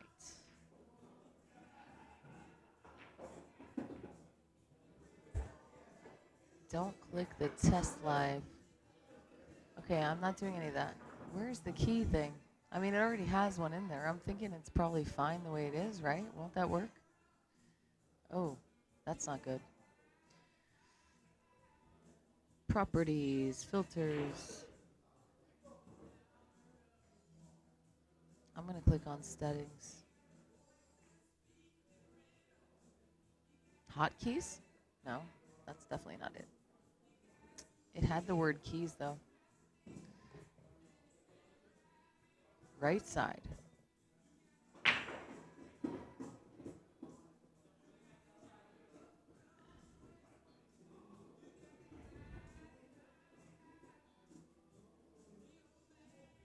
Oh, I think it has it. It already has it. I think it's good. I think he fixed the issue earlier. He was like, don't even look at this because it never happens.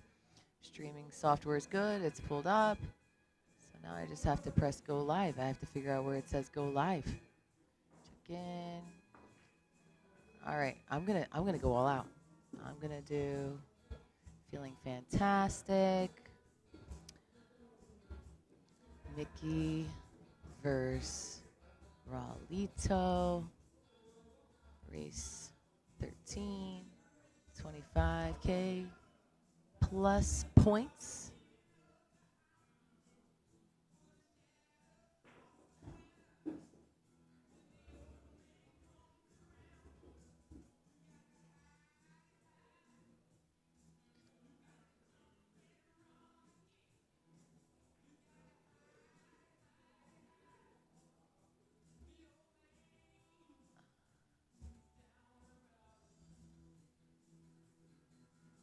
All right. Now I still just need to find go live. Why doesn't the glow? Please add a live description. I thought that's what I did. I gave you a description.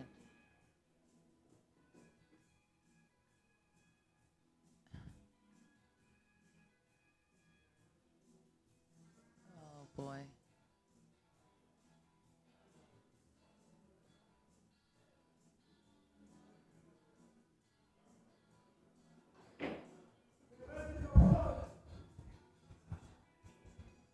They're both trying to make the last ball right now. Mickey's at 8.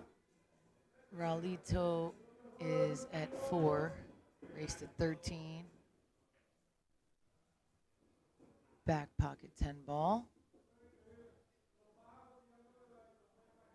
And wow, all I need to do is press go live right now, DeBreezy, but for some reason it says please add a live description. Interesting. Just copy the title into the description box under the title box.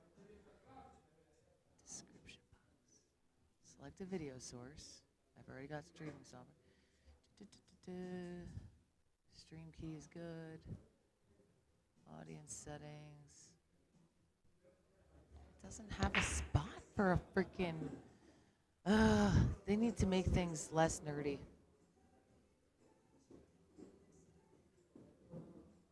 It's definitely all perfect, except for it wants me to put a description in.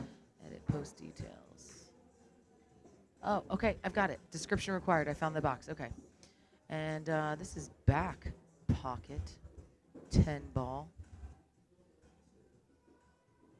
Perfect. Now it's going to let me do it. I figured it out. Mark it down. This is nerd level pro. This is Jersey nerd level pro. All you nerds, just wait. It's coming. I think it's coming anyway.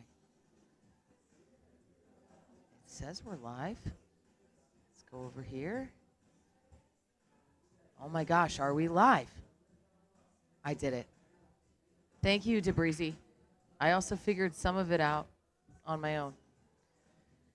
I think it could be made less hard. I think the nerds should make it easier for less nerdy people, but what do I know? Welcome back. We are still playing the next game, and somebody is going to make this 10 ball somewhere. Mickey's taking a little bit of a look at this. I think he can bank it. Can't he bank that?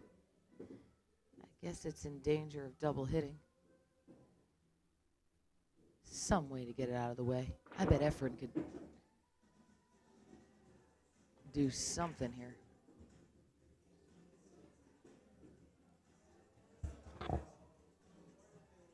Oh my gosh, I did it. This is, mark it down for all of us peoples that are less nerdy than others. I got this done. I've never used any of this.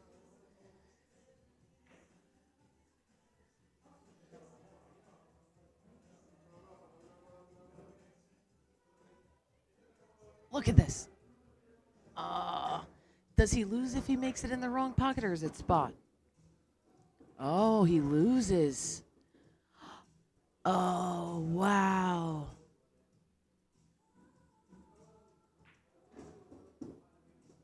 Oh, I'm sure for nerdy people it's just fine. And actually, if I even had, like, I don't know, a quarter of a day or wanted to learn it, I think I could. But I've actually never had a course in this. I got a secret to tell anybody who's still listening. I actually used to be a little nerdy, though. I used to do computer-aided drafting. So that was like nerd level expert. All right. Now we got to mark Raulito down. What a crazy ending to that game, and that solves that. Guess what, guys? You make it in the wrong pocket, you lose.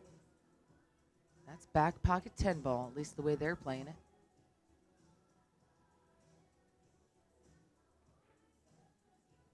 And Brad Hare says he thinks it's 10-4, but all I have to say is I feel like I've been keeping meticulous score, and I really think it's 8-5. You can also look, they're moving the coins.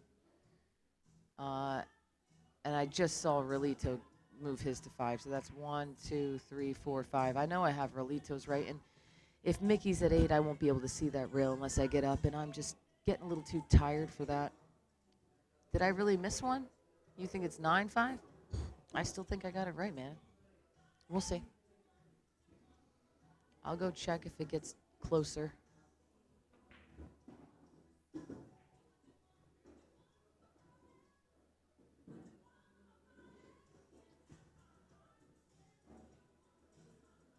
Oh, I guess OBS is used for gamers. I don't know.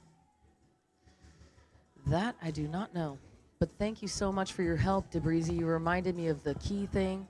Somehow that was already right. I know it was wrong earlier somehow. I don't know. DeMarco did something to it, and I guess it was just easy and right this time. If it was wrong, I don't know if I could have found it, to be honest with you. But I think you would have helped me find it, you know? I appreciate you being here and making sure that I got that on.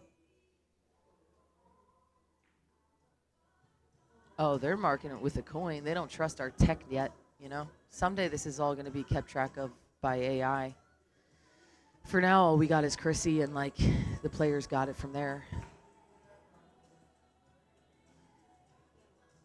Austin agrees that it's 9-5 and I missed a game. Okay. I am going to wait until he probably wins this game, and I'm going to see where he moves it from. I'm not even going to bet any of you because I'm honestly probably leaning towards you're probably right. We've had a lot going on, and Chrissy's been up for a while, so. You're so welcome, Devin. Thanks for being here at 6:17 in the morning.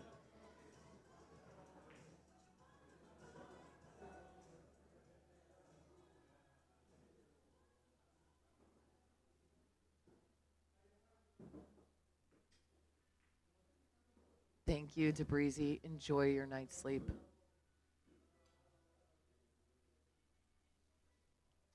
That's probably true. About a week.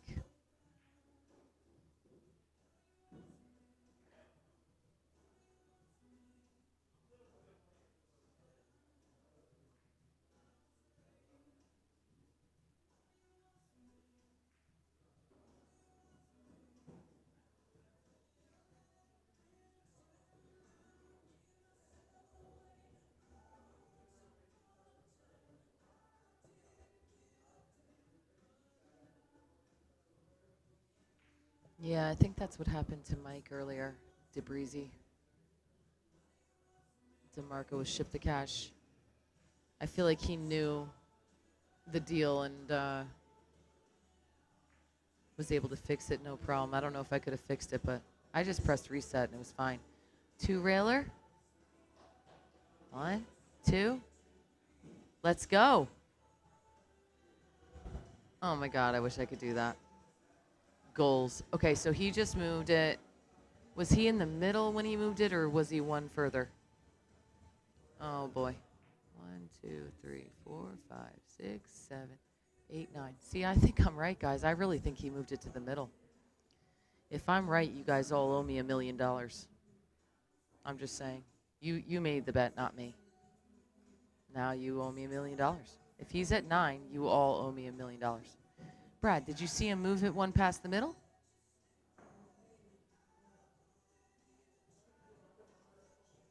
See, I saw him move it to the middle, I thought. Everybody's saying 10-5. Oh, boy.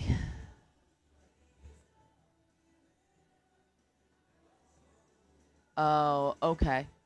I missed that. I know, he really likes that 2-rail bank, Ryan.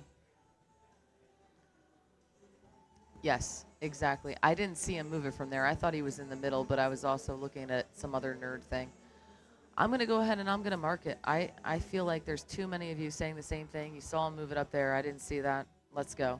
Thanks, guys. Hey, I'm close, though. So now I'm correct, right? 10-5.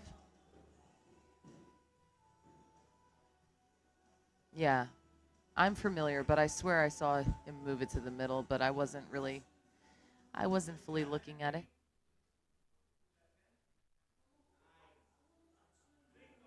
So guys, we are here in the Omega Action Room at the 2026 Derby. Action non-stop at this event. Made even better by DeMarco with Ship the Cash, helping to put it all together. And thank you also to Mike with Omega Mike. There's too many mics. For having this room. This is a $25,000 match minimum in the middle.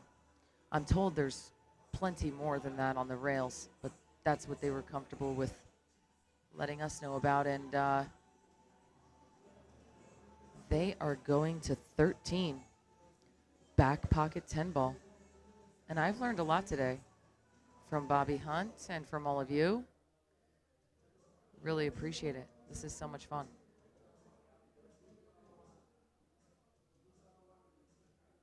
It's a good defensive move there. I mean, it didn't quite go the way he wanted, but.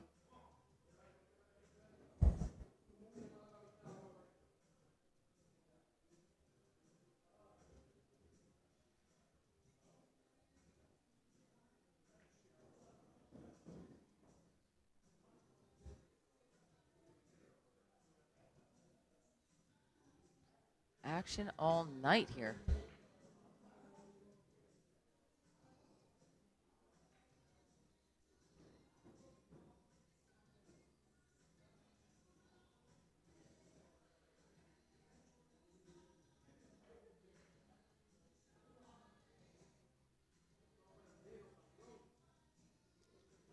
Raulito says, let me get down to that 10 ball and see about a 2-railer. Maybe he's learning a little something.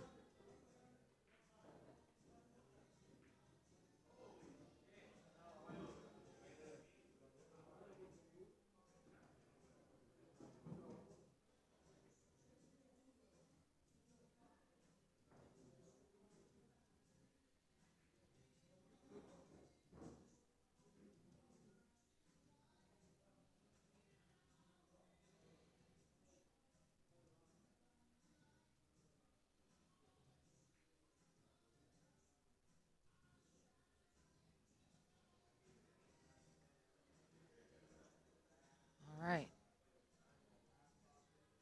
He's got to cut this ball in, put the 9 in the same pocket, leave himself.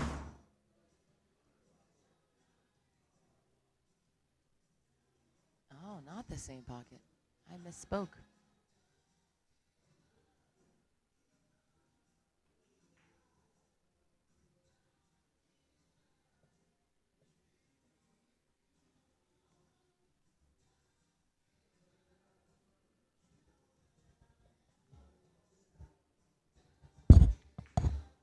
Sorry, guys.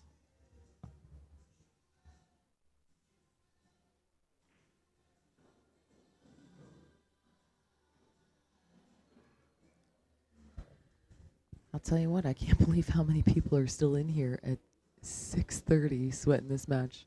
That's pretty awesome.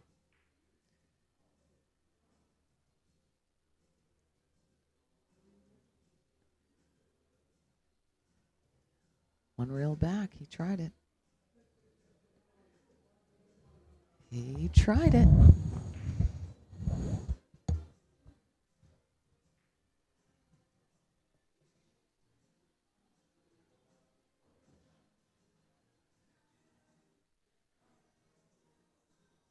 All right, defense.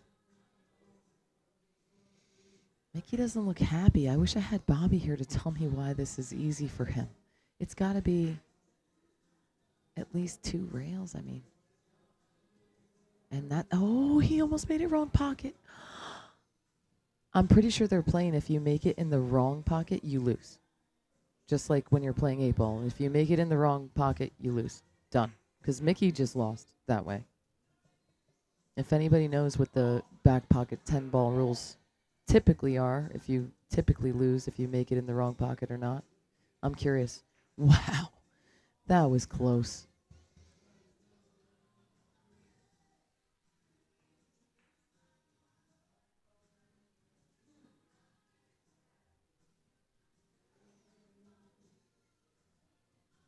Who? Another like 2-railer? Loss of game, yeah, okay. So that was just defense. My idea was probably impossible. But I feel like it could have been done at the same time. All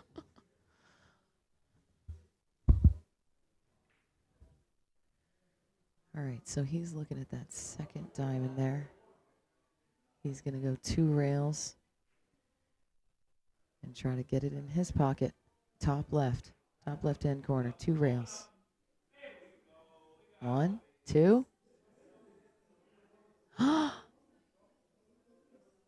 Wow, I thought that was in. I was holding my breath for the towel man, Mr. Towelito. That was close. That was really close.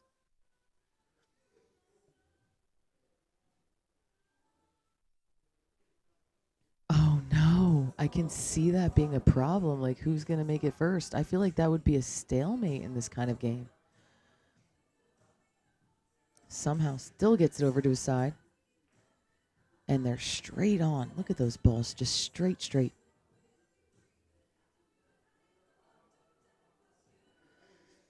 He got what he could on it. Got it back over. I think he's left Mickey a clear bank. Let's go, Mickey. Mickey Krause, the Viking.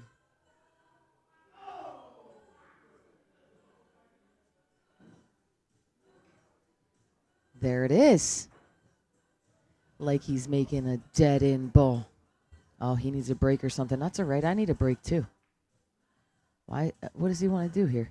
Is he teaching them? So you guys are right. So he's at 11. Thanks for that, guys. Hey, I was only one off, though. I'm pretty proud of that. But you were right. I admit it. Good thing we didn't bet that $1 million.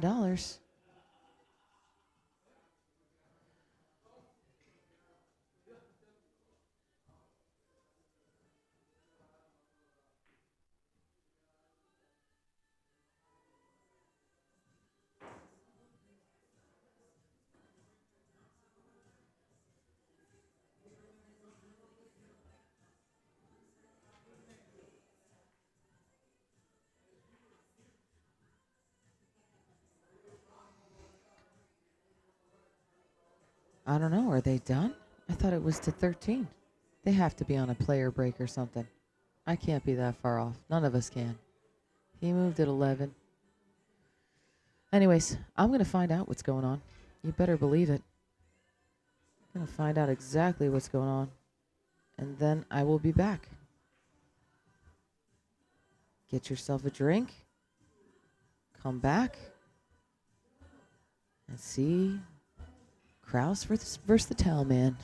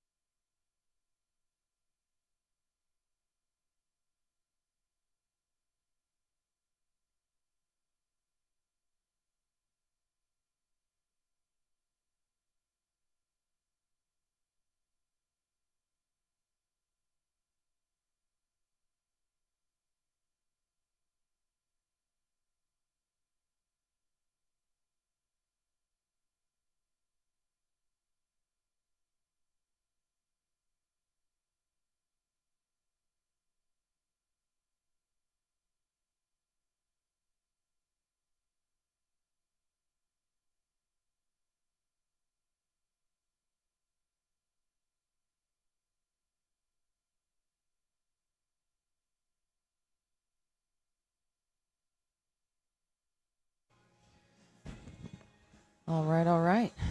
So Mickey won against Toweleto, Mr. Rawlito. Really great match to watch. And now I'm trying to figure out what's going on without having to go and ask. It looks like Michael McCann says it's back pocket 10 ball. Each player has a corner at the top of the screen.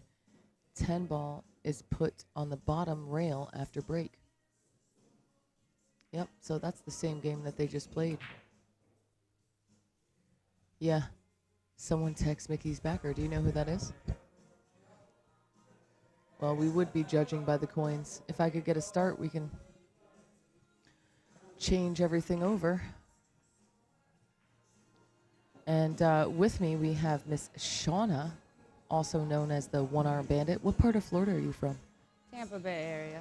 Tampa Bay. Pasco specific, but I do play out of Hernando with Boss Ladies and Capone's. Yeah, we got to figure out what they're going to. I mean, I'm just going to put a whole lot of games when I make this. And then it doesn't matter, because then we can go however high we want.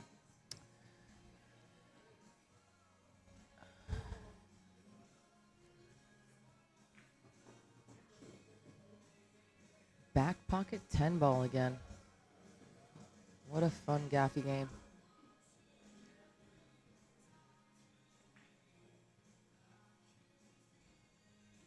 All right.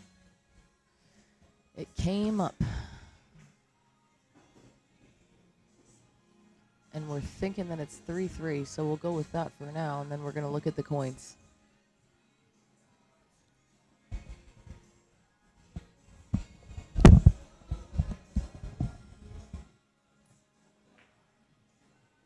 Shauna's going to go see if she can also ask around and see if anybody knows what's in the middle and what they're racing to, and if there's any weight.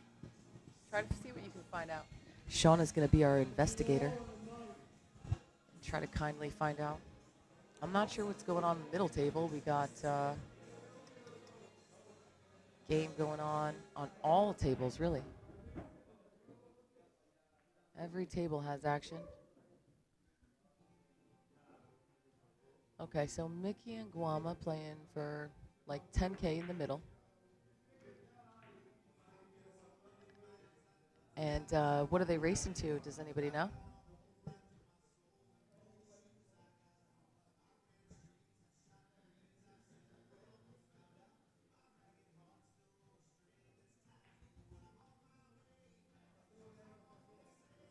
Oh, wow. Yeah, you were talking about this earlier. Nobody wants to make that ball there. But he has to make a good hit, otherwise it's also over. It's froze, he says. He says it's froze. Yeah, we can see the coins, Sonny, sure, but we want to know what the race is. Oh, he's not froze. I would think Mickey wants to come from the backside of this ball and nudge it out, no? At some point, it's going to get froze, and then, oh, I don't think he hit it at all. I wonder if there's 3 foul in back pocket 10 ball.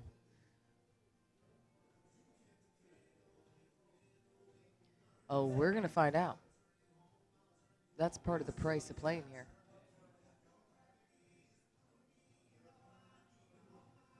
They got to tell us. They got to. The viewers want to know.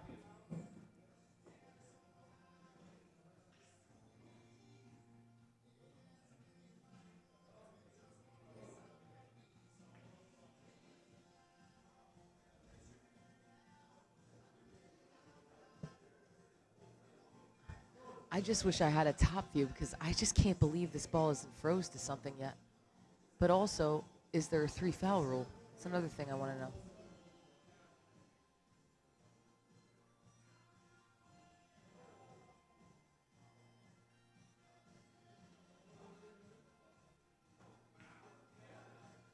Oh, wow. Come on. That's got to be froze now. I mean, I don't know if that's a good hit or not. I mean, if it wasn't froze before, it had to have hit a rail. Both the balls are frozen now. Surely.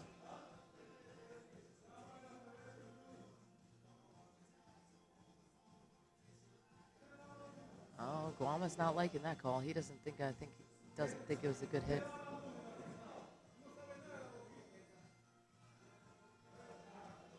He's gonna try to squeeze it in again. Up.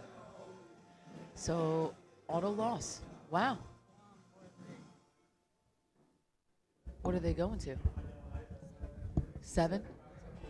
Race to 7 for 10. That's the word on the street. Huh? Please come back in. Tell us about it. Put it on for you. All right, she's back. Our investigator, our pool investigator. She found out, guys. This is a race to 7. At least 10 in the middle. 10 doll hairs. That's all. 10 doll hairs. Guama versus Mickey Krause. Mickey just beat Raulito. Toweletto. I didn't even see a towel, though I did think I saw something on the ground at one point. Like there was some towels just in case on the ground. Maybe he stopped doing the towel thing. It was just like a move for Oscar. I don't know. Yeah, I see. Did you see any Well, towels when I was going scoping on? out the stakes, Guam tried telling Mickey it was a foul when he stuck the 10 and the Q in the pocket together. Yeah, I was wondering what. He's I mean, like, what what? did you That think? ain't no foul. I mean, if it was already froze to the rail it was on? I would think it would be. No? No, because they both hit the rail. I guess the cue ball would have hit Yeah. the other pocket side. Yeah, no, it stuck right between the two. Weren't they frozen at that point? Had to have been. Yeah, no, they for sure were. He actually made a good shot to get out of that because I didn't think it was possible. I know if it was me, I would have made that 10 in. That's right.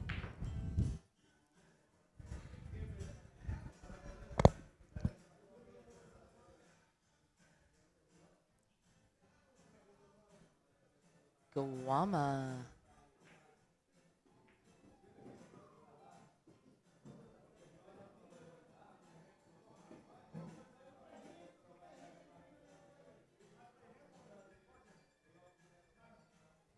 I think he could be out here.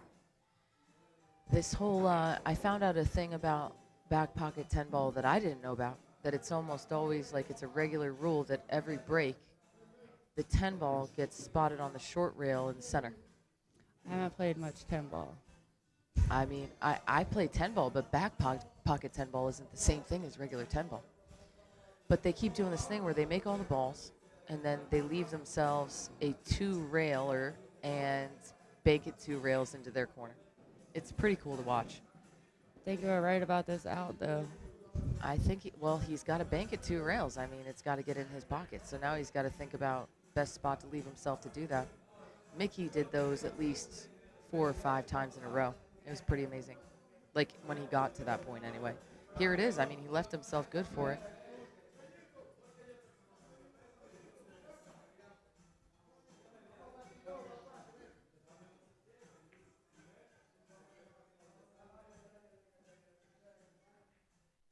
Oh, he 1-railed that.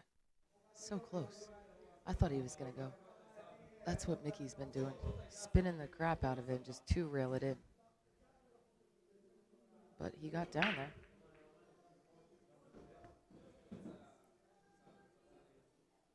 Carlos says, yes, 3 foul, you lose. And also, if you make it in the wrong pocket, you lose. Oh. So that to the right is Guama's pocket. And the one to the left is Mickey's pocket. So those are the only pockets that they can make the 10 ball into. And if they make it in the wrong pocket, that's why they were going back and forth. Nobody wanted to make that ball. Because if it fell in the wrong pocket, automatic loss. And he had the Crazy 2-rail a game. little short on that. A little short, but he's down there making it tough for Mickey to do much.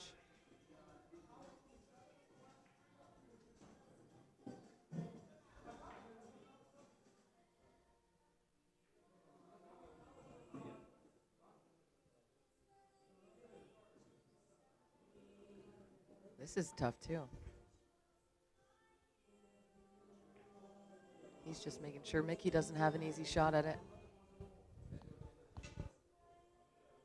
What a crazy game.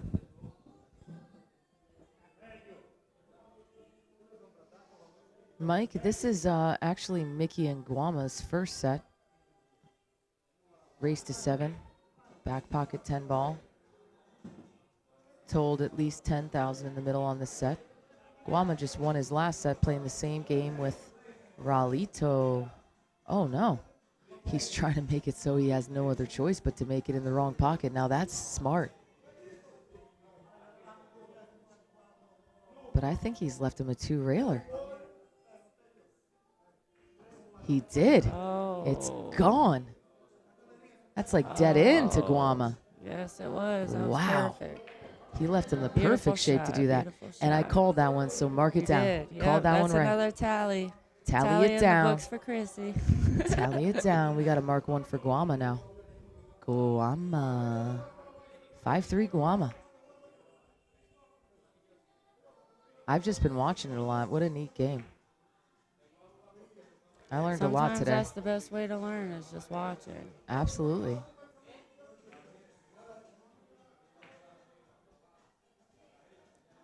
See, for me, Pretty I'm much, Mike. Welcome to my world.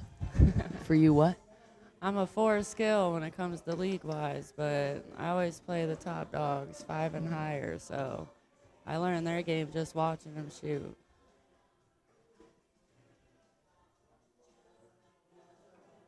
Shows you a whole new perspective. Absolutely. Everybody's got their own art, for sure.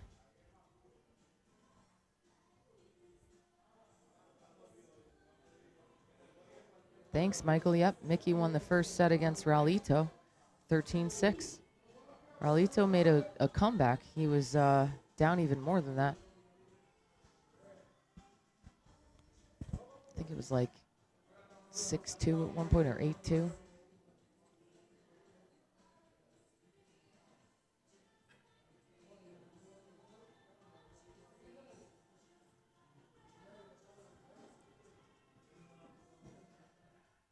He pushes.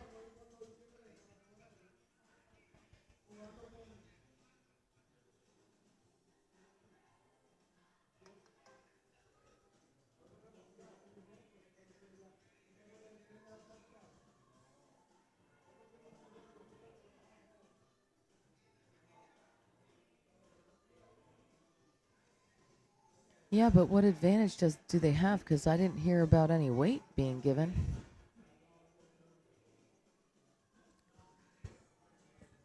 You want me to go investigate some more?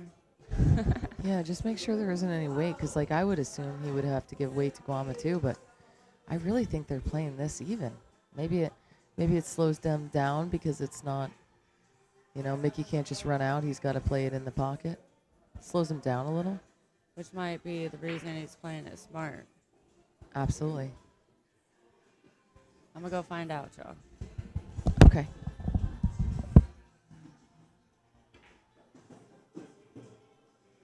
What do you mean by that? All the streams are shut down? I don't know what's going on anywhere else. All I can tell you is DeMarco from Ship to Cash has this thing running 24/7. He's a slave driver. I've been here all night. I'm the only one left. I think he'll be proud, though. I had to restart a stream.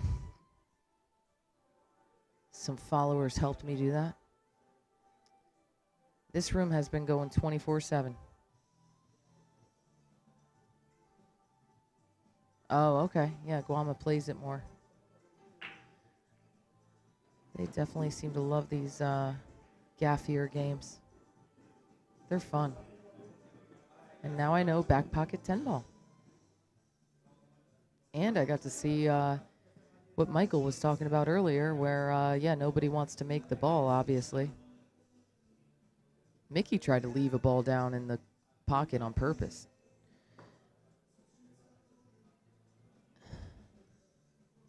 Three foul rule is also in effect. Why all tournament streams are no longer allowed to stream? Can you, describe what you're talking about? Somehow I think that's false. Digital Pool's over there doing all table streaming and live scoring. And then,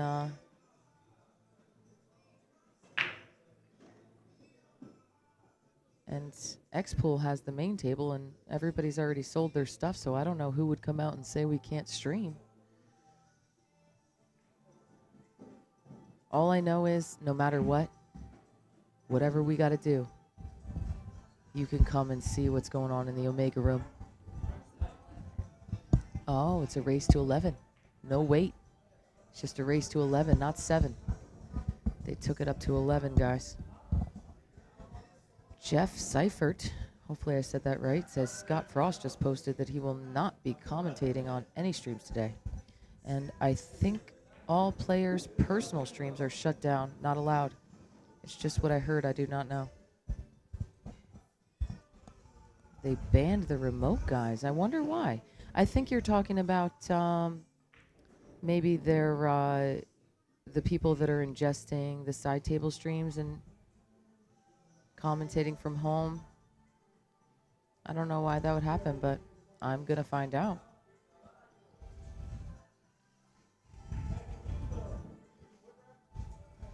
Maybe it's another case of dudes don't want to share with each other. I don't know.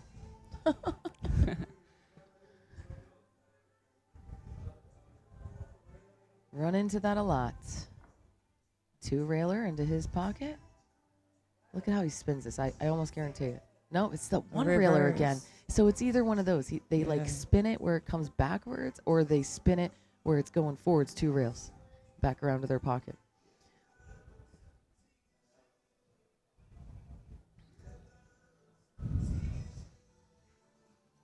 Oh, okay, Ryan. Thanks for the info, man. Oh, wow.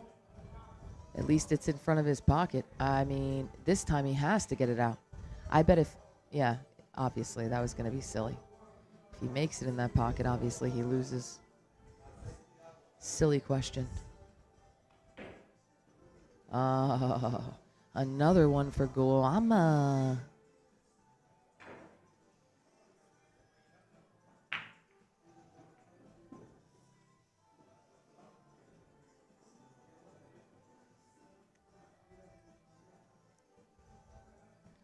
From what I understand, this is Jeff. From what I understand, we will only be able to watch pay-per-view. I'm not sure that's why I'm asking. Yeah, I mean, I'm going to look into it, man. I mean, Omega Billiards here is free, thanks to Mike with Omega.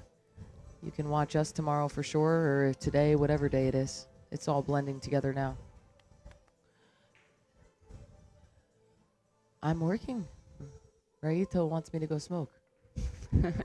I'm working. Trabajo. Lo siento. Does that mean I'm sorry? I think it means that. I'm going to learn Spanish one of these days. All right, Guama is on I think fire. we need to sooner or later. I mean, I'm getting close.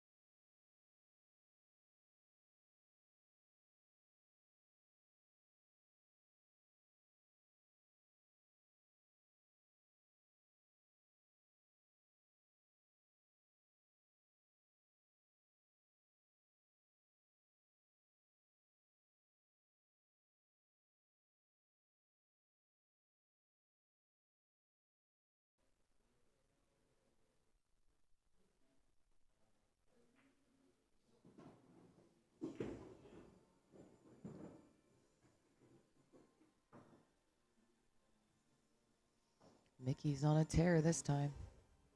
He's ready to get back in the game.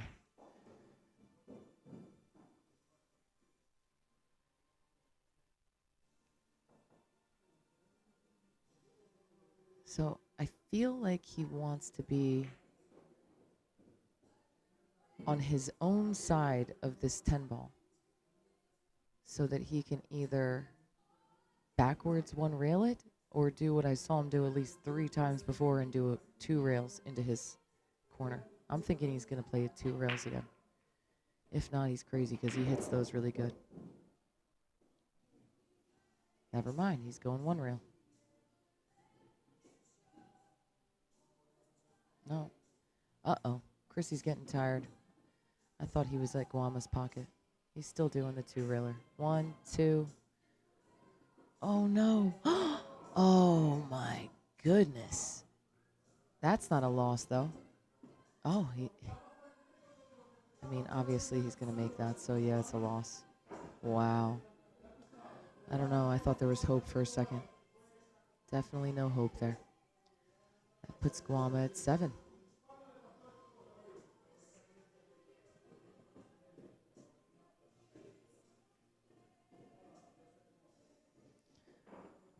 Oh, Hustler. There's plenty of time for that. Plenty of time for that. Most of these people are vampires. The sun isn't up high enough for them to need to go to bed yet, and then they'll come back out when the sun goes down.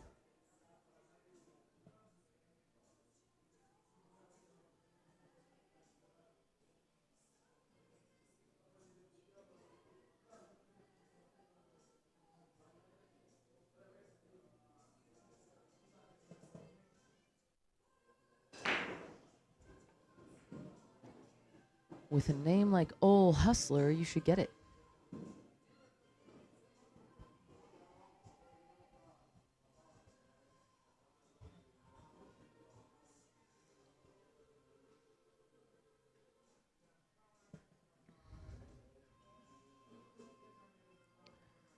This set here, Guama versus Mickey, there's at least 10,000 doll hairs in the middle.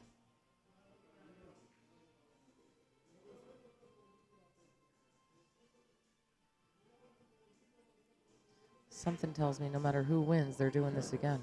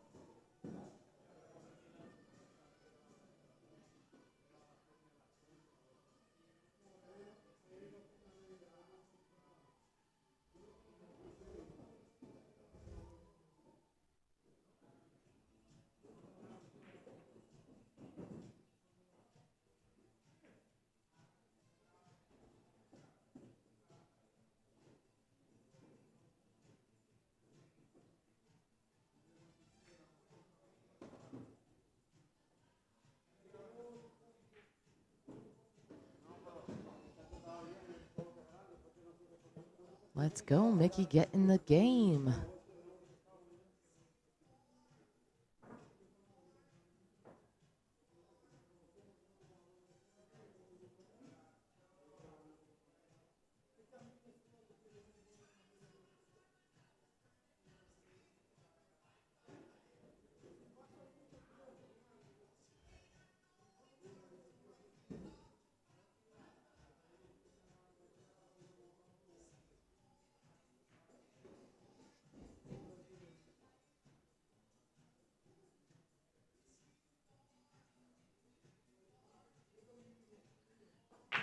So, for anybody that hasn't heard, you are with Jersey Girl right now, Jersey Girl Billiards.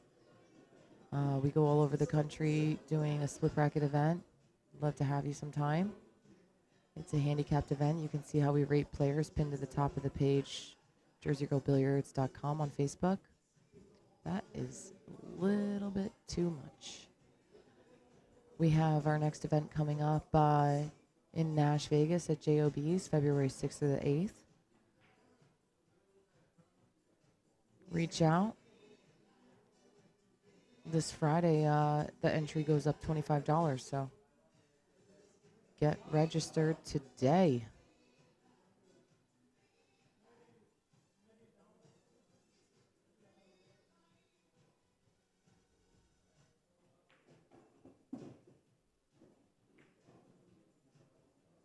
He's just gonna lay it up there near his side. I mean, I think Guama's gonna try to bank this, but maybe not. No. Just a one pocket move. Leave him down there by his. And the 10 ball on the opposite side.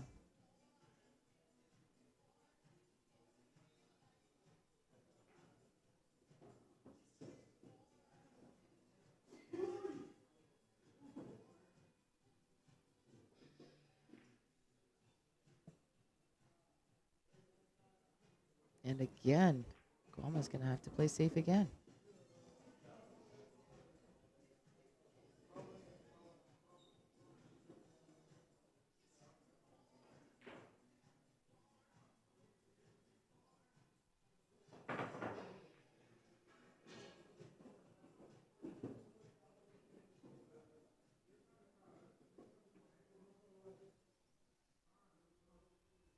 I don't know if he can go for this here. He might try to like backwards.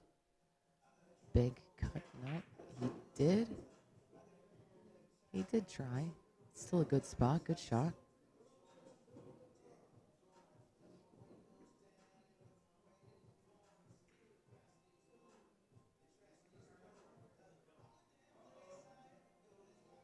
Oh. Wow.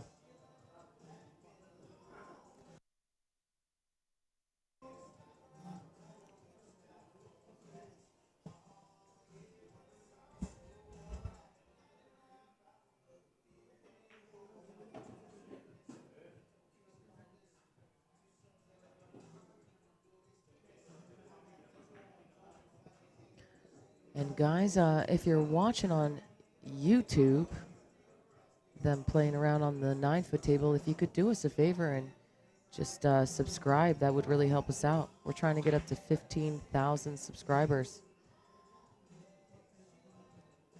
Go ahead and subscribe. You can turn on notifications.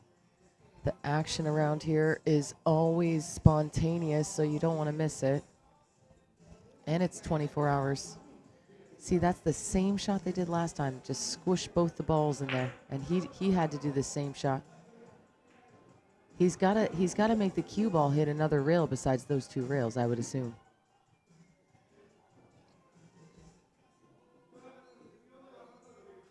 And he did. Froze. I think he says it's froze.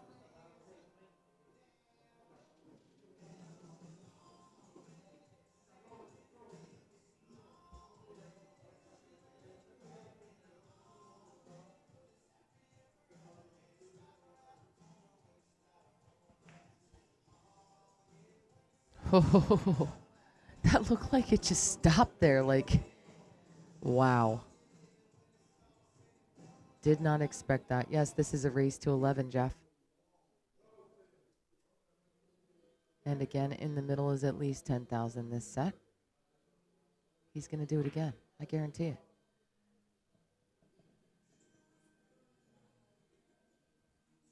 William, you can see the Mickey game. We're talking about it right now. You're just on the wrong thread.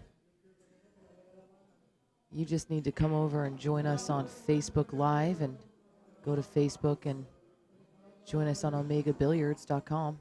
We're live there. Mickey Krause versus Guama.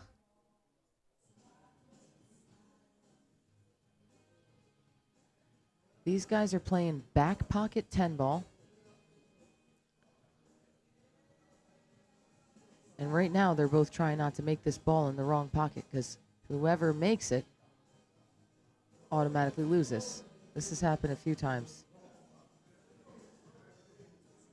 So Mickey has the top left pocket and Guama has the top right pocket. If this ball falls into any of the other pockets, no bueno. Oh, foul one.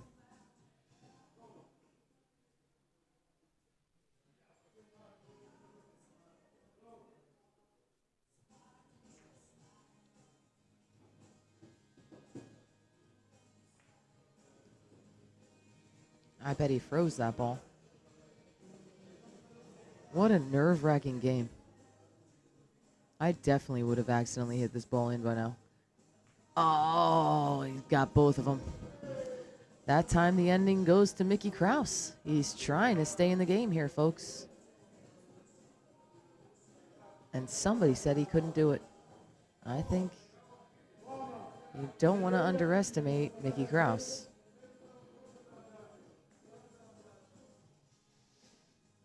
So yeah, if you could like and share our Facebook stream, like the omegabilliards.com page. Go ahead and subscribe to the YouTube channel, Omega Billiards TV.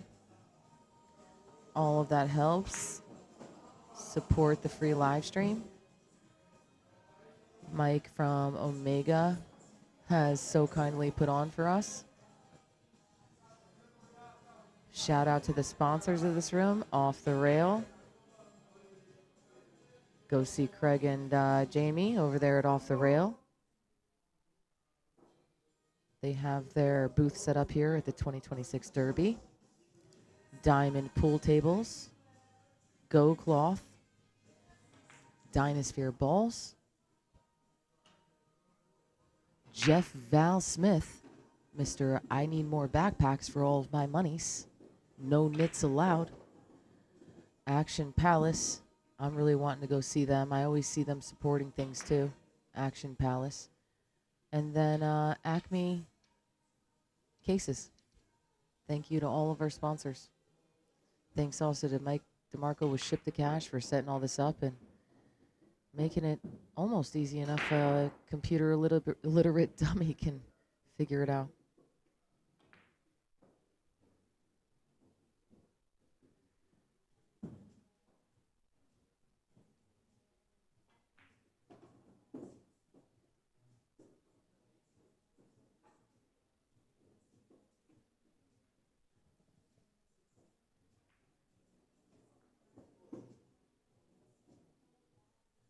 Yo, yo, Jordan.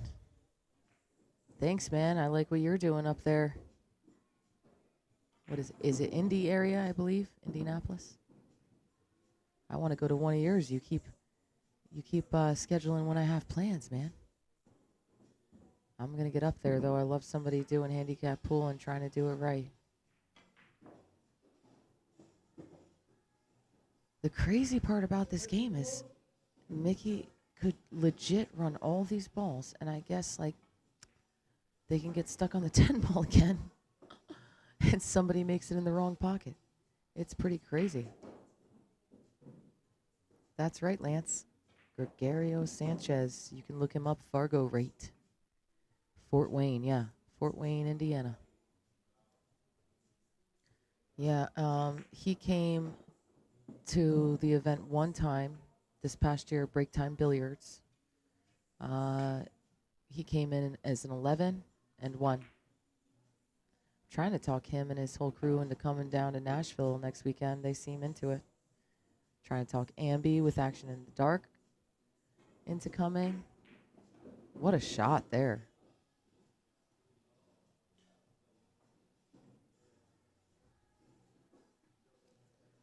I love all these Gaffy games. It is Gaffy, but Gaffy can be fun.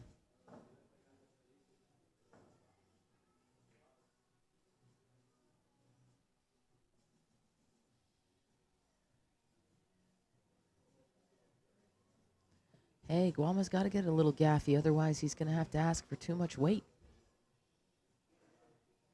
Now he gets to play him even.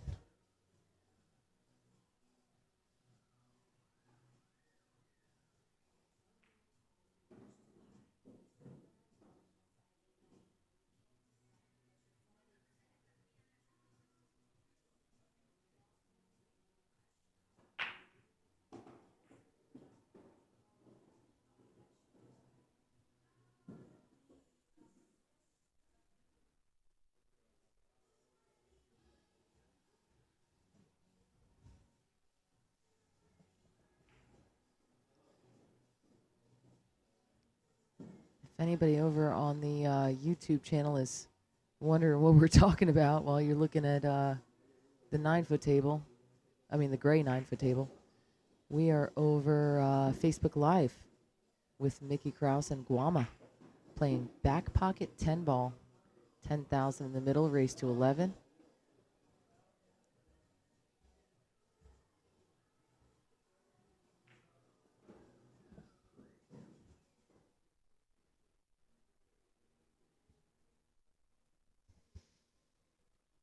Most of the time it starts at 10. I know that the players meeting for 9 balls probably at 9:30, and then they're supposed to start at 10, yeah.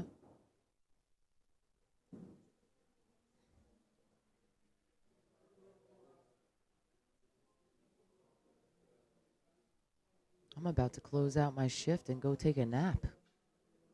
I'm not sure how they talked me into being up all night commentating. Very nice shot here. Well, finally, somebody just gets her done. Bam.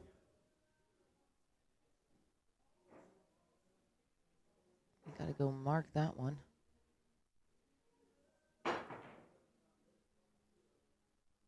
For Mickey, 7-5. He's really getting back in the game. Guama's got to be feeling some pressure now.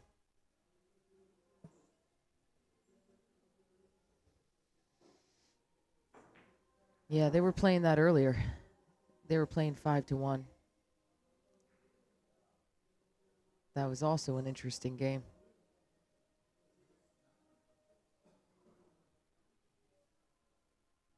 Somebody was telling me about a game that Roland played, giving a guy 10-4, and he had it was one pocket, and he had one pocket, and the guy was able to pick 3 pockets, and he picked like all the pockets on one side, and Roland kept making it so whenever he couldn't make a ball in his pocket, I was told he'd just lock it up on the other ball. These guys, some of them got to fight to be able to get a game.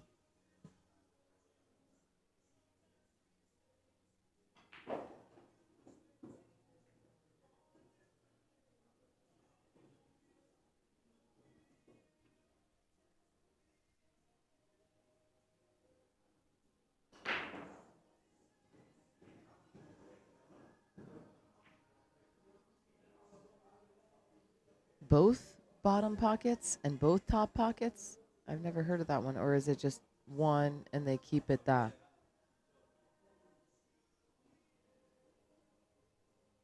Lance. Interesting game.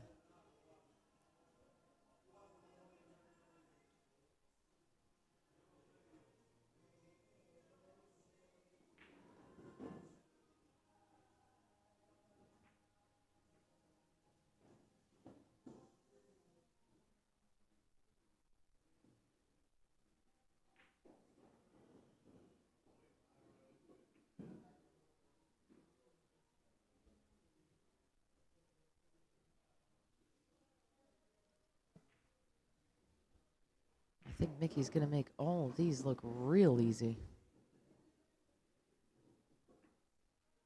It's just a question of how he makes that 10 ball look. His pocket's the top left pocket, and it's the only one that counts.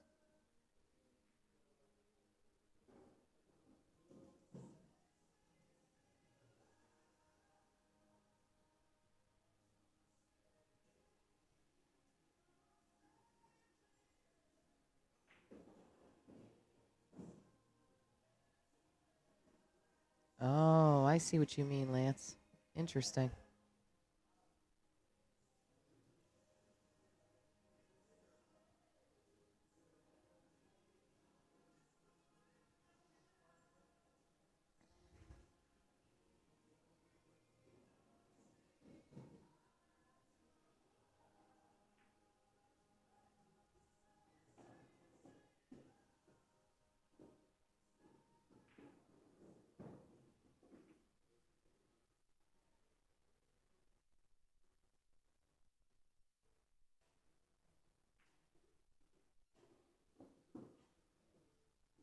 Haha, thanks, Jeff. I hope so too, man. I want to play today. I keep carrying my cues in. People will be like, Chrissy, are you playing in this? And I'm like, no, man. Well, why do you have your cues? I don't know. The second I don't have the cues, maybe somebody will want to play me or put me in a game. It's going to have to be after a nap, though. Getting a little too old to grind all night. My kiddo has been asleep for quite a while, though. I have a feeling I'm going to drive to the Airbnb and she's going to be like, get me back over there to the In the Box booth so that I can sell my ducks. She's selling ducks. She's selling bracelets. She's having a great time. Totally not forcing her to work either. Get a game with Ashley Benoit. I was just telling her I met her and DeMarco actually at the expo last year. I didn't really know who she was, and I was going to try to get a game with her. And, I mean, I'm not crazy good, but unless it's somebody I've heard of, I can pretty much hang with most girls, I'd say. And, yeah, I'm glad I didn't figure out a game with her because I wouldn't have liked it.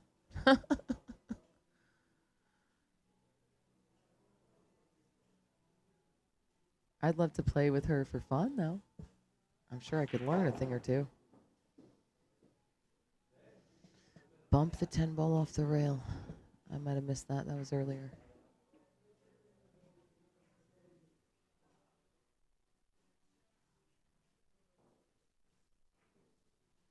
Look at this.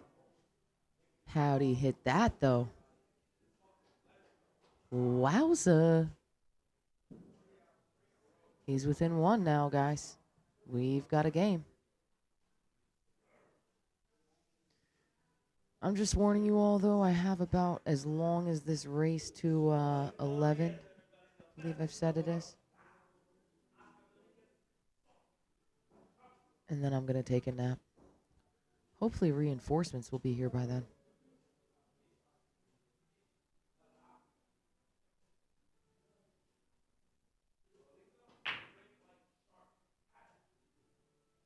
She is amazing. Goals.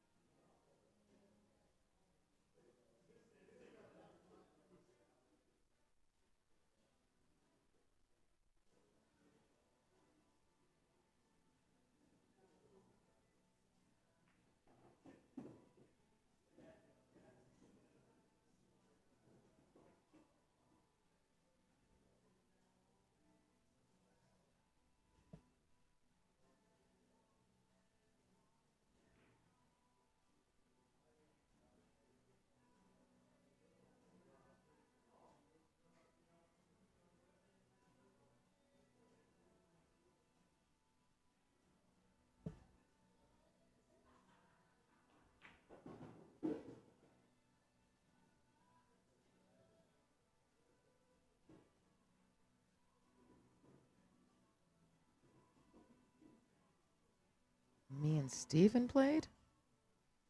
Are you talking to me, Steven? I hope I got weight. I also hope I won.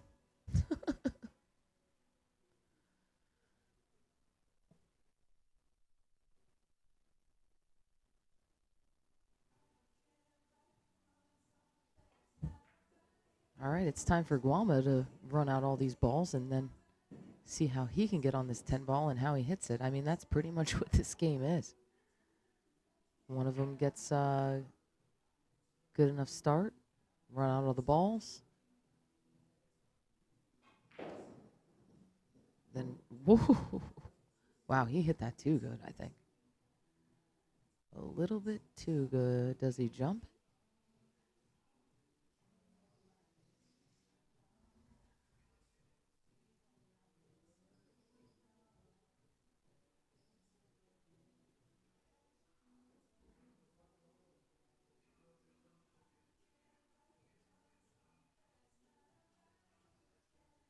I love watching Savannah too. She came to my split bracket once. Sadly, it was like one of the worst shows I ever put on after begging her to come for like a year. Her and her family came, and I don't think they had a very good time, but man, it was so good to see them there and watch her play. She has really turned into an amazing player. Better and better. Kids like that's one reason why with the Jersey Girl Billiards Tour, we always review players every 6 months. Doesn't matter what their Fargo says. If they miss 6 months playing in the event, we have to review because these kids, man, they get better so fast, especially the kids. The Fargo, once they're in the thousands, doesn't keep up. I think she's playing really solid these days.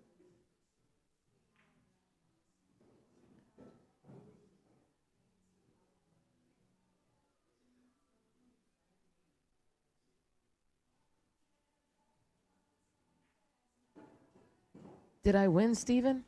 I have a short-term memory problem, so that whole experience didn't make it to long-term, but thanks for giving me a game.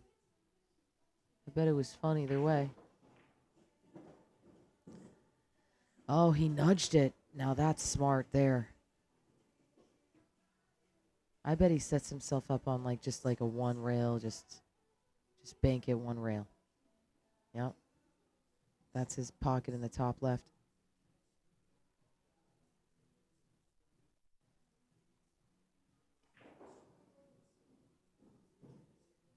There it is.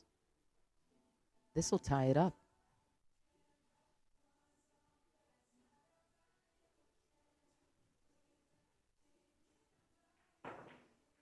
There it is. Mark it down.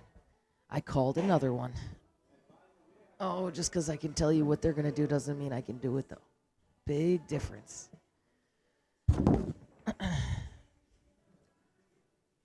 Tied it up. Now it's a race to 4. Race to 4 for 10,000. Doll hairs in the middle. Back pocket 10 ball. Just learned it today.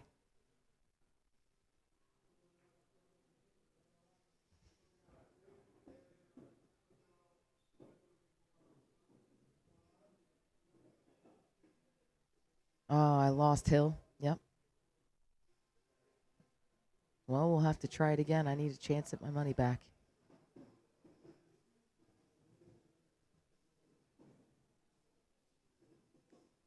Sweet 16's coming up for Savannah. That's cool. Yeah, that was crafty. I could tell it's like he nudged it, and then it's just. I think he was like super fancy about getting in the perfect spot to bank it, though. I feel like you could have gotten that spot without being so fancy. But when you're Mickey Krause, why not? You know, you might as well make it even fancier.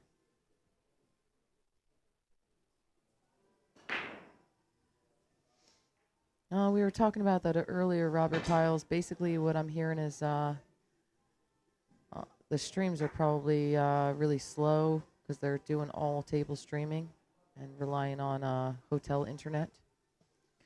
And I guess, I'm not very good at nerd stuff, but I guess allowing the side table streams to be ingested by others is making the main stream even slower. Probably maybe even affecting X-Pool's stream. I'm just guessing here. I'm just going by what you guys are saying. I have no idea. I've been stuck in this room since Wednesday. I've gotten to watch a few things in the other room, but I haven't been watching any of the other streams. We've just pretty much been working Omega. One thing I can promise is we're not on that internet, so we will legit be streaming 24 hours, 7 days a week if we want. Because here at Chip the Cash, we do whatever we want. This is a race to 11. Guama versus Mickey Krause. Back pocket 10 ball, 10,000 in the middle. It's down to a race to 4 now.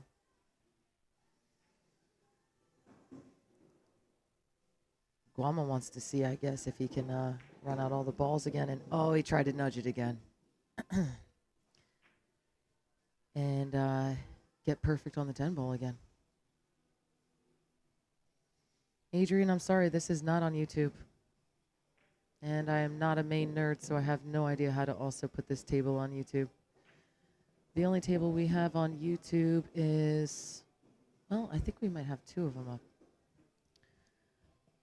I know we have the gray table up. And it isn't Dominic versus Bill Rousey anymore. I'm not sure how to change that. And we also had the 7-footer up, but maybe we don't anymore.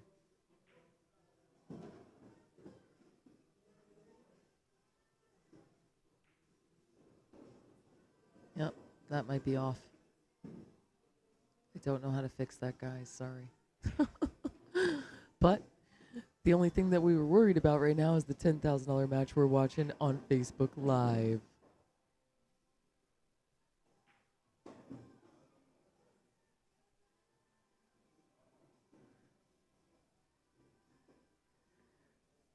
Yeah, I haven't got to watch any of the other streams. 1, 2 railer. Dude. Oh my gosh. He knew it wasn't going from where I was sitting. It was gone.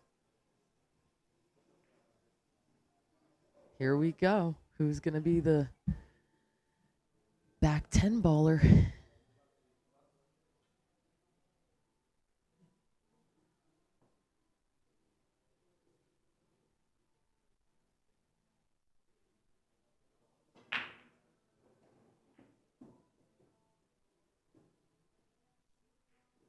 One, two.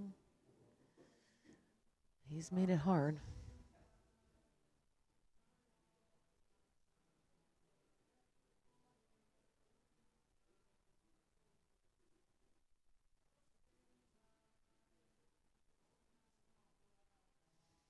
Bobby, you don't know who Mickey Krause and Guama are? Come on, man. That's Guama and Mickey Krause. How do you explain who they are?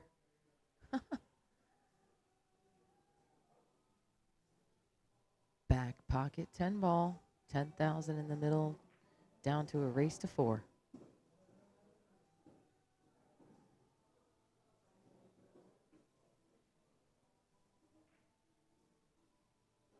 Wowza. What a shot. He left it as a possibility. He kind of knew he wasn't going to like that because that's Mickey Krause. And that is the first time in a very long time that Mickey is now ahead. Somebody was saying that it was over. They might be glad they didn't put any money on that.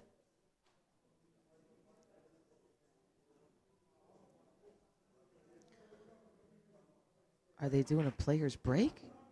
Or was it actually a race to 8? Because they told me 11. Well, if it's 8, I guess Mickey won.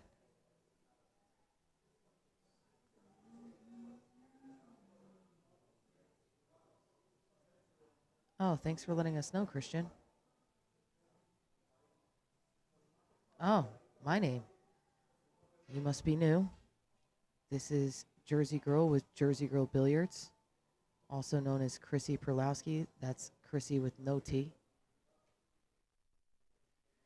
And I am going to go ahead and sign off and take a nap because it seems to me like they aren't just taking a break. But I am going to go ahead and leave the streams running so you can stick around and watch. And soon, very soon, I'm sure some teammates are going to come in that have actually slept today, and they're going to continue for you. Oh, you meant the one game was over. Okay. 5 in a row for Mickey is right. Yeah, see, I thought it was a race to 11, too. Maybe they're just taking a player break. I'd hate to get this far in and find out that, yeah, maybe it's a player break, you guys. I should have taken a break, too, then. I'm going to take a quick break myself. Find out if it was a player break. I'm really thinking it's to 11. I'd hate to get this far in it and then, like, quit. I'm not a quitter, you know.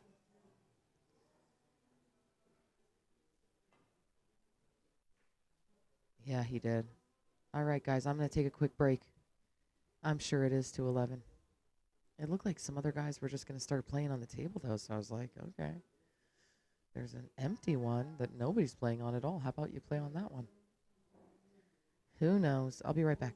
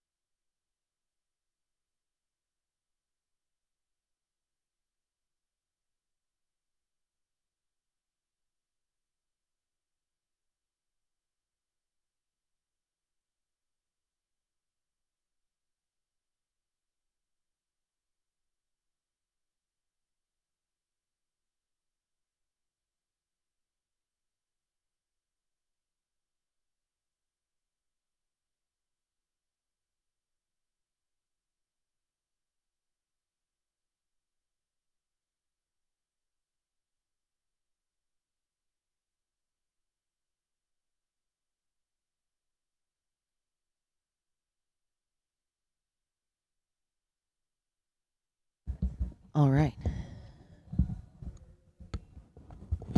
We're running on about 4 cups of coffee and sheer willpower.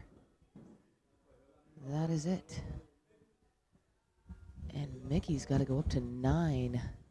Mickey likes 2 and Guama likes 4. Oh, how the tides have turned. Shauna's going to come join us again. And as for sleeping, what is that? We don't even know what that is. I can't speak for others, but I can tell you I haven't been to sleep yet. That's dedication. This is all for pool, man.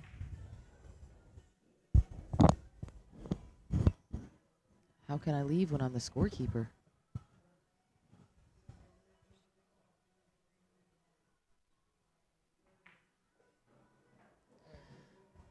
All right.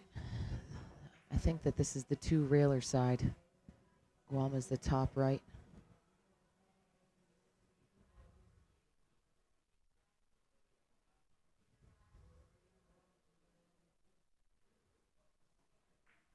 One, 2. And gone. Wow. These guys know how to hit that. I'm going to have to set those up at home. Looks easy enough. Maybe I can do it. Practice makes perfect.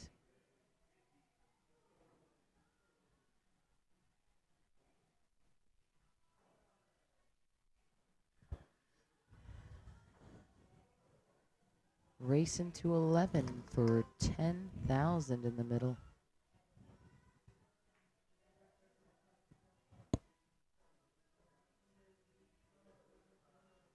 Lots of action in here all night long. This room goes all night long. I'm going to take this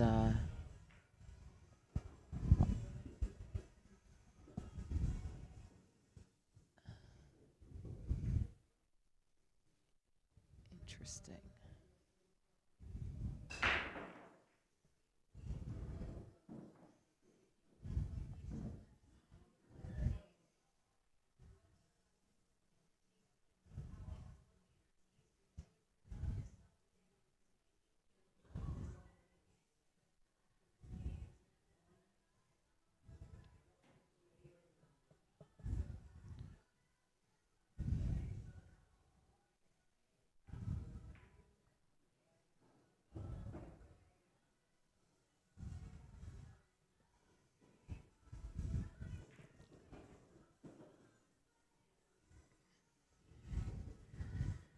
Shauna's snapping pictures. We had so much fun before, didn't we? Yeah, we did. We almost took the casino for everything. And then we didn't. And I said, you know what? We need to take what we have left and just go put it on black. Yeah, It's it our was best chance. definitely threatened us with a good time. It was so much fun. And then, of course, it turned out red. Sometimes you're the windshield, sometimes you're the bug.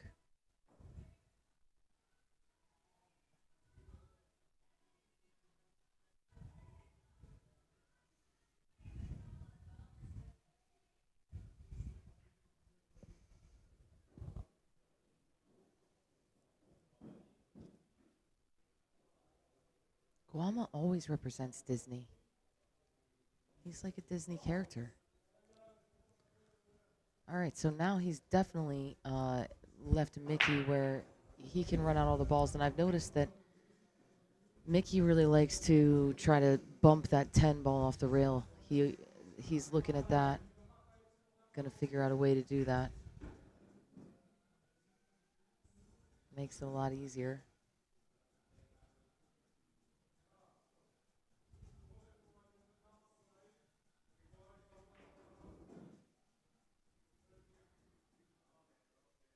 That's real straight. It's not going to be on that one. He might not be worried about it. He makes those 2 rail shots so good, he might just set up for that. I guess he could push forward here and get it.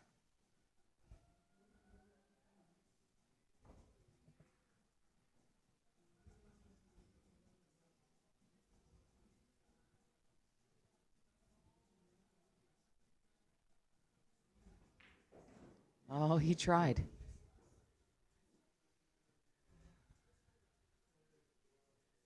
That's all right. He's Mickey Krause. He'll figure this out. I have faith in him.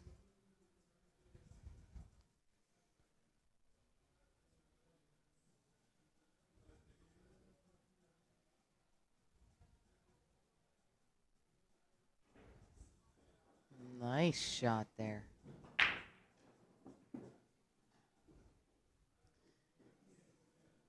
So it's froze. I don't think it can be banked. Should be frozen to the rail. He's going to prove me wrong, probably. Nope. He says, no, you were right one time. Can't be done. Can't be done. I've seen Guama make a tougher bank shot than this. His pocket's the top right pocket there. I'm impressed, though. When I walked out, Guama was up 6-3. I mean, yeah. There were people like, oh, Mickey doesn't even know, but it's already over. But I think he actually said he was talking about just that game. That was a while ago, too. I don't think anybody totally gave up on Mickey, even though he was down.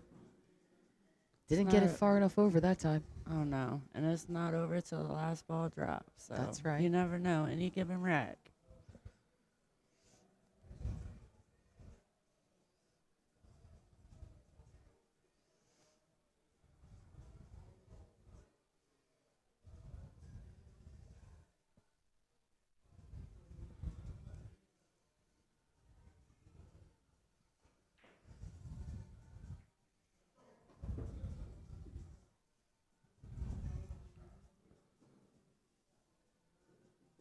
He's acting like he really don't like this, but what is he going to do to get it over there? Maybe he's just mad he didn't make it.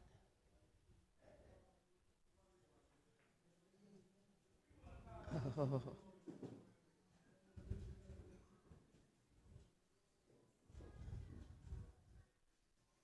This is a really interesting game. Now, nobody wants to make it in the wrong pocket now, so they got to play like a move like that. Oh, wow.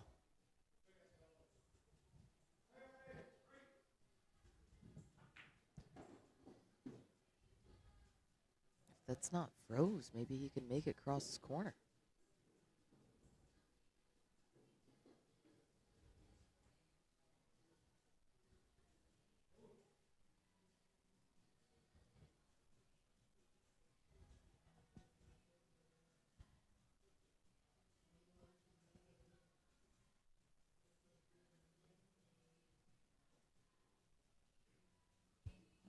And you get another tally. Oh, wow. But See, it's in I that call pocket. I don't those- know. I don't think it can be pulled out. Mark it down. I call those a nip tuck. Mark it down.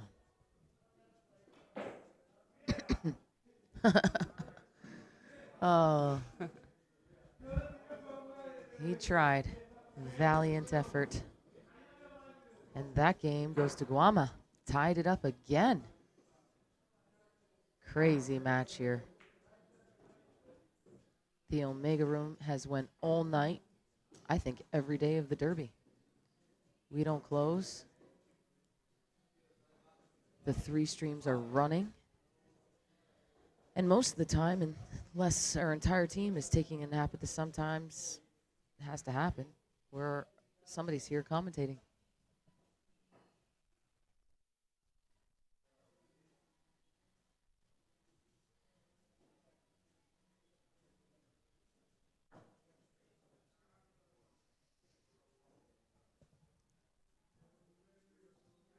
You are listening to the Jersey Girl and the One-Armed Bandit. Now we've got a race to 2. Who's your money on? Who do you like? Guama's a good shot, but the way that Mickey came into play, I think he might be in the right headspace. He's already been a winner today. He beat Mr. Raulito, I'm sorry.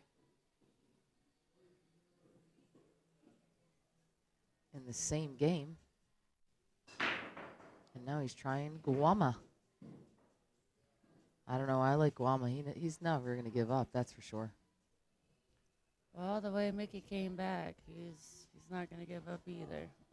Yeah, It's going that's to come down to the nitty gritty. absolutely.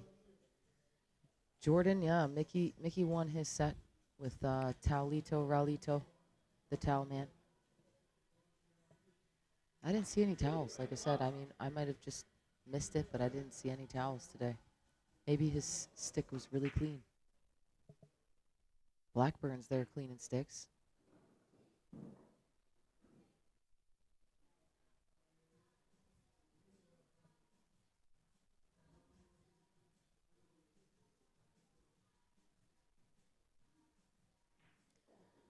Yeah, Anthony, there actually is a camera on Guama's table that we're talking about. You just have to come join us on Facebook for that one. It's on Facebook Live.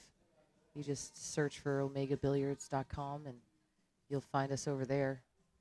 And you aren't watching Dominic because that set's already over and we just haven't changed the name. So you're just watching whatever's going on at this point.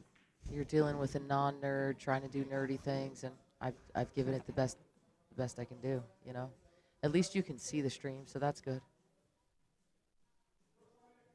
And really nothing seems to be happening on the 7-footer. Maybe they're playing something. It looked like they were just practicing, but maybe they're playing something. I don't know. Ryan Hogan's, I know him. He's playing on the 7-footer with somebody. I don't know about that game. We're focused on Guama and Mickey Krause. I suggest you come join us. And yes, Adrian, we are definitely aware that the commentary is on all of the tables. In fact, earlier when there was more action, we would switch around and talk about what was going on each, but be honest with you, I don't know what's going on anymore. Been up all night. And Yeah, what day is it again? I don't know.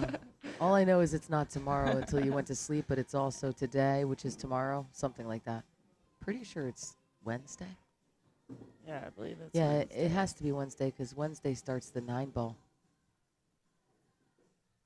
They're going to be doing their players meeting in like 30 minutes, so that's fun.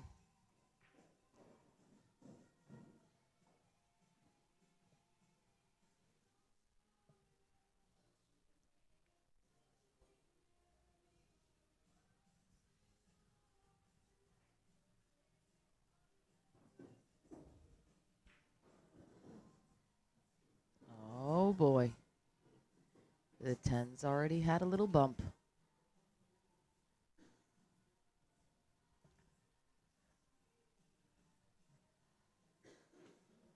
I don't think he's going to like this.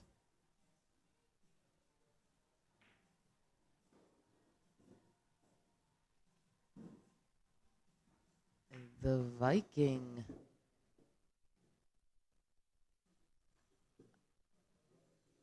I bet he's going to play that 2-railer, though. He might go one back. No, he's playing the 2-railer. Here we go. For a lot of marbles and to get on the hill.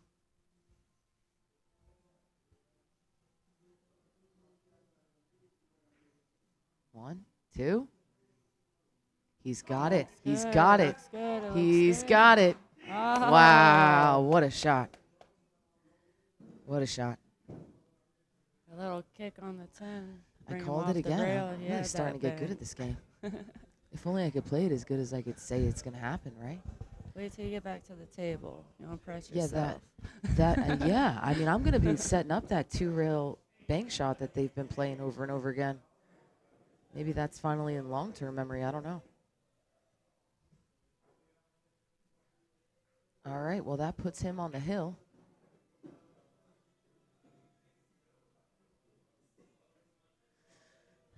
For 10 in the middle, doll hairs. Back pocket 10-ball. Mickey needs 1 game, and Guama needs 2.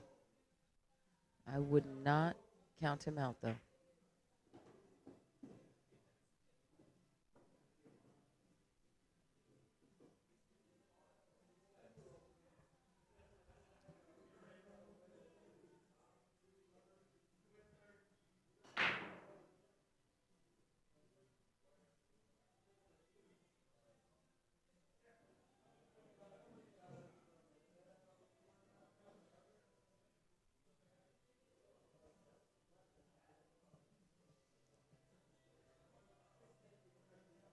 another reminder, if you haven't heard, this is Jersey Girl with Jersey Girl Billiards, and I'm here with the One Arm Bandit. And the Jersey Girl Billiards split bracket's going to be down in Nashville February 6th through the 8th. You should come and join us for that. Always a lot of players in a big pot. 2 years ago, Roland came to the very first Music City split bracket, and he lost in his first round and came back and won 128 games to losing 13 matches, 13 games, and double dipped and got first place. So he missed the next year. He was in the Philippines, and now he's coming back.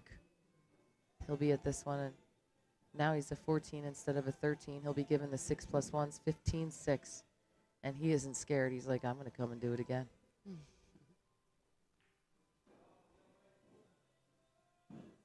Thomas Haas has played in it twice, won both times.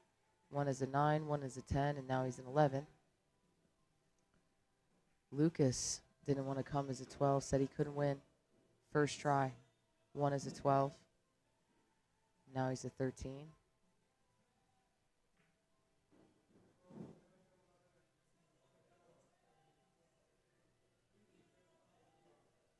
Oh my God, Jeff, if they pack it and jack it, I'm sorry, I can't do it. I'm about to fall out. You're making my I don't know how these guys do this on, coffee. I'm thinking they got something I don't. I need to take a nap. No, it's not Irish. I know, they wouldn't let us even have that. It's like, ooh, he got on the rail. I don't know, guys. He's going to go for the 2-railer again. He can't like being on the rail that far. He's got to get a lot of spin on this ball. Oh my gosh. Did he really? Nope. I think he spun it too much. He like overcompensated because he was too close to the rail.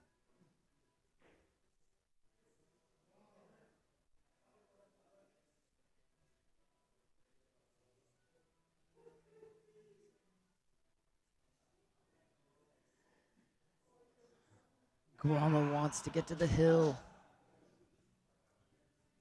What a battle.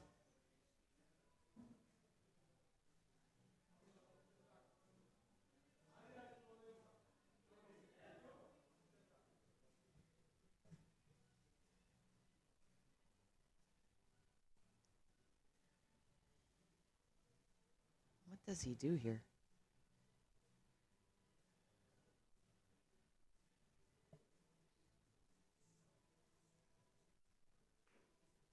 Oh.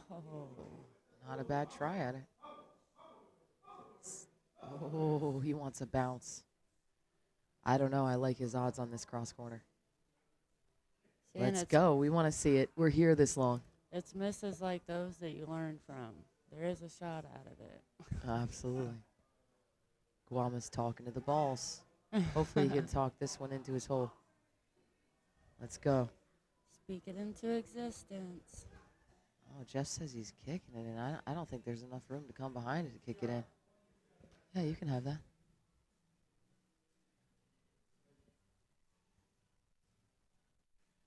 Told you. Told you. Mark There it down. is. Mark it down. Chrissy knows a little something. That's like 3 in a row, dude. I'm getting good at this. And to the hill we go.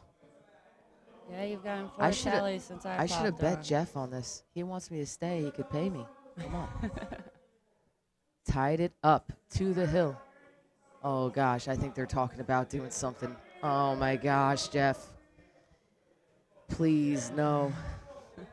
I got to go get my kid. She slept all night. She's going to be so mad if I don't take her in to go to work. We're staying at an Airbnb Mommy, with. you're having all the fun without me. Yeah, she really likes to work, though. I was just like, are you doing all right? You know, you're putting in like 10, 12-hour days, you know. She's like, I love it. One thing's for certain, that is your mini-me. She is you, spitting image. She's staying over at the Airbnb. Shuff, Brandon Shuff, is staying at the Airbnb, and he brought her back for me. And I know she's going to want to get up and get over there. No, they're playing it. They're playing it. Maybe they're trying to put extra on it. I wish I could speak Spanish. You know they make those earbuds? I want to think I get should me a try to set, get a set of them. especially after this last conversation. Yeah. He's already counting it. 10-10. We know. We're keeping score, man. Spectators are trying to tell us the score. We're like, we've sat here for hours. We know the score. To the hill we go.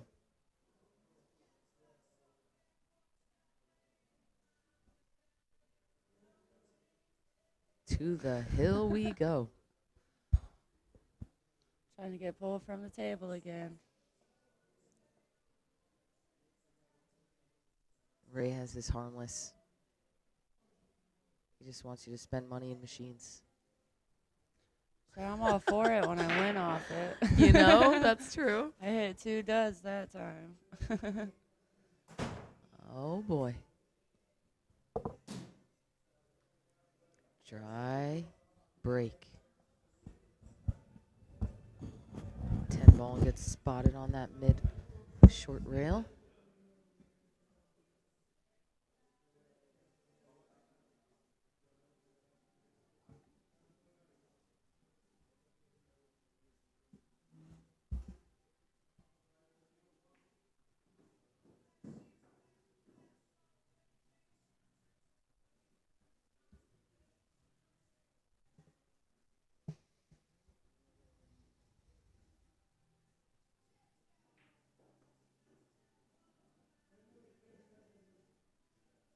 I have all these messages in my inbox from my friends like, you need to go to sleep.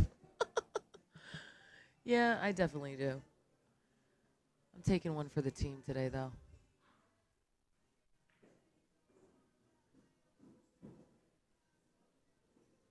This last game right here is for 10,000 in the middle. No, we got it, Randy. We've been keeping meticulous track.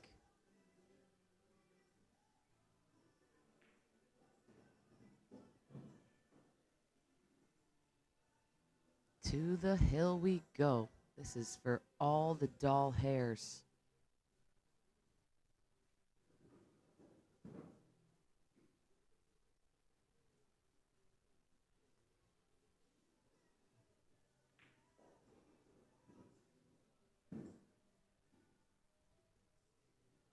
I know Guama wishes he made a ball. As good as he's been playing this last 10 ball, I mean.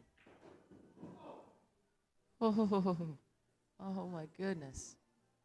Come on, he didn't play that titty. That was very close. A little too fancy, huh?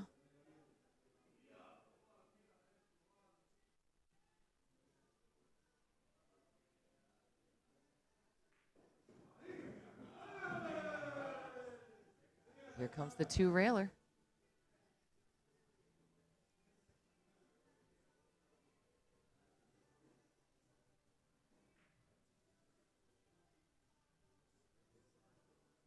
Oh, wow. It's anybody's game now, folks. How will this play out? It's such an exciting game. I really do like this game. Back pocket 10 ball.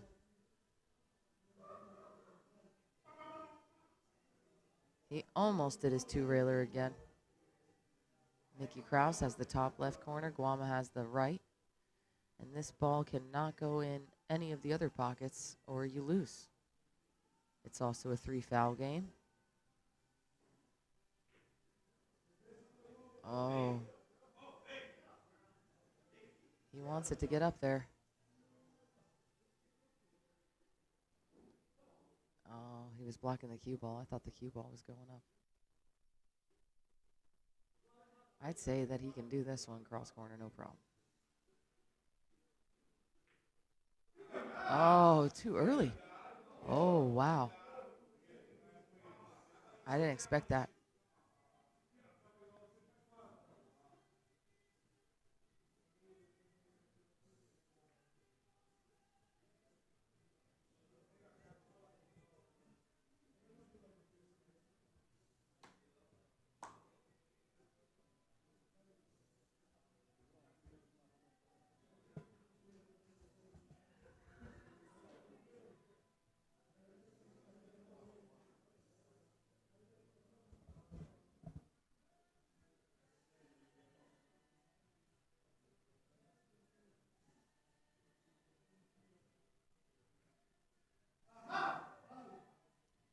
Oh. They were thinking he was going to scratch. Mickey knew what he was doing.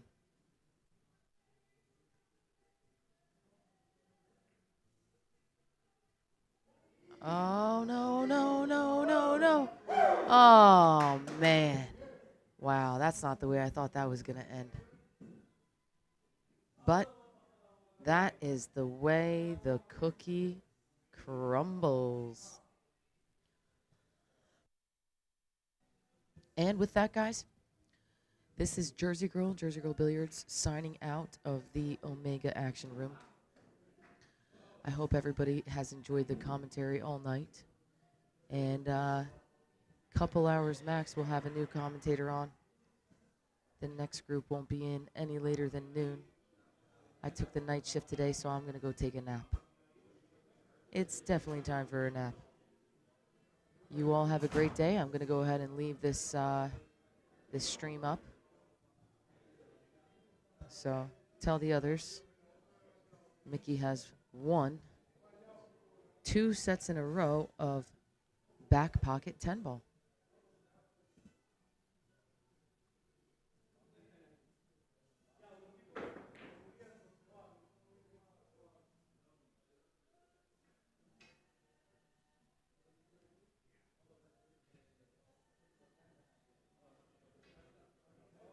You're very welcome, Jeff. All right, Chrissy out.